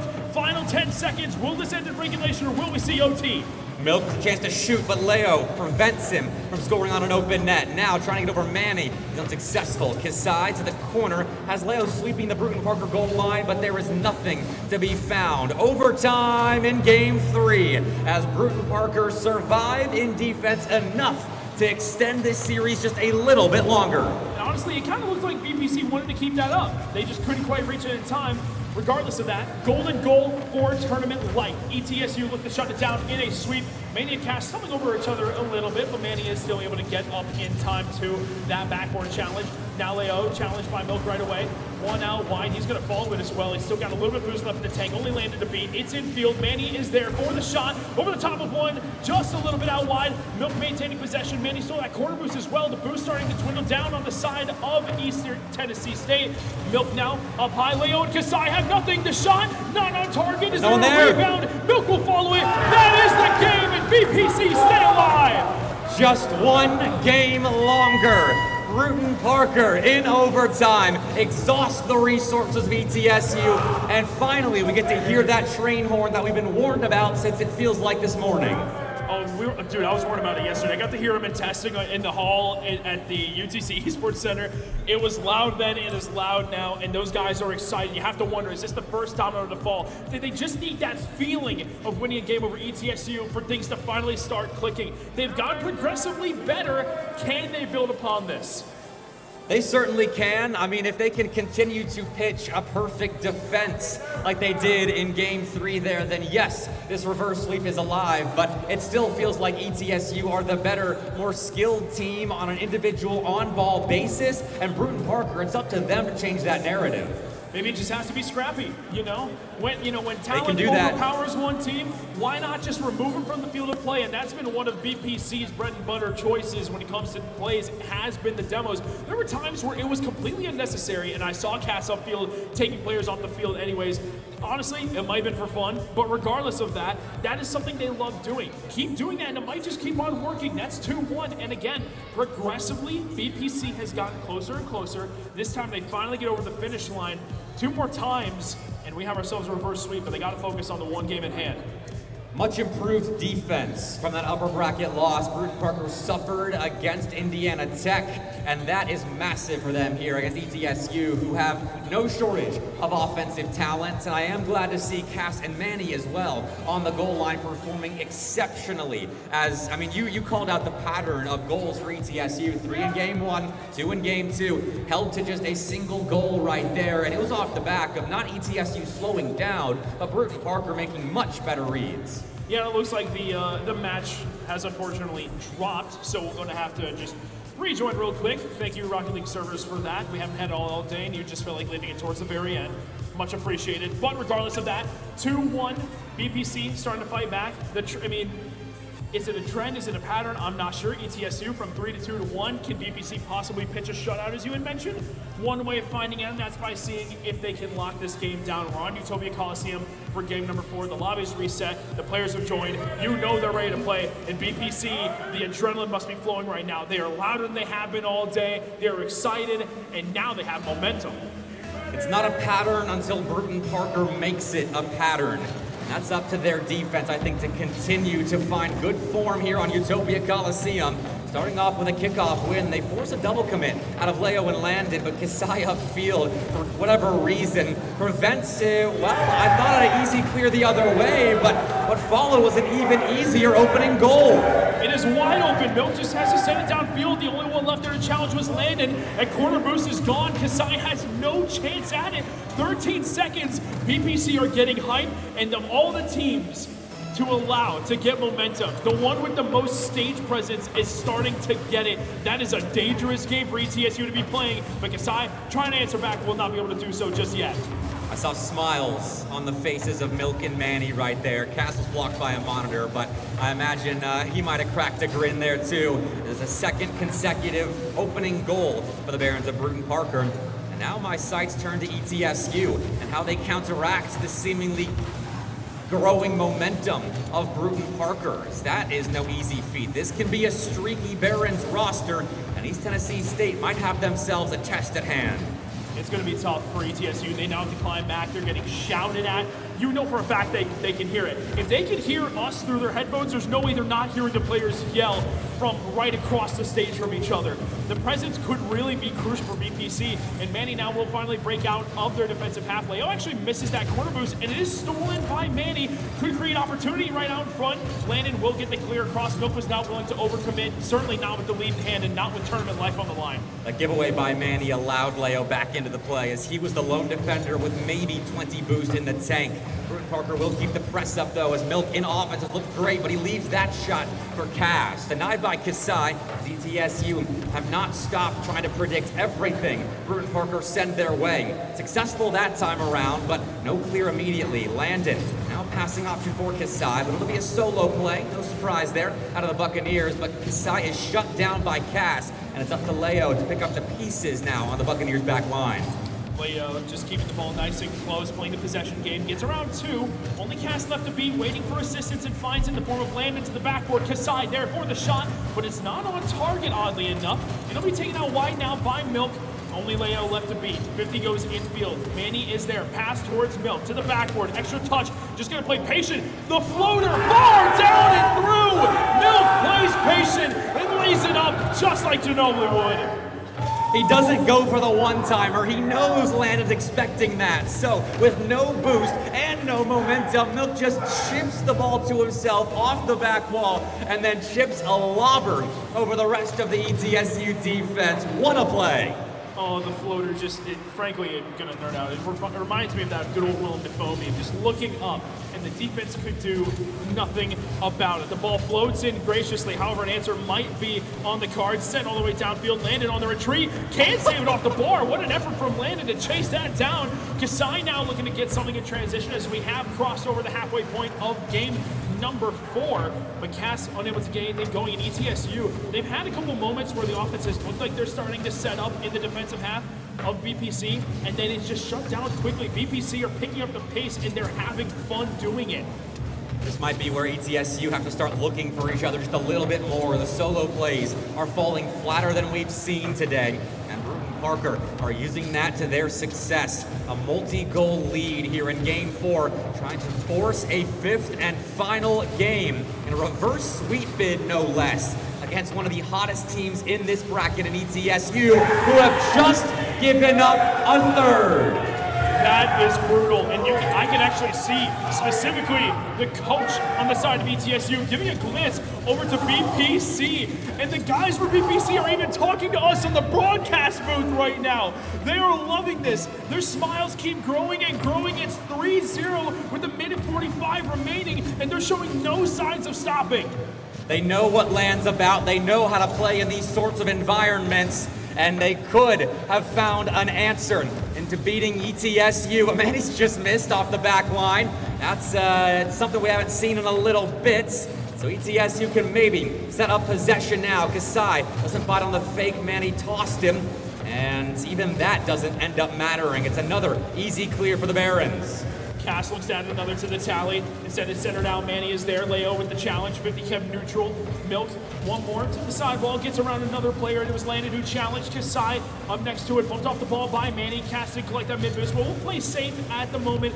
There is no reason to risk that challenge, especially if he knows he's getting beat. He will play patient. And now, once again, on the bring out. Milk, pop up. Teammate possibly waiting in the wings. Attempts a bump onto Landon to no success. A sidewall double comes through from Landon, just switching fields of play. But again, the offense right now is not there for ETSU. They look stunned, and honestly, I think a big part of it could be the actual verbal presence of BPC.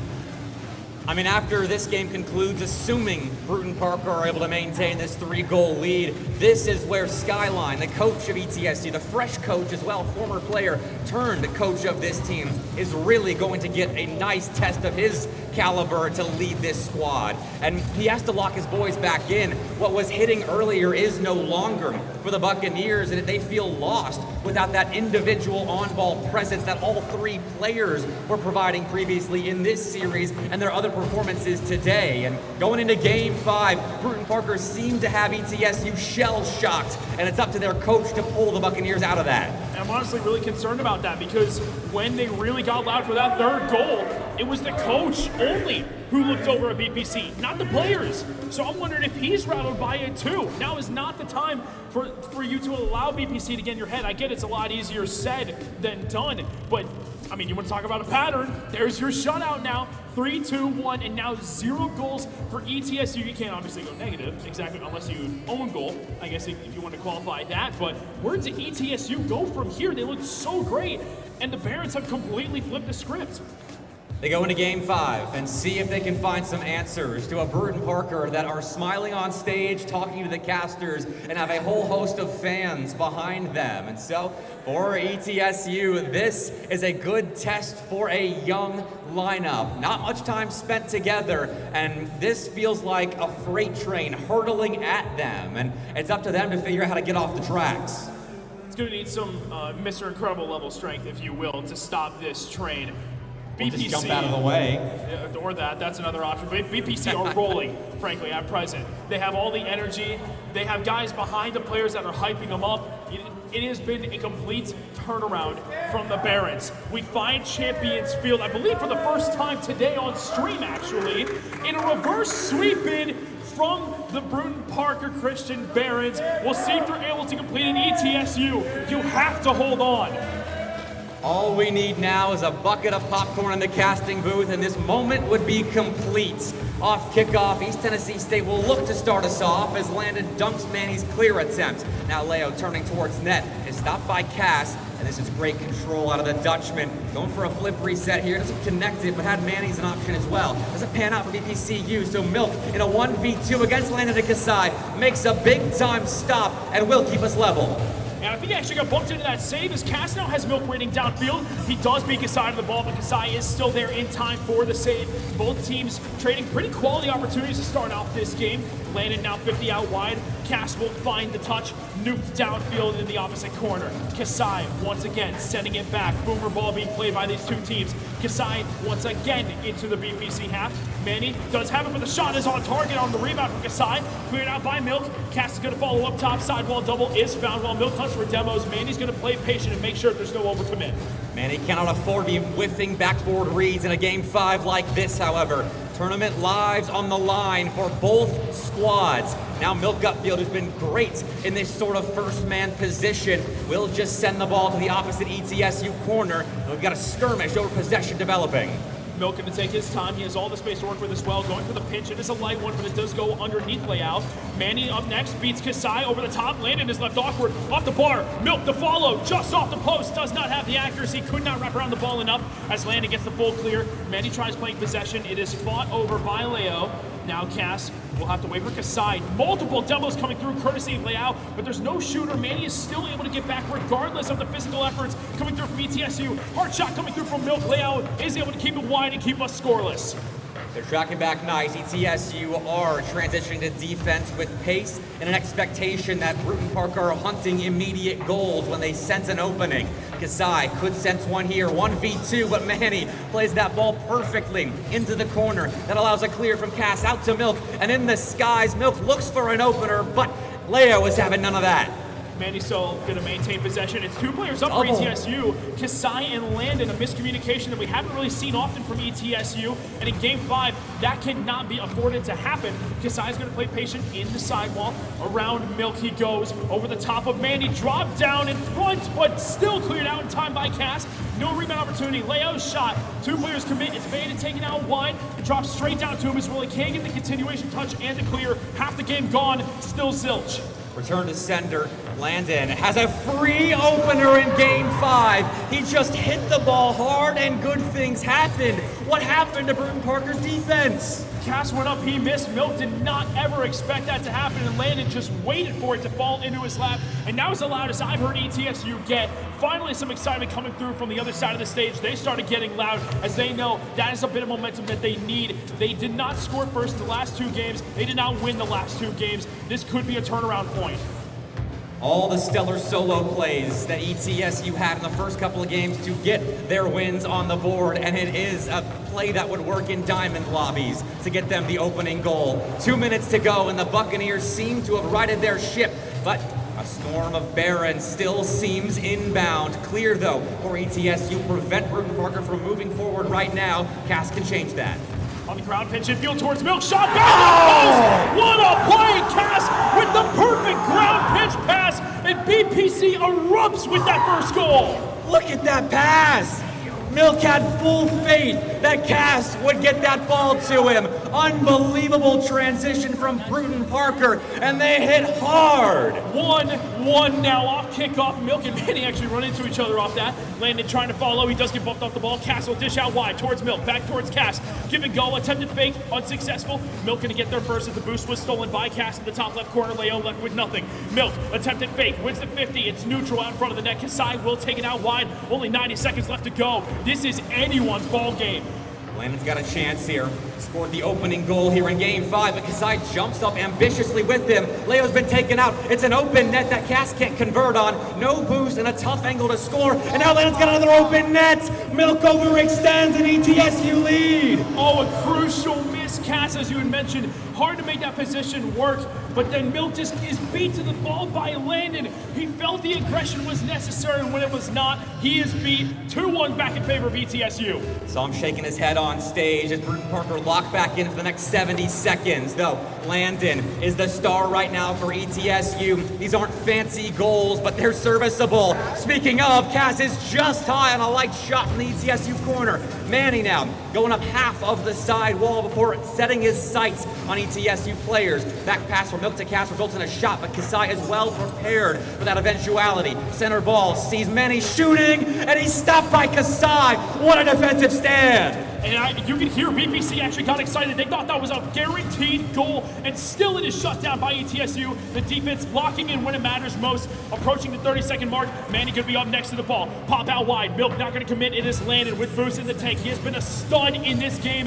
as he continues trying to dwindle away the clock so that BPC has no more hope. It is Milk to take control. Can't go underneath layout. It'll be Manny now up against Kasai. Out in front, dished out wide. 15 seconds left. BPC need it, and they need it now.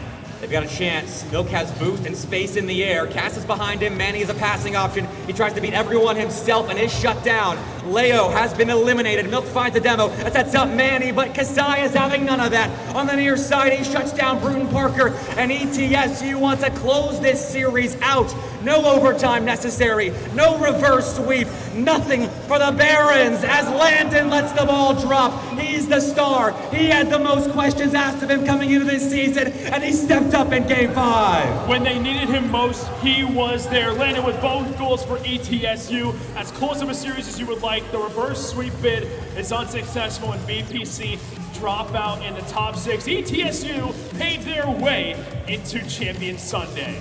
That's the sort of series you want to see on land with a top 4 berth on the line. Unbelievable performance from both squads, honestly. ETSU to start us off with a flurry of mechanical goals. Bruton Parker to bring it all the way back to Game 5. And then ETSU to win not with individual mechanics, but by finding minuscule openings in BPCU rotations.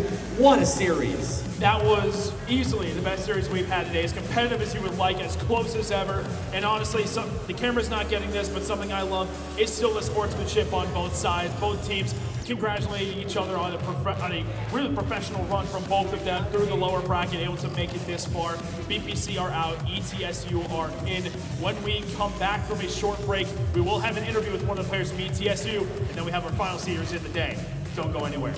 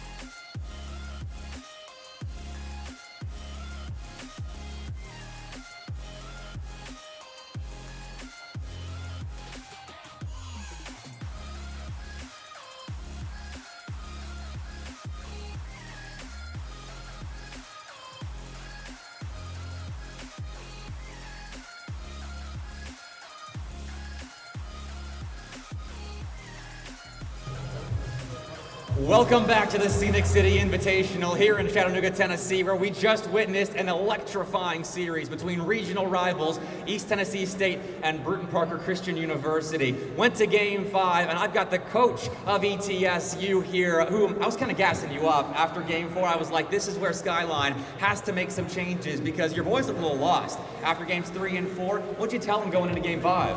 I mean, I told them it's an even series at that point, 0-0. We reset our mindsets, and we just go into it next one knowing we're the better team. Obviously, when we're playing Bruton Parker, it's always a great series. I mean, it's always gone the distance for this roster specifically, and even for last year, it was always fun to play against them. But now these boys are showing out, I mean, making top 4. I could not be more proud of them and how they were able to come back together after going down 2-2.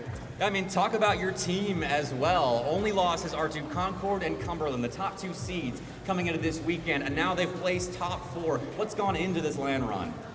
I mean, a lot of work and effort. These boys, you can tell they are passionate, or as we like to say, the passion for them, as they have just been putting in the work. We've been looking over VODs, been going over our own replays, just making sure that all the mistakes that we have, we're confident that we trust in each other and have the communications and just play up to the speed that we know we can to control the game. And that's exactly what these boys have done in order to get these wins. All right, now I want to talk about you for a little bit because the players have gotten a lot of love this weekend, but this is your first coaching land. A long career as a player, but what's it like stepping into the role behind the PCs? You know, being behind the PC as a player and being behind the PC as a coach is a whole different thing. My heart was racing more than I ever was as a player. I feel that. Because I can't control it at that point, they can, but again, I still have so much trust and faith in these boys that they just show out every single time they step on there, and I could not be more proud of the guys that I've had the privilege to so far to be able to coach, and I'm looking forward to the rest of the year, and more importantly, the rest of this land, hopefully trying to pull out the win. Top 4. We'll see you on Championship Sunday, Skyline. Congrats on the win. Thank you so much. Stay tuned, everybody. We have one more series upcoming, so don't go too far as we have St. Edwards and Kennesaw State, the rematch of yesterday's Game 5, coming up on the mainstream. We'll see you in a bit.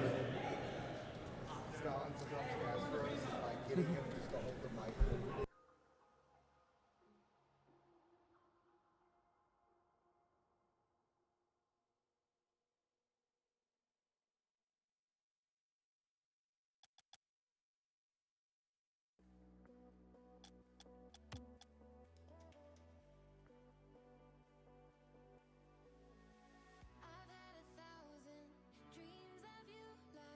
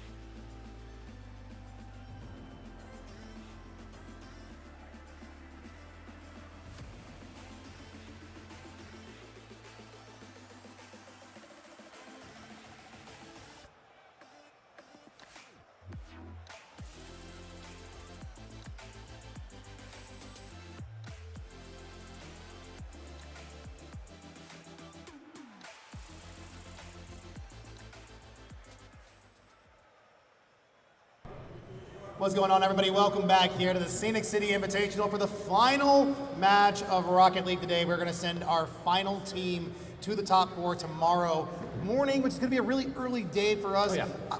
More time, just to remind you of the name. My name's Feisty Keto. Alongside me is McLovin. I'm Nutty. Okay, Nutty. I'm bro, sorry. Okay, man. You know what? It's been heard all weekend from everyone that I've gotten to meet here, which has been, a pleasure. But of course, it's kind of hard to avoid the glaring Fogel comparisons. Someone was calling me out in chat yesterday. I don't remember who, but yeah, it was appreciated. But regardless, Taquito, we have a pretty fun matchup on our hands. Specifically considering one of these teams just upset to get here. Yeah. Talking about St. Edward's, number 7. Yep. What a win over Cumberland, but now they've got to take down the mountain. They've got number 4 Kennesaw State, Flitz, TNT, Crenovi. This is about to be an incredible match to finalize our top 4 bracket. Absolutely. St. Edward's is full of dogs. Wellis had a phenomenal series against Cumberland. He was everywhere. Nolly was doing prime Nolly things. And Tater, he's nicknamed the Glue for a reason. He was the glue guy as we finally head into our final best of 5 of Saturday. It's Flitz and Kennesaw versus Nolly and St. Edward's. Now, I am going to absolutely love what we're going to see here. I want Nolly to keep that exact same just energy, that prowess that he had in that previous series. Crenovi, good stop for that send away, but Nolly's going to put it down the pitch. Maybe Wellis can get down. No, not enough boost to affect the attack. Crenovi's going to have to play block. Does so well. Nolly looking to potentially get another touch, but hey, a couple of offensive looks here go by the wayside for Kennesaw, and it's up, or excuse me, not Kennesaw, but St. Edward's, up to Kennesaw to turn this one around. That was a great cut there by Tater. He did lose his life for it, but absolutely just removing any pressure on Nolly as he was hustling back. Wellis as well loses his life, and then there goes Flitz. It's a demolition derby throughout the first minute so far as Tater tries to get a nice little back pass to Wellis. The control is not entirely there as it sets up Crenovi. Tater has to get up rather quickly, and he does, to continue this defensive stand for St. Edward's. As of now, they're trying to escape a backflip from Flitz. Might pose trouble for Kennesaw State, but Wellis' shot is cleared away. Now on the cut, tries to play it back to himself in the corner. It's just a little bit of back and forth. The pass back to Tater's on the pop. No one's up in the air to match him, but Crenovi on that back wall is posing it forward. Back to the mid we go. Nolly a chance to turn this one around as he does. There's Tater way up. Hang on, the double was there, but Flitz receives it well. Wellis to turn this one back mid, but TNT is gonna deny. They're playing defense incredibly well here. On the side of Kennesaw, a little flip reset from Nolly, potentially to help Wellis. That one gets sent away. Offense still on the side for now, but dissipates quickly. It's gonna be up to St. Edward's to fend off this attack. Oh my, what a save from the Glue Tater. I will say, St. Edward's has impressed me more and more throughout the day. We saw them lose to Indiana Tech earlier. That loss is just proving to be more and more impressive with how Indiana Tech looks. And then they swept their way through the lower bracket. Not in sweeps, but 3-0 in the lower bracket so far. Taking down Cumberland Academy. Then Cumberland, they got the Cumberland special. And then going up against KSU tonight to finish us off. Imagine that. You take out the same school by yourself. Oh, yeah. You know what I'm saying? They take care of this whole entire program here in the tournament, and that's got to be tough. Obviously, you don't want to be on the receiving end of that. Right now, though, no one is on the receiving end of a goal. It's kind of been pretty stale when it comes to offensive ability. We have Flitz with a breakaway play, potentially. Hang on, it's completely empty. Finally, we open the door, and it's the Owls walking on through. It's the longtime Kennesaw State member Flitz. He just has a fantastic 50 against Nolly, and just no one to stop him, in all honesty. Poised to take the lead, but with over 2 minutes to go, we've seen St. Edward's mount multiple comeback victories. This one, not even very large, but they've proven that they can battle back in times of toughness. They absolutely can, though. They're still a little on offense here. It's a big whiff. Wellis having to be stoic there in the corner, hoping to not receive anything threatening. Flitz flies by that one. Unfortunate here for Kennesaw as their offense goes by the wayside. Tater looking to set up Nolly. Nolly, a little bit of a touch, but Wellis not there in time to see it home. It's going to be tough here for the Hilltoppers to try to build something. They haven't looked too good in the blue. There's a miss there from Flitz, though. Opens a little bit of space from Wellis. And there he is, the man who carried them through Cumberland. He was shooting lights out last series, and he starts it off rather quickly. They must have been listening. Oh, So absolutely. they weren't looking good in the blue, and all of a sudden, well, let's play one. They can hear us. We're very loud. They can hear us. I mean, considering there's not very many people here. Not anymore, at least. It's the end of the Comic-Con, I believe, for day one. So we have our one fan, McMaster. And then Shout out crowd. Yeah, love that guy. But beautiful thing happening here. We have a tie game, less than 90 seconds. Kronovi's looking to keep it in the orange. Doesn't want to have to play that much defense. Blitz on the continuation. There's Crow one more time. Back wall completely defended by Nolly. The Hilltoppers, when they are locked in, they look fantastic. Yes. But we have seen the door open once. Will it open again? Yeah, they definitely were struggling a little bit versus Indiana Tech. But since then, truthfully, it's been lights out ball from them. They're going to need it against this Kennesaw State roster. The only other matchup that they've dropped besides Indiana Tech was their group stage matchup versus Kennesaw State. And obviously, that was an absolute classic of the group stages on the main stage. Out of the corner, one chance here. Flitz is up, shooting low. Wellis with a great save, not only to interrupt the continuation of the attack. Back marching the other way, the Hilltoppers looking to climb over the challenge. Back wall is denied. That was very, very close, very nervy here for the Owls, but they get away with it. 30 on the clock. Still time for both teams to mount an assault in regulation, but as of now, we do look points from overtime. TNT, he's the man that I called out in their last series. He was playing phenomenally earlier today. As Flitz on his way back, as a teammate in TNT jumping off the right side wall, and delivered gift to TNT. Not much you can do with it though, but TNT does steal the life of Tater. Now or never for Kennesaw State. Nolly with a big clear. It's just Tater with minimal boost, and the net's empty. Can Wellis scoop on it? He shoots TNT with a huge save. Flitz trying to ground him, which he so does. You want to get rid of that at that moment. Things were building up way too much. The pressure was getting way too hard to deal with there for the side of the Hilltoppers. I'm glad that they got that one away. And same with Kennesaw. They do get a chance here to restart. Nolly is going to play from the back wall line. We're going to hope to see something happen in this offensive stint, though. Kennesaw tries to begin an attack. It gets denied. A little bit of a double commit there from Crow and Flitz. That's not a problem. Big backfield clear. Flitz is up to send that one away. And now they've got to try to start it again, but the Owls in a very precarious position. This sounds so simple, but one thing the Hilltoppers have done really well is just hitting the ball hard. They've gotten a lot of power, not even on their shots, just on their mainstay touches, trying to get passes out as two demos come in from SCU, and still Flitz is able to start some sort of offense. Nice little bump there as Tater tries to remove Flitz. He's unable to. Kronovi now. TNT waiting around as that third man on the right wall. Ends up not pre-jumping the Nolly clear, which ended up being wise. TNT now down to Kronovi. The shot comes in. Wellis with a routine save, but Flitz is still around. Nolly finally trying to get us out of the orange half. TNT doesn't really care though. He keeps us in. Flitz is waiting, looking to hunt. Leaves it for Kronovi. Kronovi, Nolly has minimal boost on the back wall. He's still able to make a good touch. But look at Tater. What a high IQ play to just pop that up over, I believe, Flitz to remove his opportunity of a shot. That's a good send to the mid. TNT's gonna cut. Slight opening at the net, but it's Nolly defending well from the back line.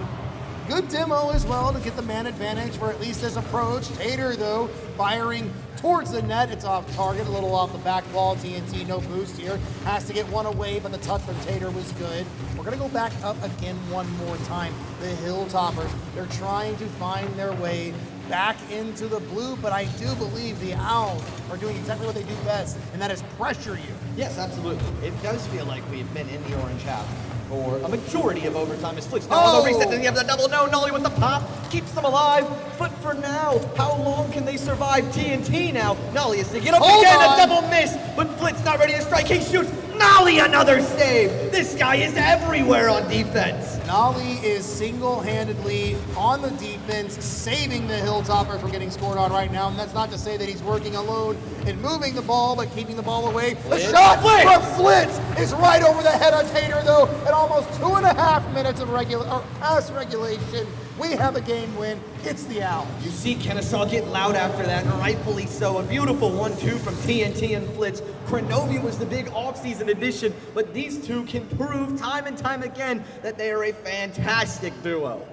Wonderful game. Absolutely wonderful game here from Kennesaw State. Closing it out. We had to have a game to play, basically. We had a game and a half here in this first series, but we do got to actually talk about St. Edwards a little bit. I think they did look good. Sure. I think they did play very well. There was a couple of times where they did fall short in their offensive attack, but it is what it is. Now we have to look forward into game number 2, Nutty. What needs to change? I think you made a really good point about the Kennesaw State pressure. Looking at the shot count, it was 12-6. Absolutely. St. Edwards, they did well weathering the storm, but they need to convert some of those defensive stands into counterattacks, pushing, realizing they have numbers. When 2 members of Kennesaw commit and Tater's able to get a booming clear, Nolly and Wellis move, go, put on the pressure. You gotta, what's the best way to fight fire? It's with fire.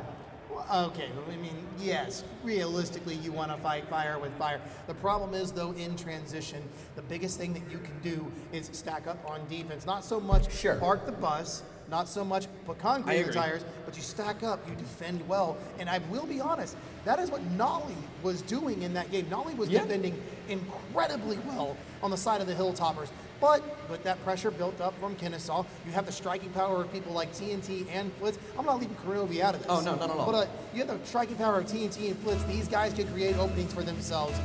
Game number 2 is going to be a place where we decide who really needs those openings more. Is it the Hilltoppers, or is Kennesaw going to keep rolling forward? It's a big kickoff win from St. Edwards, trying to continue start their mainstay in the blue half. Tater and Nolly with a little bit of a miscommunication, but Wellis loses his life to bail them both out. Flitz now on a back pass to TNT. So far, so smooth for both teams. Big carry across the pitch here. Tater's going to interrupt Flitz on that approach. TNT, a chance from the corner. That's a good dunk. Unfortunately, Flitz barely gets there in time. Isn't able to actually turn that one in. But it's a good first look here from Kennesaw State. That's a challenge taken away by TNT. Back wall play. Flitz is up. Tries to go through a couple players. But Wellis is able to put that one off the back wall. Almost turns around and gets another. TNT shoots. What a dunk from Flitz. Expertly waiting right there in the goalie box. Kennesaw went 4-0 in groups yesterday. They were performing clinically, but I can tell you very confidently, Flitz was just a little step behind the other two. He has absolutely shown up in the most pivotal series of their tournament to this point. Top 4 on the line for these 2 teams. Wellis creeping on kickoff, but Krenovi gets the better of that challenge. Isn't able to push forward, though. Still a good beat here. Gets at least. Kennesaw started in the Hilltopper half. A minute gone. 1 goal to the side of the Owls. They still kind of lead the charge. At least in this series, I feel like they have a bit of momentum built up in their favor. I agree. The St. Edwards offense has been a little bit more potent, especially over the last couple of seconds. It's Tater! There he is! Big man! That's what we're talking about. I'm sorry. I got to pop off for the boy. We've been talking about him this whole time. Oh, absolutely. Everybody wants Tater to play. Even Tater himself a second ago said he was nervous. And I had a little tidbit for you I wanted to reveal before the match, but I'm going to tell you now. Wellis said, we're dropping 600 this game. Tater is going to drop 800. I like the confidence that they have. I also love the chemistry between these 3. You can tell that they just like each other. They're all good friends. They're all good dudes as well. Like Wellis and Nolly and Tater, all 3 of them have been just a pleasure to be around the entire weekend. I think everybody kind of runs off vibes. They know what to expect of themselves. They know how they want to place themselves higher than most people have been rating them. And honestly, though, Tater said he feels it's fair that the rating they got. They feel that they're a little bit under, I believe, with Davenport is where they got rated. Yes. So they see that as something to be welcomed, something to be humbled, but they want to prove more. They want to prove that they're better than what they have been showing. Right now, 1-1 tied with a team like Kennesaw is a great proving. Oh, absolutely. It's Tater on the shot. Tried to receive the pass from Nolly. Just got cut out by, I believe, Blitz on a bump on Wellis. Removes any opportunity of offense. Krenovi low loose. Might try and dump it off to a teammate, but Nolly, what a huge win from him. Doesn't end up collecting that 100 boost to the mid-right. And now it's left for Tater. Tater putting a powerful shot just off target, high above the crossbar. And Nolly has to be a little bit careful now. Big save right there at the goal line. We may have something else. Blitz looking for the double.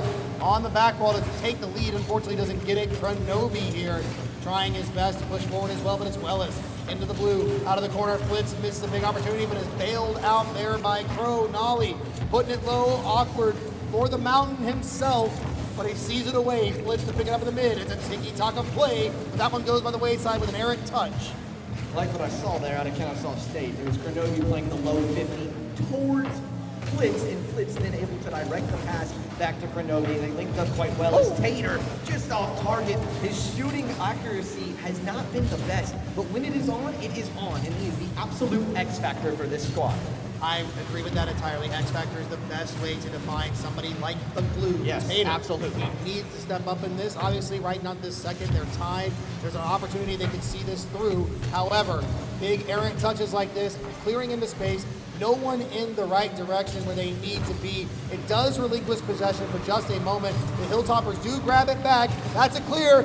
Nolly is the only one home, needs to beat TNT and does. They still remain even. No reset there from TNT. He had the one-on-one opportunity. Is now Wellis. Looked like he had a one-on-one for a moment, but I believe it was Kronovi who got the better of that 50-50 versus him. 70 seconds to go. We remain deadlocked at 1. And truthfully, I do believe this is anyone's game.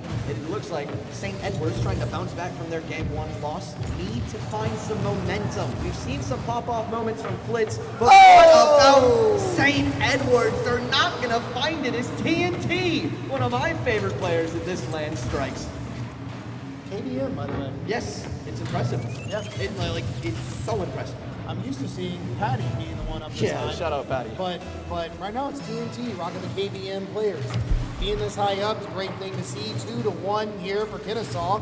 Flitz dishes it over, looking for TNT himself, the man of the hour right now.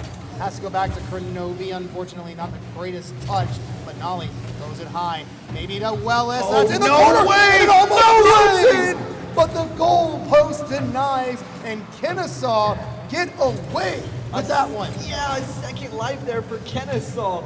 Just getting bailed out by the post and the crossbar, but the shooting accuracy not exactly where it needs to be. Tater gets beat. The net does look to be empty, but Wellis, what a recovery there. That is what you call a second life. Absolutely blessing his team. TNT tries to carry it the whole way. Not too much boost as TNT gets the steal. Kronovi a little bit out of position. Flitz gets beaten as well. It's a 1v1. TNT cuts and turns at the perfect time. Tries to hunt the bump.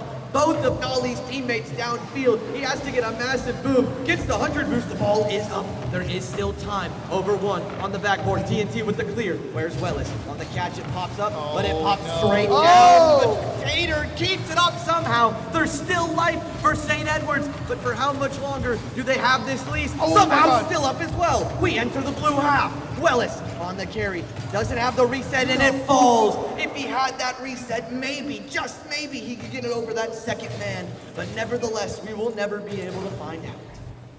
Game number 2. Back-to-back here for the Owls, and I want you to pay attention to that scoreline right there. It's quite fun. 1 goal between both of these games. Yeah. This could have been something here for the Hilltoppers. Again, that last moment, a little nervy, but they weren't able to put a bookend on it. Story's still written right here in this moment, but one more. We potentially have one more here, and we'll see that Owls team, Kennesaw State A, into the finals. Excuse me, top 4. Top 4. Yeah. We saw this go to 5 yesterday. We did. I sort of think that it could still be the same. You think? Yeah, because St. Edward's, they're not playing bad. They're really not playing bad, not at all. They've gotten opportunities, they've squandered a few of them, but mostly it's just been the Kennesaw defense. Let's look at the shot differential. Exactly. It is 9 shots to 12. Oh, no, that's 11. Sorry, I don't know how to you're count. Almost there. We're going to count backwards. We'll figure it out. But 2 shots extra to the side of St. Edward's. They still weren't able to put that together in game number 2. We're trying to put it together here in game number 3. Could be the last opportunity here for a team like St. Edward's to continue playing here at the Scenic City Invitational. It is up to Kennesaw whether or not they allow St. Edward's to continue. Right now, their score differential is 4-2. 2 goals separates these teams.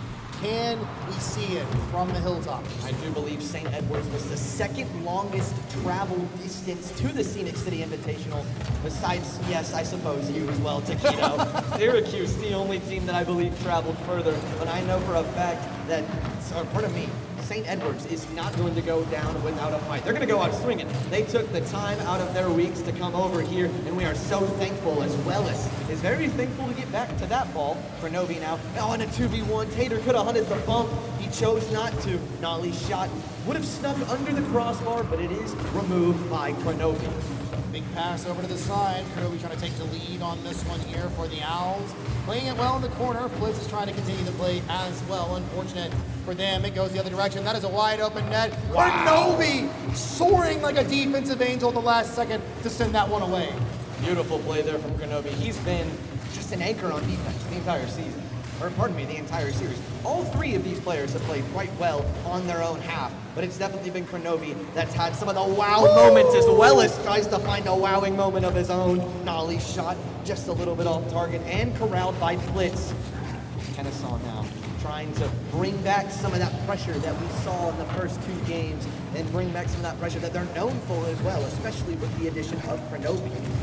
Waiting for it though, and that's what we're gonna have to continue doing here. Nolly trying to separate the offense the best he can, has been able to do it well as Flitz remains in control of this one. Over one, over two, over three, and it's a goal number one, tucked to bed under the crossbar. Smiles all around for the Kennesaw boys as Flitz with one of the better solo plays we've seen so far this weekend. Absolutely dunking all over St. Edwards. It's like the Wayne Wade with the alley to the LeBron James. All right, brother, you're taking it back. That's a Miami Heat reference right there. Of course it is. That's what I like to hear, man. We got now 5-2. Response? Total score line. Oh, it's off the post and the crossbar. Wellis not in a good position to turn that one around. Bumps Tater, who at least keeps it in the play for the moment, but separated back to the orange. We have to have the Hilltoppers try it again. Wellis is up incredibly early and high, decides to go off the back wall. Unfortunately, can't get there in time. Little team up, stops that play. Nolly tries to go up, it's off the crossbar and out, and Flitz isn't blessed one more time. Flitz has been playing very well, but of course he is only human. He is not going to succeed 100% of the time, maybe just 99 in all honesty. That's what it feels like right now is Nolly. That ball on target, TNT did not give him the free backboard. He did not, or pardon me, he gave him all the respect that he deserved. Wellis with a 50 with Crow. Tater is going to get beat out by Flitz. Cronovi with limited boost opts not to turn and be super aggressive. That's a huge shot there from Nolly, saved away by TNT. And with just under 2.5 minutes to go, there's still time on the clock for St. Edwards, but their opportunities do have an expiration date. They are dwindling quickly with Cronovi trying to dribble a ball into their half. Does so well. TNT was looking for a teammate that was there, but Cronovi didn't have any boost to affect the play. Flitz will get stuck here in the mid, but maybe able to pick this one up. Does so over the back, has one more under the crossbar. That's two back-to-back similar goals. This guy is on an absolute mission. They were ranked as the 4 seed coming in. They would have proved that they should have and could have been the 1 seed by winning the entire tournament. And if they win a match tomorrow, guess whose seeding was correct? Yeah, it was yours. Yeah, exactly. And I'm not letting you live it down. Yeah, all you're right? right, You guys you're right, gave me you're right. hate for that. You're right. Okay? I'm riding this high right now. They look great. Wellis over one attempt. TNT is going to block that one away. Tater flips away out of that. He leaves Nolly in control. Good 50 out of the corner. Has a couple of moments to play with and some touches that look good, but Tater is there to try to help. Flitz a massive 50 to send this one away, and Kennesaw get the fly down the pitch. Big shout outs to St. Edwards, specifically Coach Beastbound. I wonder what the conversations have been looking like between him and his 3 players throughout the series, hoping that the mental is not shot quite yet. There's still time. They only need to score with 1 second on the clock. It's now a 2v1, but TNT, look at the cut and rotation. Absolutely perfection out of TNT. It's been more of the same so far today. We've seen great things from him, and maybe we will continue to tomorrow. You're hoping, you might be hoping into the wind right there, my friend. You have 60 seconds left and a team with a goose egg on the scoreboard. The Hilltoppers have to put one in. They need to do it now. A couple of demos. Man advantage. Nolly needs to get there past Flitz, but you're trying to get past the man who put 2 on your head. Unbelievable read there from Flitz, just dangling off the ceiling. Felt like he was floating for an eternity. Wellis now can't get anything going, so it's Tater off the ceiling. Does he have a second touch? No. Revoked by Krenobi. Flitz, the redirect is off. Is the follow there? It sure is. Cleared away by Nolly. 30 seconds to go. Crow can't force it through. Tater dies. Everything is going to shreds for St. Edwards. 25 seconds to go. They must break out of their own half, and it starts with Nolly. Tater running interference, but they forgot about the one man who's had one incredible day. TNT can't force his way through. Tater, one last lease on life. The demo on Wellis removes any aggression, any pressure whatsoever. It's gonna have to be done, but it's not. St. Edwards falls and Kennesaw State move on to the top 4. What a series. Yeah, statement. And what a way to wrap up this Saturday. That was fun, man. That was a unexpected result, in my opinion. Like you said, the first time, they went to 5 on the side of Kennesaw. This time, they couldn't get 1. And I don't mean to say that lightly. That's, of course, not something I say in a rude context there to the Hilltoppers. It was all 1-goal games until the end, and it was a 2-goal game. The score differential there being 6-4. Yeah. So, or 6-2. It's not like they were lights out playing better. No, it wasn't. I mean, it was dominant, but it wasn't embarrassing. We've seen some embarrassing losses so far on the main stage. With all due respect to the teams. But hey, let's see if those guys have a word to say about it right now. Oh, they do. They do. They absolutely do. Well, Let's go get an interview. We'll be right back. Don't go anywhere. You want me to take it? I haven't had one all day, can I?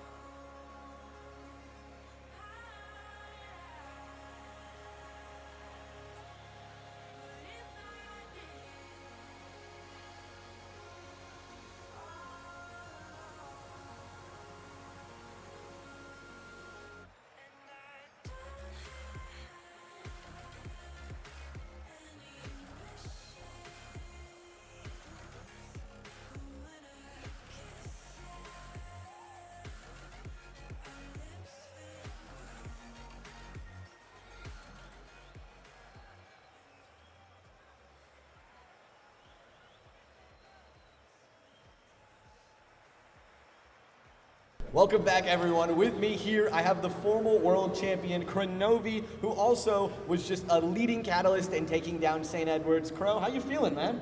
Feels good. It feels good to take a confident win like that, Good. qualify for Sunday. We're really happy. Absolutely, I'm so glad. And obviously, as a lot of the people at home know, this is your first semester here. How has the transition been? How have your teammates been helping you out as well? I mean, they've been a great help. Like, just like attitude in general, like giving me the confidence to like play. It's been a long time since I've gotten to even play on a land Yeah. stage. So I definitely feel a bit old, maybe sometimes out of my element, but they remind me that like, no, like you're good. We want to play with you. Like, there's a reason you're here. I have a job to do. Yeah. And I think we did that job really well today. Yeah, I completely agree, especially after, looking at the last series, them taking you to 5, and then you guys come here and you sweep them. It wasn't super close. The games were close, but you guys were in control a majority of that series. What did you guys work on last night into this morning to kind of alter the game plan? I mean, we all looked at the replays individually, but also with our coach today. I mean, I spent all of the Woodroom Parker and ETSU game watching the replays with my coach. I wasn't even watching that series. I was literally watching our match, our game 5 against St. Edwards, wondering why was this so close, why was it so nervy. That game could have gone either way. Totally. And so we just had to remind ourselves, like, we can play calm, we can play our game, we don't have to rush, we got to play for each other, and I think we executed that much better. We played not like overly safe, but more comfortable, and that helped so much, and it just led to us like getting the opportunities we know we can get and not giving away stupid goals. Totally, man. Well, you guys start off tomorrow at 8:30 in the morning. Yeah, I know, me too, man. Against ETSU. Got any thoughts going into that? Any final shout-outs you want to give before we head out of here? I mean, shout out like my family and my girlfriend who've been watching and cheering me on. Shout out everybody here who shows up early, sets all this up. Shout out you guys for casting. There's been numerous technical difficulties, partially because of us. One of the series that had the longest technical difficulty was that was Flitz's computer. that was to be fair. unfortunate. It wasn't mine. My computers had no issues. Hey, blame Flitz. I don't break anything. Oh, I always do. Absolutely, as you should. But no, honestly, shout out everybody watching as well. I love all of you so much. And I hope we have a banger Sunday. Dude, it's going to be fantastic. We're going to go from SCI straight into CRL. Feeling good about that? Yeah, I feel really good.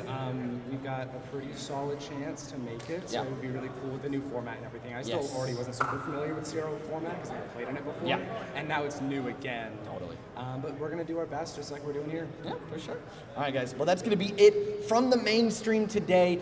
Catch us tomorrow at 8:30 a.m. Eastern. It's going to be Kennesaw State and Kronovi versus ETSU to start us off. Y'all have a great rest of your night.